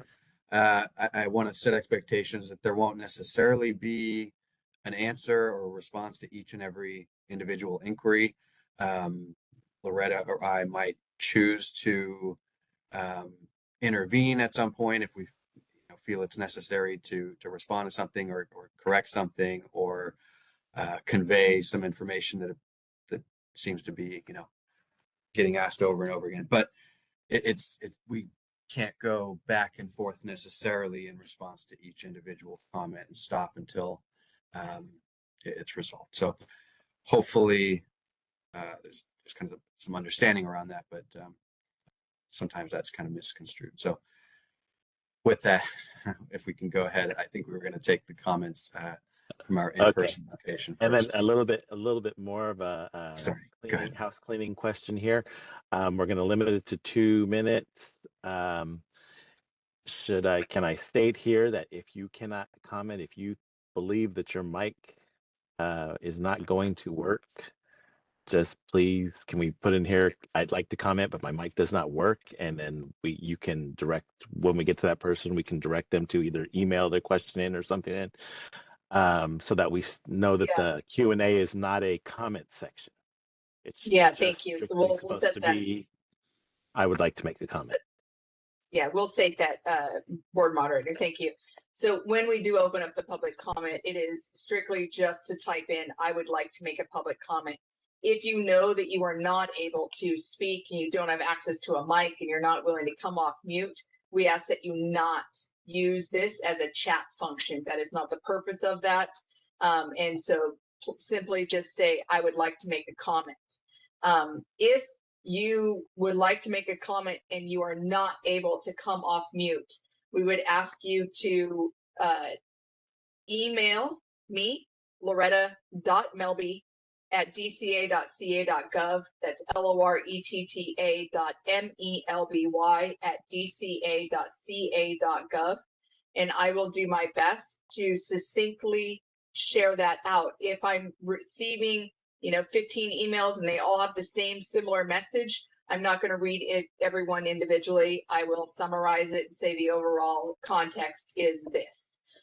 But public comment is for you to either come in person and make a comment or show up virtually and participate by coming off mute and making a verbal public comment. It is not a chat feature. Thank you. Thank you for that clarification.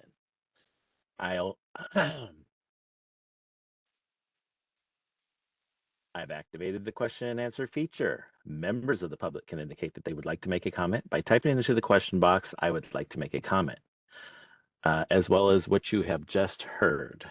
I'll pause for a moment for members of the public to type in, I would like to make a comment. We are going to go to our physical location, BRNHQ, and take those people first, if that's okay. Yes, please. Thank you. And he is coming up to the chair.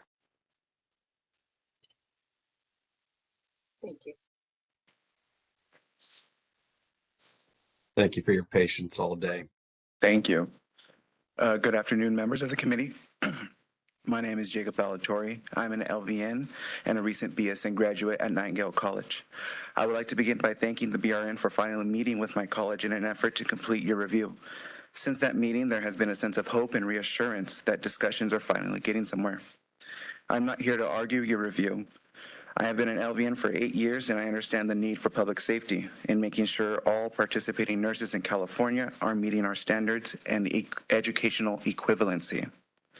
That being said, this board has already allowed nearly 2,000 Nightingale graduates to become licensed, 416 licensed this year, and 11 from my very own cohort receiving an ATT. Now, this board has held my ATT and other graduates' ATTs for a curriculum review without identifying any specific deficiencies in our applications, yet has allowed 11 people from my own class to test. It is arbitrary to deny the rest of us our ATT when we completed the same education, regardless of timing or circumstance. As I said before, I do not argue your review. However, I do argue the handling of this review. If equivalency was applied for one, it should apply to all. This board has already placed me and other graduates at a disadvantage by allowing this review to exceed both the board's own 90-day processing deadline and the recommended time frame for taking the NCLEX after graduation. I'm simply asking that the equivalency already extended to my classmates be extended to the rest of us without further delay. Thank you. Thank you. I do want to jump in and let you guys know that there is not an equivalency that this person is referencing. So you're welcome to stay up there at the table if you have further questions on this. The 11 people that you are citing that have received their ATT may also, in the fact that they received their ATT does not demonstrate equivalency of the coursework that was provided to us by Nightingale. If a ATT was issued and that course review continues, there has been a hold placed on the licensing of the person if a NCLEX result comes back. So we did hold all review of all Nightingale applications January forward of this year. And so we did finalize the review of the fall cohort after meeting with Nightingale in early May. And potentially those were the ones that you're referencing. I'm not clear. But just to be very clear, there has been no equivalency been given to the Nightingale coursework to establish the ability to license at this point, since the hold was placed on all applicants January forward of this year.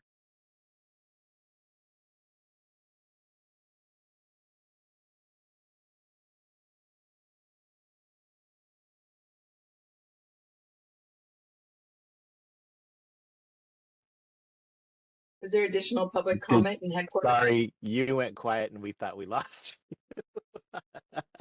Okay, I'm sorry.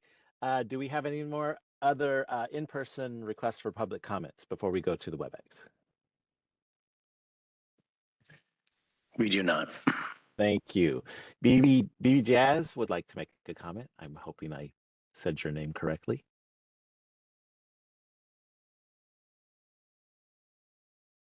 Hi, can you hear me? Yes, ma'am. Thank you. And thank you for patiently waiting. Thank you guys so much for allowing us the opportunity to speak. My name is BBI Jazz, and I have very serious of concerns. As you know, I came forward to the board and I spoke about the VR patients. VR situation, and ever since I came forward raising concerns, asking legitimate questions, I've been harassed, stalked. There has been a smear campaign that started to form against me simply for asking legitimate questions regarding my college, Nightingale. Every time I came forward with legitimate questions and concern, there was a pushback. And this pushback was in Discord Nightingale College groups.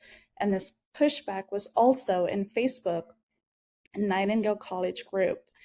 I'm concerned because I'm not the only one who has went through harassments for asking legitimate questions and raising concerns about the college. There's another girl named Rachel who went to San Diego News and shared her personal experience. Ever since she came forward, she also has been harassed, stalked. We both have been receiving horrible death threats. I know I have. I spoke to the other individual and she also has been receiving harassments. I spoke to another student who also has been going through something similar, smear campaign. The news anchor Austin, who did the review, the interview with Rachel, also received horrible harassment emails. So and also Nightingale is enabling this behavior because the group that they control, I Love Nightingale, they approve post before, they review post before approving it. And I have screenshotted many posts that they approve that they approved posts that talks about Rachel in a very disgusting, low manner, slandering her name. They approve posts slandering my name. They approve posts of any students that came forward to raise a voice in regards to the concerns that they have with the faculty, with the education, with the requirements.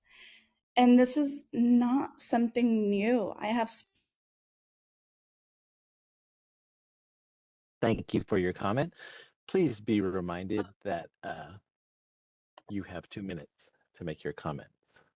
Thank you. Sorry that you had to do that, board moderator. One thing I do want to put out, just as the board's executive officer here, the items that this person shared in public comment are concerning. If you are receiving death threats, harassments, etc., please consider going to authorities for that. That is not something that is something you want to mess around with. I know I have in the past received death threats for the position that I am in as well. And so if you do receive those, please seek restraining order and protection of yourself if that is occurring. Again, these continue right now to be allegations until proven. We're not obviously investigating them. But one thing I want to put out there as a nurse and as the executive officer of this board, if you as a student or a graduating student in a nursing profession is aiding in or facilitating any of that potential harassment or death threats, I would ask that you immediately cease that, as that is not something that is condoned in this profession. And if there is any kind of criminal proceedings or anything that does occur, that can affect your license in the future. So I would really recommend that if you are witness to this information or are participating in this information, that behavior ceases immediately. Again, I'm not agreeing with the person saying that this has affirmatively happened, but as being a person that's been on the receiving end of those similar kinds of threats, I know that it is possible, and to please take those threats seriously, and please protect yourself by getting law enforcement involved and get a protection order, please. This is Reza, the board's counsel. In addition to everything Lori said, which I agree with, I wanted to add a couple of things. First of all, applaud the courage of anyone that sees something and has the courage to say something. Secondly, strongly, I can't say it enough, strongly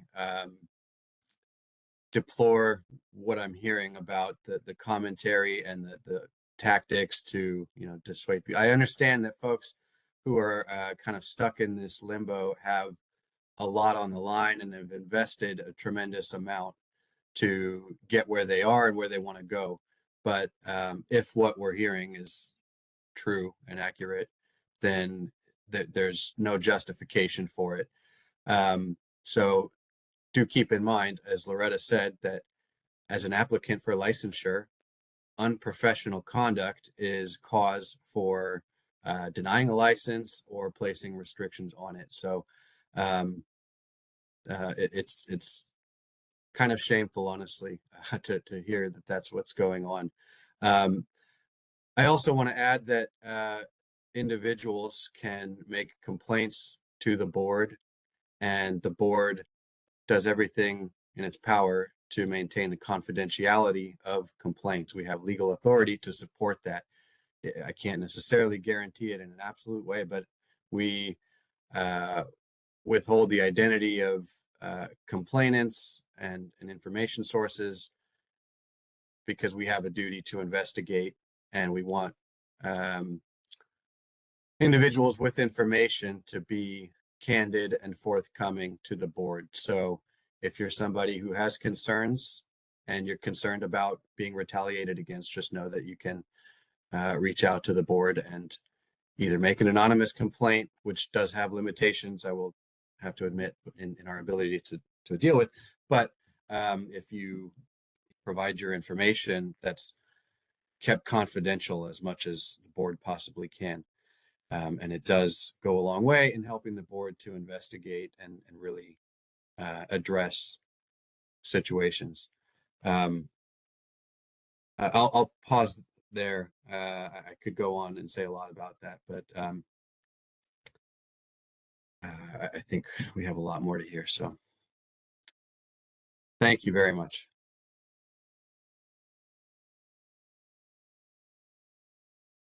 Thank you. Mia would like to make a comment. 1 second, please.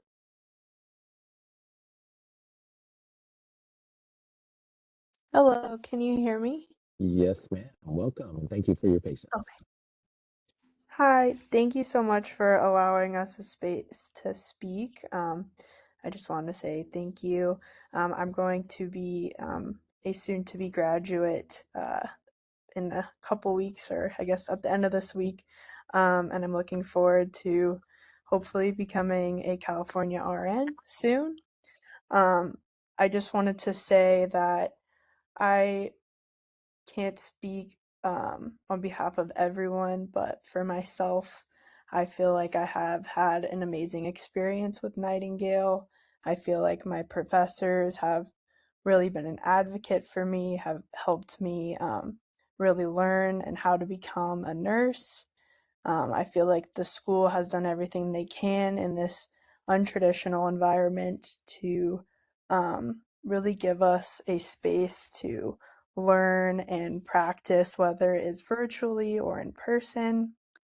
And I recently just had an experience for my last preceptorship where I was on a med surg floor, and I just felt like I was very close to obtaining and being able to become a nurse. And I just really look forward to this opportunity. I hope that you consider just how hard we have all worked. I know that this is an untraditional environment, but given that the world continues to change and technology continues to expand, that doesn't necessarily mean that we aren't capable of being really great nurses in California. And lastly, I just wanted to say that given the nursing shortage in this country, I just really hope that you consider how many of us really want to work as RNs and want to be able to contribute, to be able to help with the shortage, and to be able to make an impact on patients and just everyone's lives. So thank you very much. Thank you for your comment. Thank you, Danica. I just wanted to let you guys know that we want you to be nurses as well. That is the intention of the board, is to license, not to halt licensure. To provide some additional clarification, because our board does not set a degree requirement or a graduation requirement to become nursing, we set courses of instruction that meet the licensing requirements. So we have to evaluate whether or not the courses of instruction that were taken by any applicant meets our licensing standards.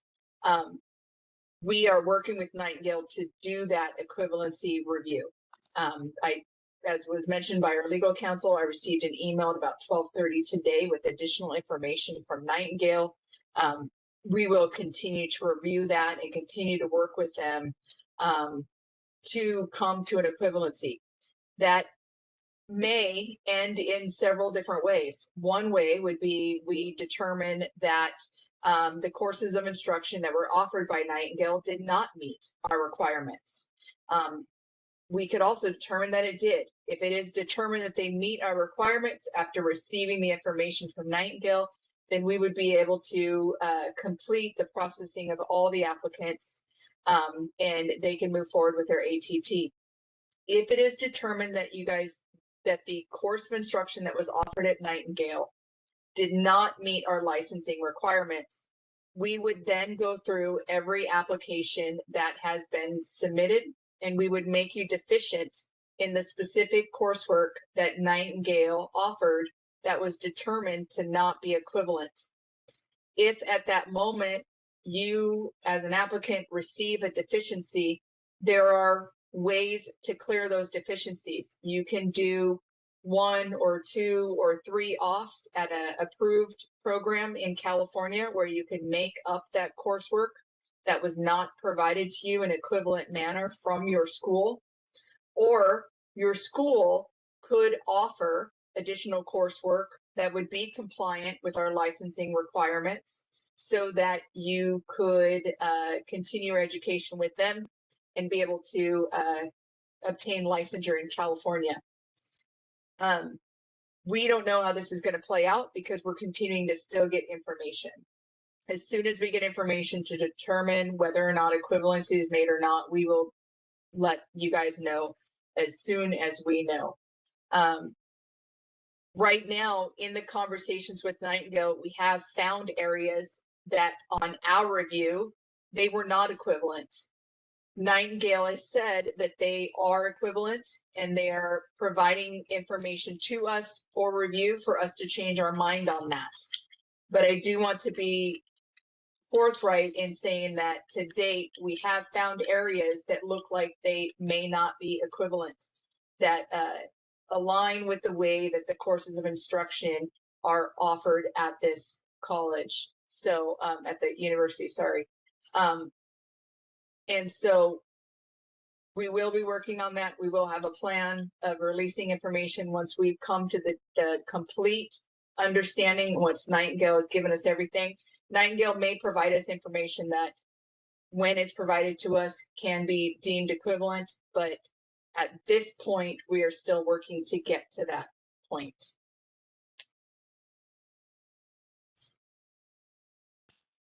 Danica Ole would like to make a comment. 1 second, please.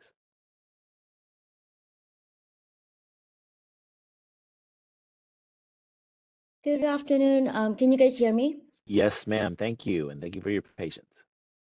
Yes, hi. Thank you. My name is Danica Ole, and thank you for your time and allowing me the space to express my concerns. One of them is I am part of the Nightingale College student cohort of 2026. And during the previous meeting, the BRN committee, Ms. Loretta, she advised us to consider taking the NCLEX in another state rather than continuing to wait while this review is ongoing.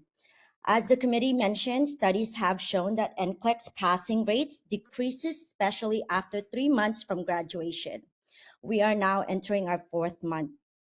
Because this review and the time frame is beyond the student's control, if we decide to test in another state, get licensed, and then endorse to California, Why can't our original California initial RN examination application be converted to an endorsement application? We already paid the $350 initial application fee. I'm simply asking that the BRN to work with the affected students by allowing us to pay a processing fee to convert our existing application to an endorsement application instead of requiring us to pay another full application fee. When students have asked the BRN, we were told that by the representative that we would have to apply and pay again for an endorsement. With roughly 400 students affected, we have already collectively paid the BRN approximately $140,000 in initial application fee online. I'm respectfully asking the board to consider a fair solution that does not financially penalize the students for circumstances beyond our control. Thank you so much. Thank Thank you you. for And to your provide comment. some clarification, we are not asking you to pay an additional fee. I'm not sure what communication got misinterpreted or if I said something that wasn't specifically clear. We know that the further out that you take your NCLEX from graduation, the numbers of successfully completing your NCLEX goes down. What was stated in the NEWAC meeting is that if you have concerns about this, you are able to apply for an authorization to test outside of California, and in hopes that they would give you the authorization to test. That does not say that you can endorse into California. The endorsing requirements, Jovita, can we turn her camera off, please, board moderator? And Jovita, if you are not able to continue on in this meeting, we still have a quorum and can continue to go and you could drop off. But I do not want any camera footage from where Jovita is at to come forward anymore. So board moderator, if you can watch that and keep her off camera, please. Sorry for that. If you are to apply for endorsement into California, the licensing standards still stay, whether you've passed your NCLEX or not. To get off, so I'm gonna have to. Okay, thank you. Sorry, We'll see you later. sorry. It's all good. We still have quorum. Thank you, Jovita. Okay, sorry about that, guys. Jovita had to get to work. Board President David Lawler and Board Member Trisha Wynn, it's you guys still to wrap up this meeting. Okay. So We're good. With the comment again, just to kind of reiterate that again, because there was some disruptions, I want to make sure that we're very clear with it. If you take the NCLEX in another state, it is still not a guarantee that you could transfer into California through an endorsement process. So we are not asking you to do that.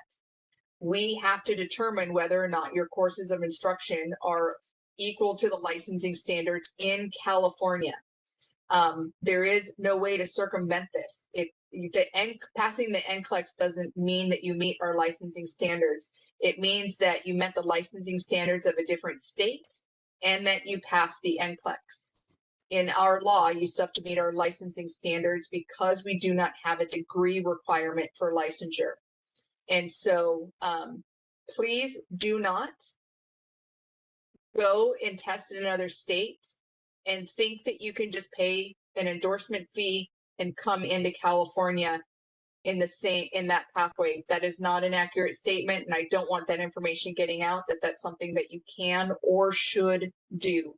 The only reason we offered up getting an ATT from another state is if you were concerned that you would not be able to pass the NCLEX due to the review of the college's coursework to meet equivalency. We know that it is taking time, as shared. We are still receiving information from Nightingale as early as today, as late as today, sorry. Miss Loretta, can I, sorry, I just wanted to clear up what my point was, that we understand that you guys are still in the process of reviewing the equivalency of our school, and we understand that we still have to follow the curriculum and all the requirements of California BRN, but what we are simply asking is that when the time comes and all of the review has been completed, and whether we have a deficiency or not, or what we have to make up, is that our $350 initial RN exam fee is not voided.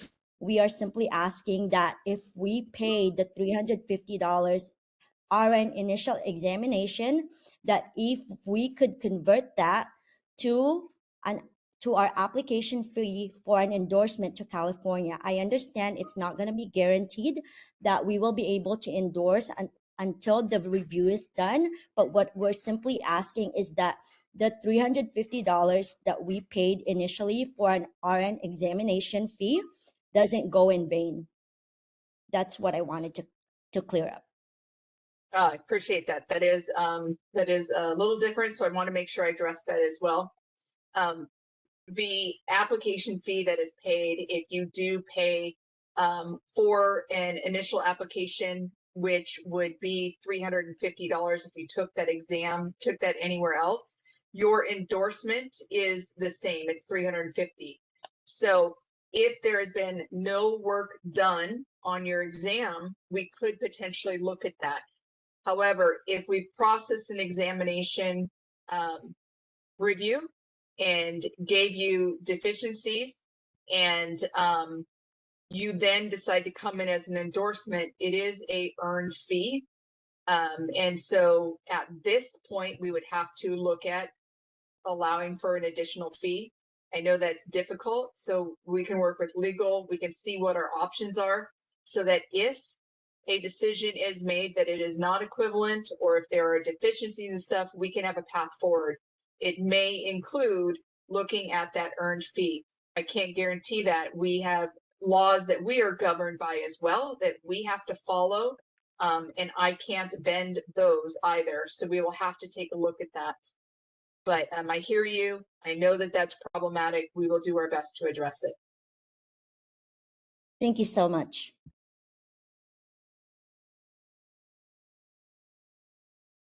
Thank you for your comment. Average Joe would like to make a comment. 1 second, please.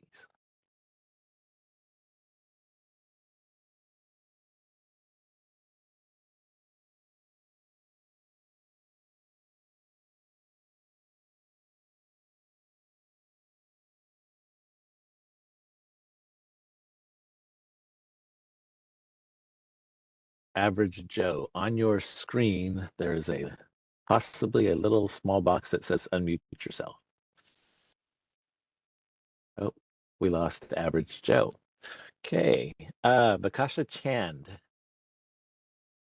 would like to make a comment. Bakashni Chand, I'm sorry. 1 second, please.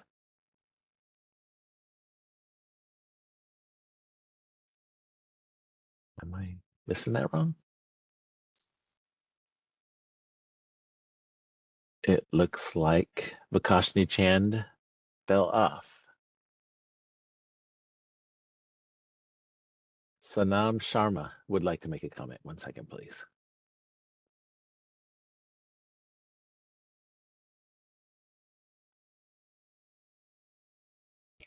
Good afternoon, members of the California Board of Registered Nursing. Can you hear me? Yes, go ahead, and thank you for your patience. Thank you. Today, I'm going to be speaking primarily about patient safety. As we know, registered nurses are responsible for people's lives, and they must be able to recognize subtle changes in patients' condition, identify deterioration, safely administer medications, prioritize care, and communicate critical findings. These responsibilities cannot be taken lightly. Based on my own personal experience with Nightingale College, I am concerned whether students are receiving enough meaningful hands-on experience to safely transition into the role of a registered nurse. During my clinical experience, much of the care I participated in involved basic patient care rather than consistently developing and practicing RN level assessment, clinical judgment, prioritization, and decision-making skills. I have been a CNA for 15 years and an LVN for 5. Virtual simulation cannot be a valuable part of our nursing education if that's what we get most of it. Most of this is what has been in Nightingale. And students need adequate opportunities to assess real patients, recognize changes, communicate with the healthcare team, and learn how to respond safely under the supervision of qualified instructors, not instructors who let you leave early and you don't get all the time that you need at the DFC, direct focus care. So what happens here is we get new nurses, and there's so many errors that prevail from this. And there's so many consequences of inadequate clinical preparation, and it doesn't just fall on the student, it falls on patients. So I respect the BRN's responsibility to protect the public, and I respectfully ask the board to continue examining whether we nursing students are receiving the clinical education and hands-on prep necessary to practice safely and competently. Nursing education should not be about simply completing hours, passing exam, paying fees, and earning a degree. It must be about preparing nurses who are capable of protecting the lives entrusted in their care. Patient safety always comes first, and this is my concern. Thank you very much.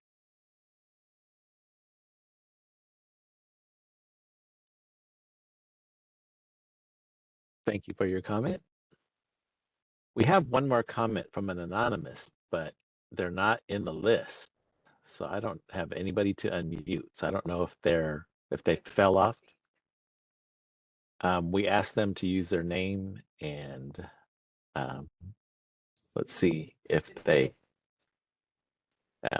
To be clear, you don't have to necessarily name yourself using your actual name. You're being asked to use a name so we can identify you, whether that be your personal name or some alternate name you choose for us to identify you. But you're not legally required to name yourself to participate in this meeting.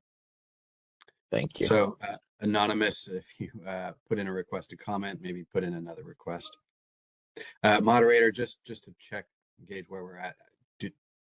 Do you have a count on how many comments are? We have was somebody who just popped in as you were speaking. Linda Espinoza would like to make a comment. 1 second, please. How many? She's the last one. She's the last one unless somebody comes in after her.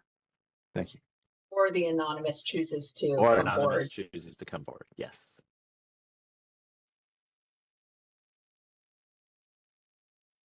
Hi, good afternoon. Can you guys hear me? Yes, ma'am. Thank you, and thank you for your patience. Hi, thank you so much for allowing me to speak. My name is Linda Espinoza. I've been hearing the board meeting since you guys started. I do want to state that when you guys mentioned about a previous school shutdown, I was part of the Brightwood College shutdown that was affected a couple years ago. So I do want to thank the Board of Nursing and the BRN and the BVMPT for allowing us to do a teach out. But unfortunately, the Nightingale circumstance, I do kind of feel like a little bit of a PTSD per se. But I know you guys mentioned about the agenda. So I'm thinking, I know you guys are meeting with Nightingale on Thursday, and then we are on the agenda for September. What are the chances that we will get this issue resolved by September? It's just that a lot of students are missing opportunities and new grad positions.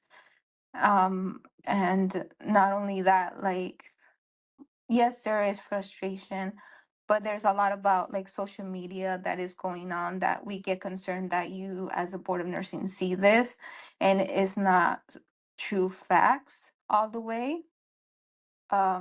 So I'm always thankful about the Nightingale College for allowing me to be able to work full time and still be for my family.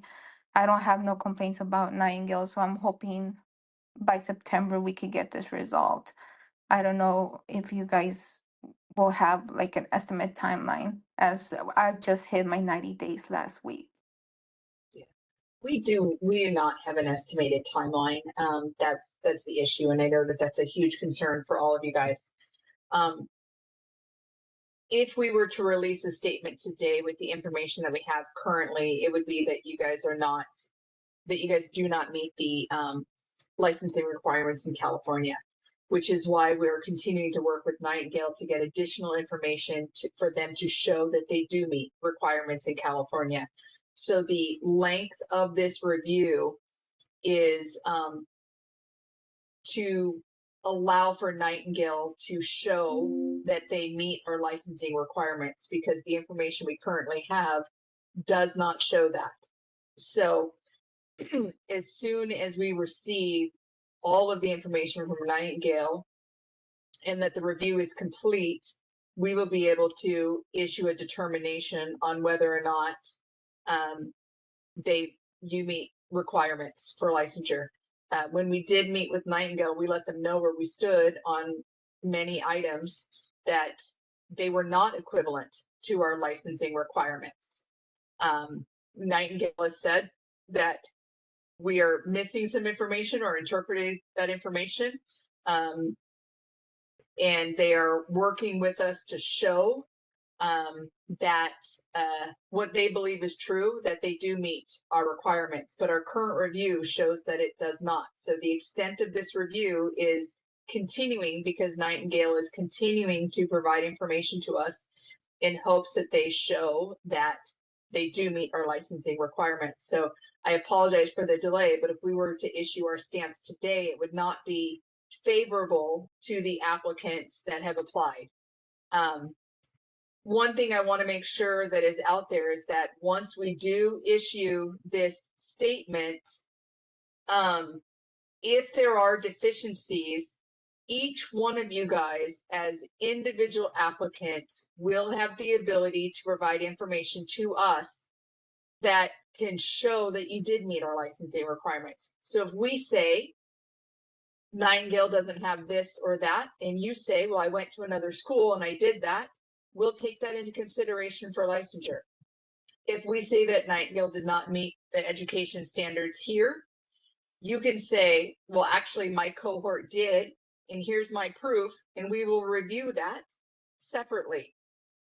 But as it stands right now with the information that we have today, it does not line up that the Nightingale curriculum is provided to you meets our requirements, which is why we are allowing Nightingale to continue to give us information so that we can consider it, so that we can hopefully end in licensure for all of you guys that went to that program.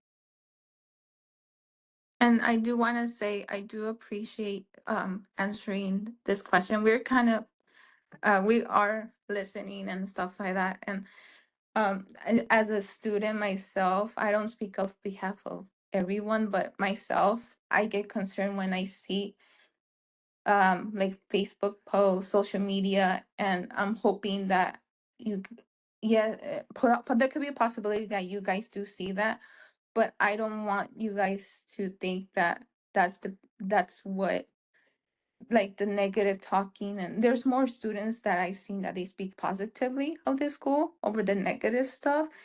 And it just gives me, like, again, the PTSD of Brightwood College that shut down. You know which one I'm talking about.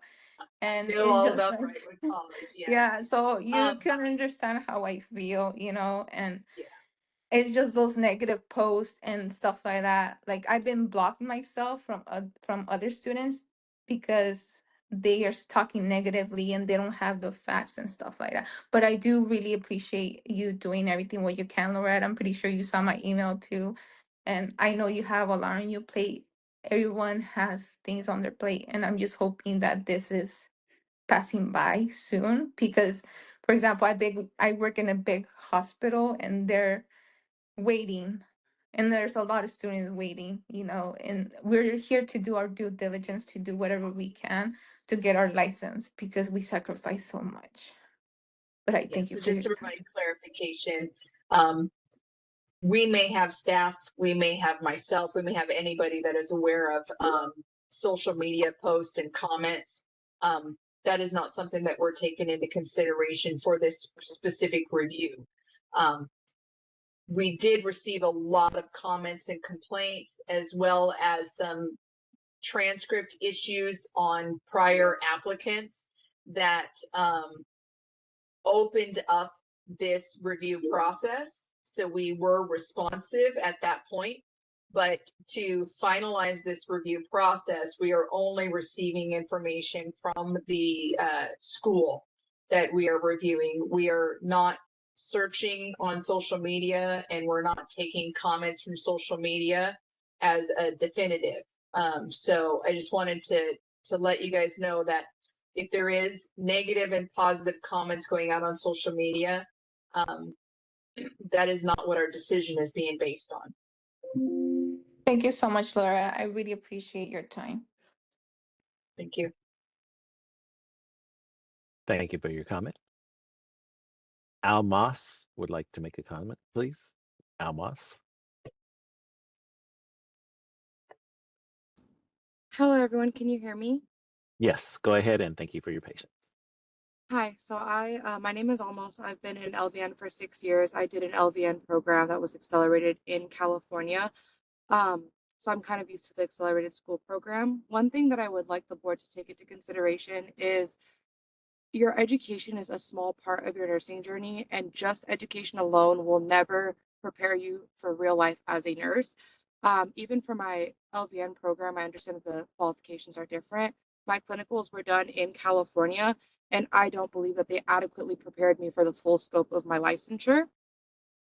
So I understand schooling is important. I understand the regulations are there for a purpose, but I feel like in my program with Nightingale, I've had way more experience with, the VR patients. They do present as real patients. So every experience that we have in the real world at clinicals, at VR, it's what you make of it. It's not just, oh, I'm doing CNA work. And CNA work is a part of what we do as well. I understand critical thinking is important, but those are skills that you grow over time. They're not just going to be given to you just because you went to school and passed your NCLEX. That is all I had to say. Thank you. Thank you. One point of just clarification. I know we use the term regulations. I just want to make sure that people understand what the terms regulation and statute mean. Those are our laws. And so if our law requires us to look at education in order to issue a license, that is what we have to do. We can't break our own laws to license people. We have to follow the laws that are laid out in front of us, and that is our statute and regulations. Miss Loretta, I actually did have one question really quickly. Yes. At this time, I know that the reviews are being done by cohorts. At this time, do we know, I know you can't give me a definitive answer on what everybody is, deficient on, but based on overall what we've been seeing, can you give us a little bit of insight on what the deficiencies are looking like? Is it the concurrency? Is it the number of hours? It's just, I'm not going to quote you on this. I just would, for my own peace of mind, would love to know. I love that. It's a recorded meeting here that goes live on YouTube as soon as we're done. So I'm quoted and recorded already. It's totally fine. One clarification is we're not doing this by cohort. We received an increase of complaints throughout 2025 that issued various concerns, as well as some transcript issues at the very beginning of this year. Once that was received, we put a pause on the processing of Nightingale applications, and we reached out to the school and had a meeting set with them in the earlier part of this year. I believe it was in May, to meet with them. When we met with them, we did agree to process the fall cohort. We are not looking at anything cohort by cohort. We are looking at Nightingale's courses to ensure that they are equivalent to our licensing standards. Once that is determined, we will be able to say what you guys have as equivalent, and if any, what deficiencies you might have. What is currently being reviewed right now to finalize this is concurrency, clinical hours, all of that in 1426, as well as, which is our regulation, as well as the 500-hour requirement with a minimum of 30 direct patient care hour requirements for each one of our nursing areas, med-surg, peds, OB, psych, and geriatrics that is listed in our statute. So once we were able to determine that, we'll be able to issue deficiencies or a statement saying that you meet the equivalencies. We're not at any point where we can say exactly what that is, because what we did share with the Nightingale, they have said that they have information that they can provide to us that shows that they're in compliance. We have to review that information to come to a determination, and that has not been done yet. I did again receive information today about 12:30. Thank you so much. You're welcome. Thank you for your comment. Board EO Melby, there are no other public requests for comments on the WebEx. We have gone through the physical location at BRNHQ. Would you like Thank me to you. close this window? Yes, please. And then just some housekeeping stuff. Thank you guys, ELC members. I appreciate that. We did have on the agenda today 3 more separately agendaized committee. The next one to follow after this adjournment was going to be nurse practice. We did reach out to the chair of nurse practice, and they have agreed to defer nurse practice to our board. So we will not be holding nurse practice committee today.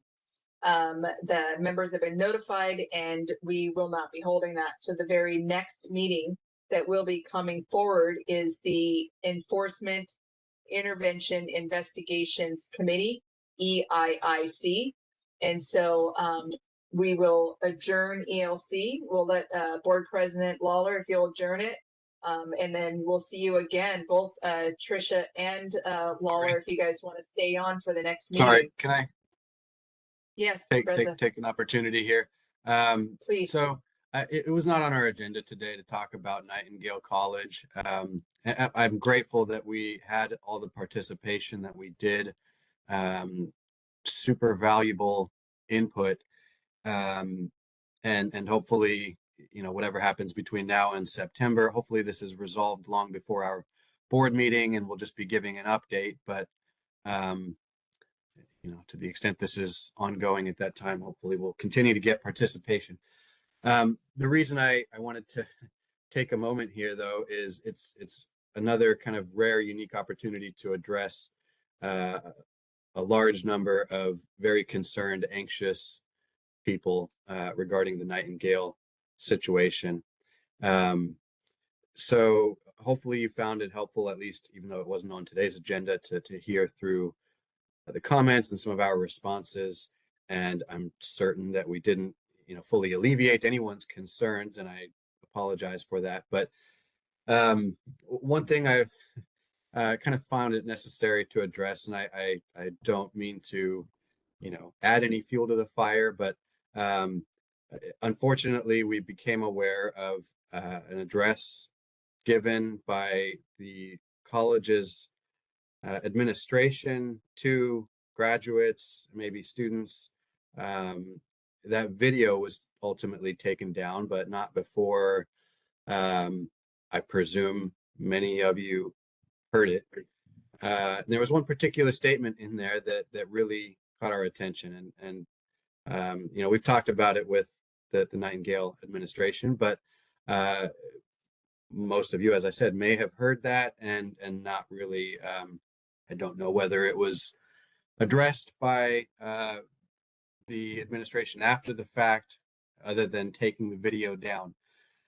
It was an address by Nightingale College CEO Mikhail Schneider to California graduates.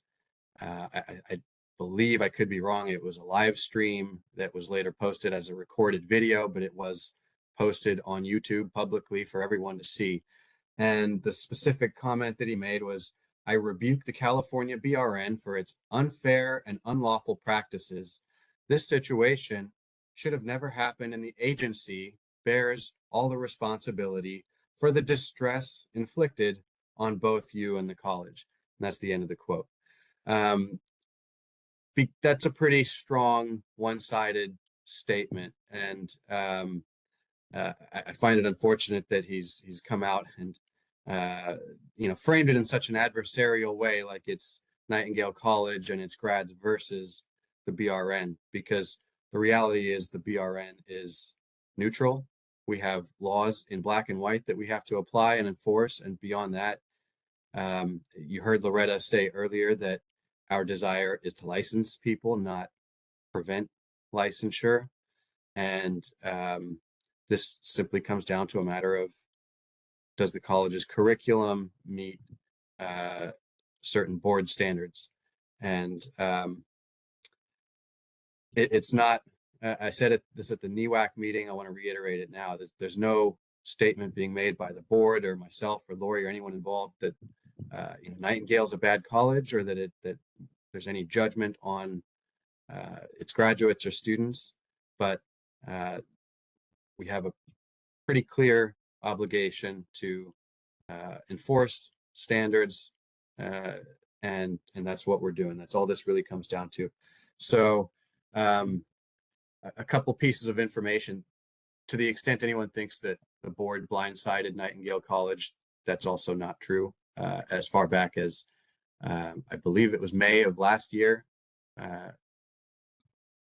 our executive officer explicitly informed Nightingale College representatives that there were problems with their clinical requirements. Now, whether there was a breakdown on Nightingale's side in the communication or the responsiveness to that, that's not our, thing to answer to. But that they were not blindsided with this information. So, but because many of you who are listening have really only had the chance to kind of hear directly from Nightingale's administration and hear from us a little bit at the NEWAC meeting, I did want to just take this opportunity to address those things. The board is treating this as a very, very high priority, moving to resolve it as quickly as possible. It unfortunately will take longer than any of you or any of us would like, but to point the finger at the BRN as the cause of the distress inflicted on you, it is misplaced. So anyways, with that, I'll stop on Nightingale and we can move on to our next committee meeting. And those who are tuning into the Nightingale issue, please stay tuned, and we are working on it as quickly as possible. So thank you. Thank you, Reza. We now conclude with item 7.0 adjournment. We are now adjourned. Thank you for joining us. We'll see you next time.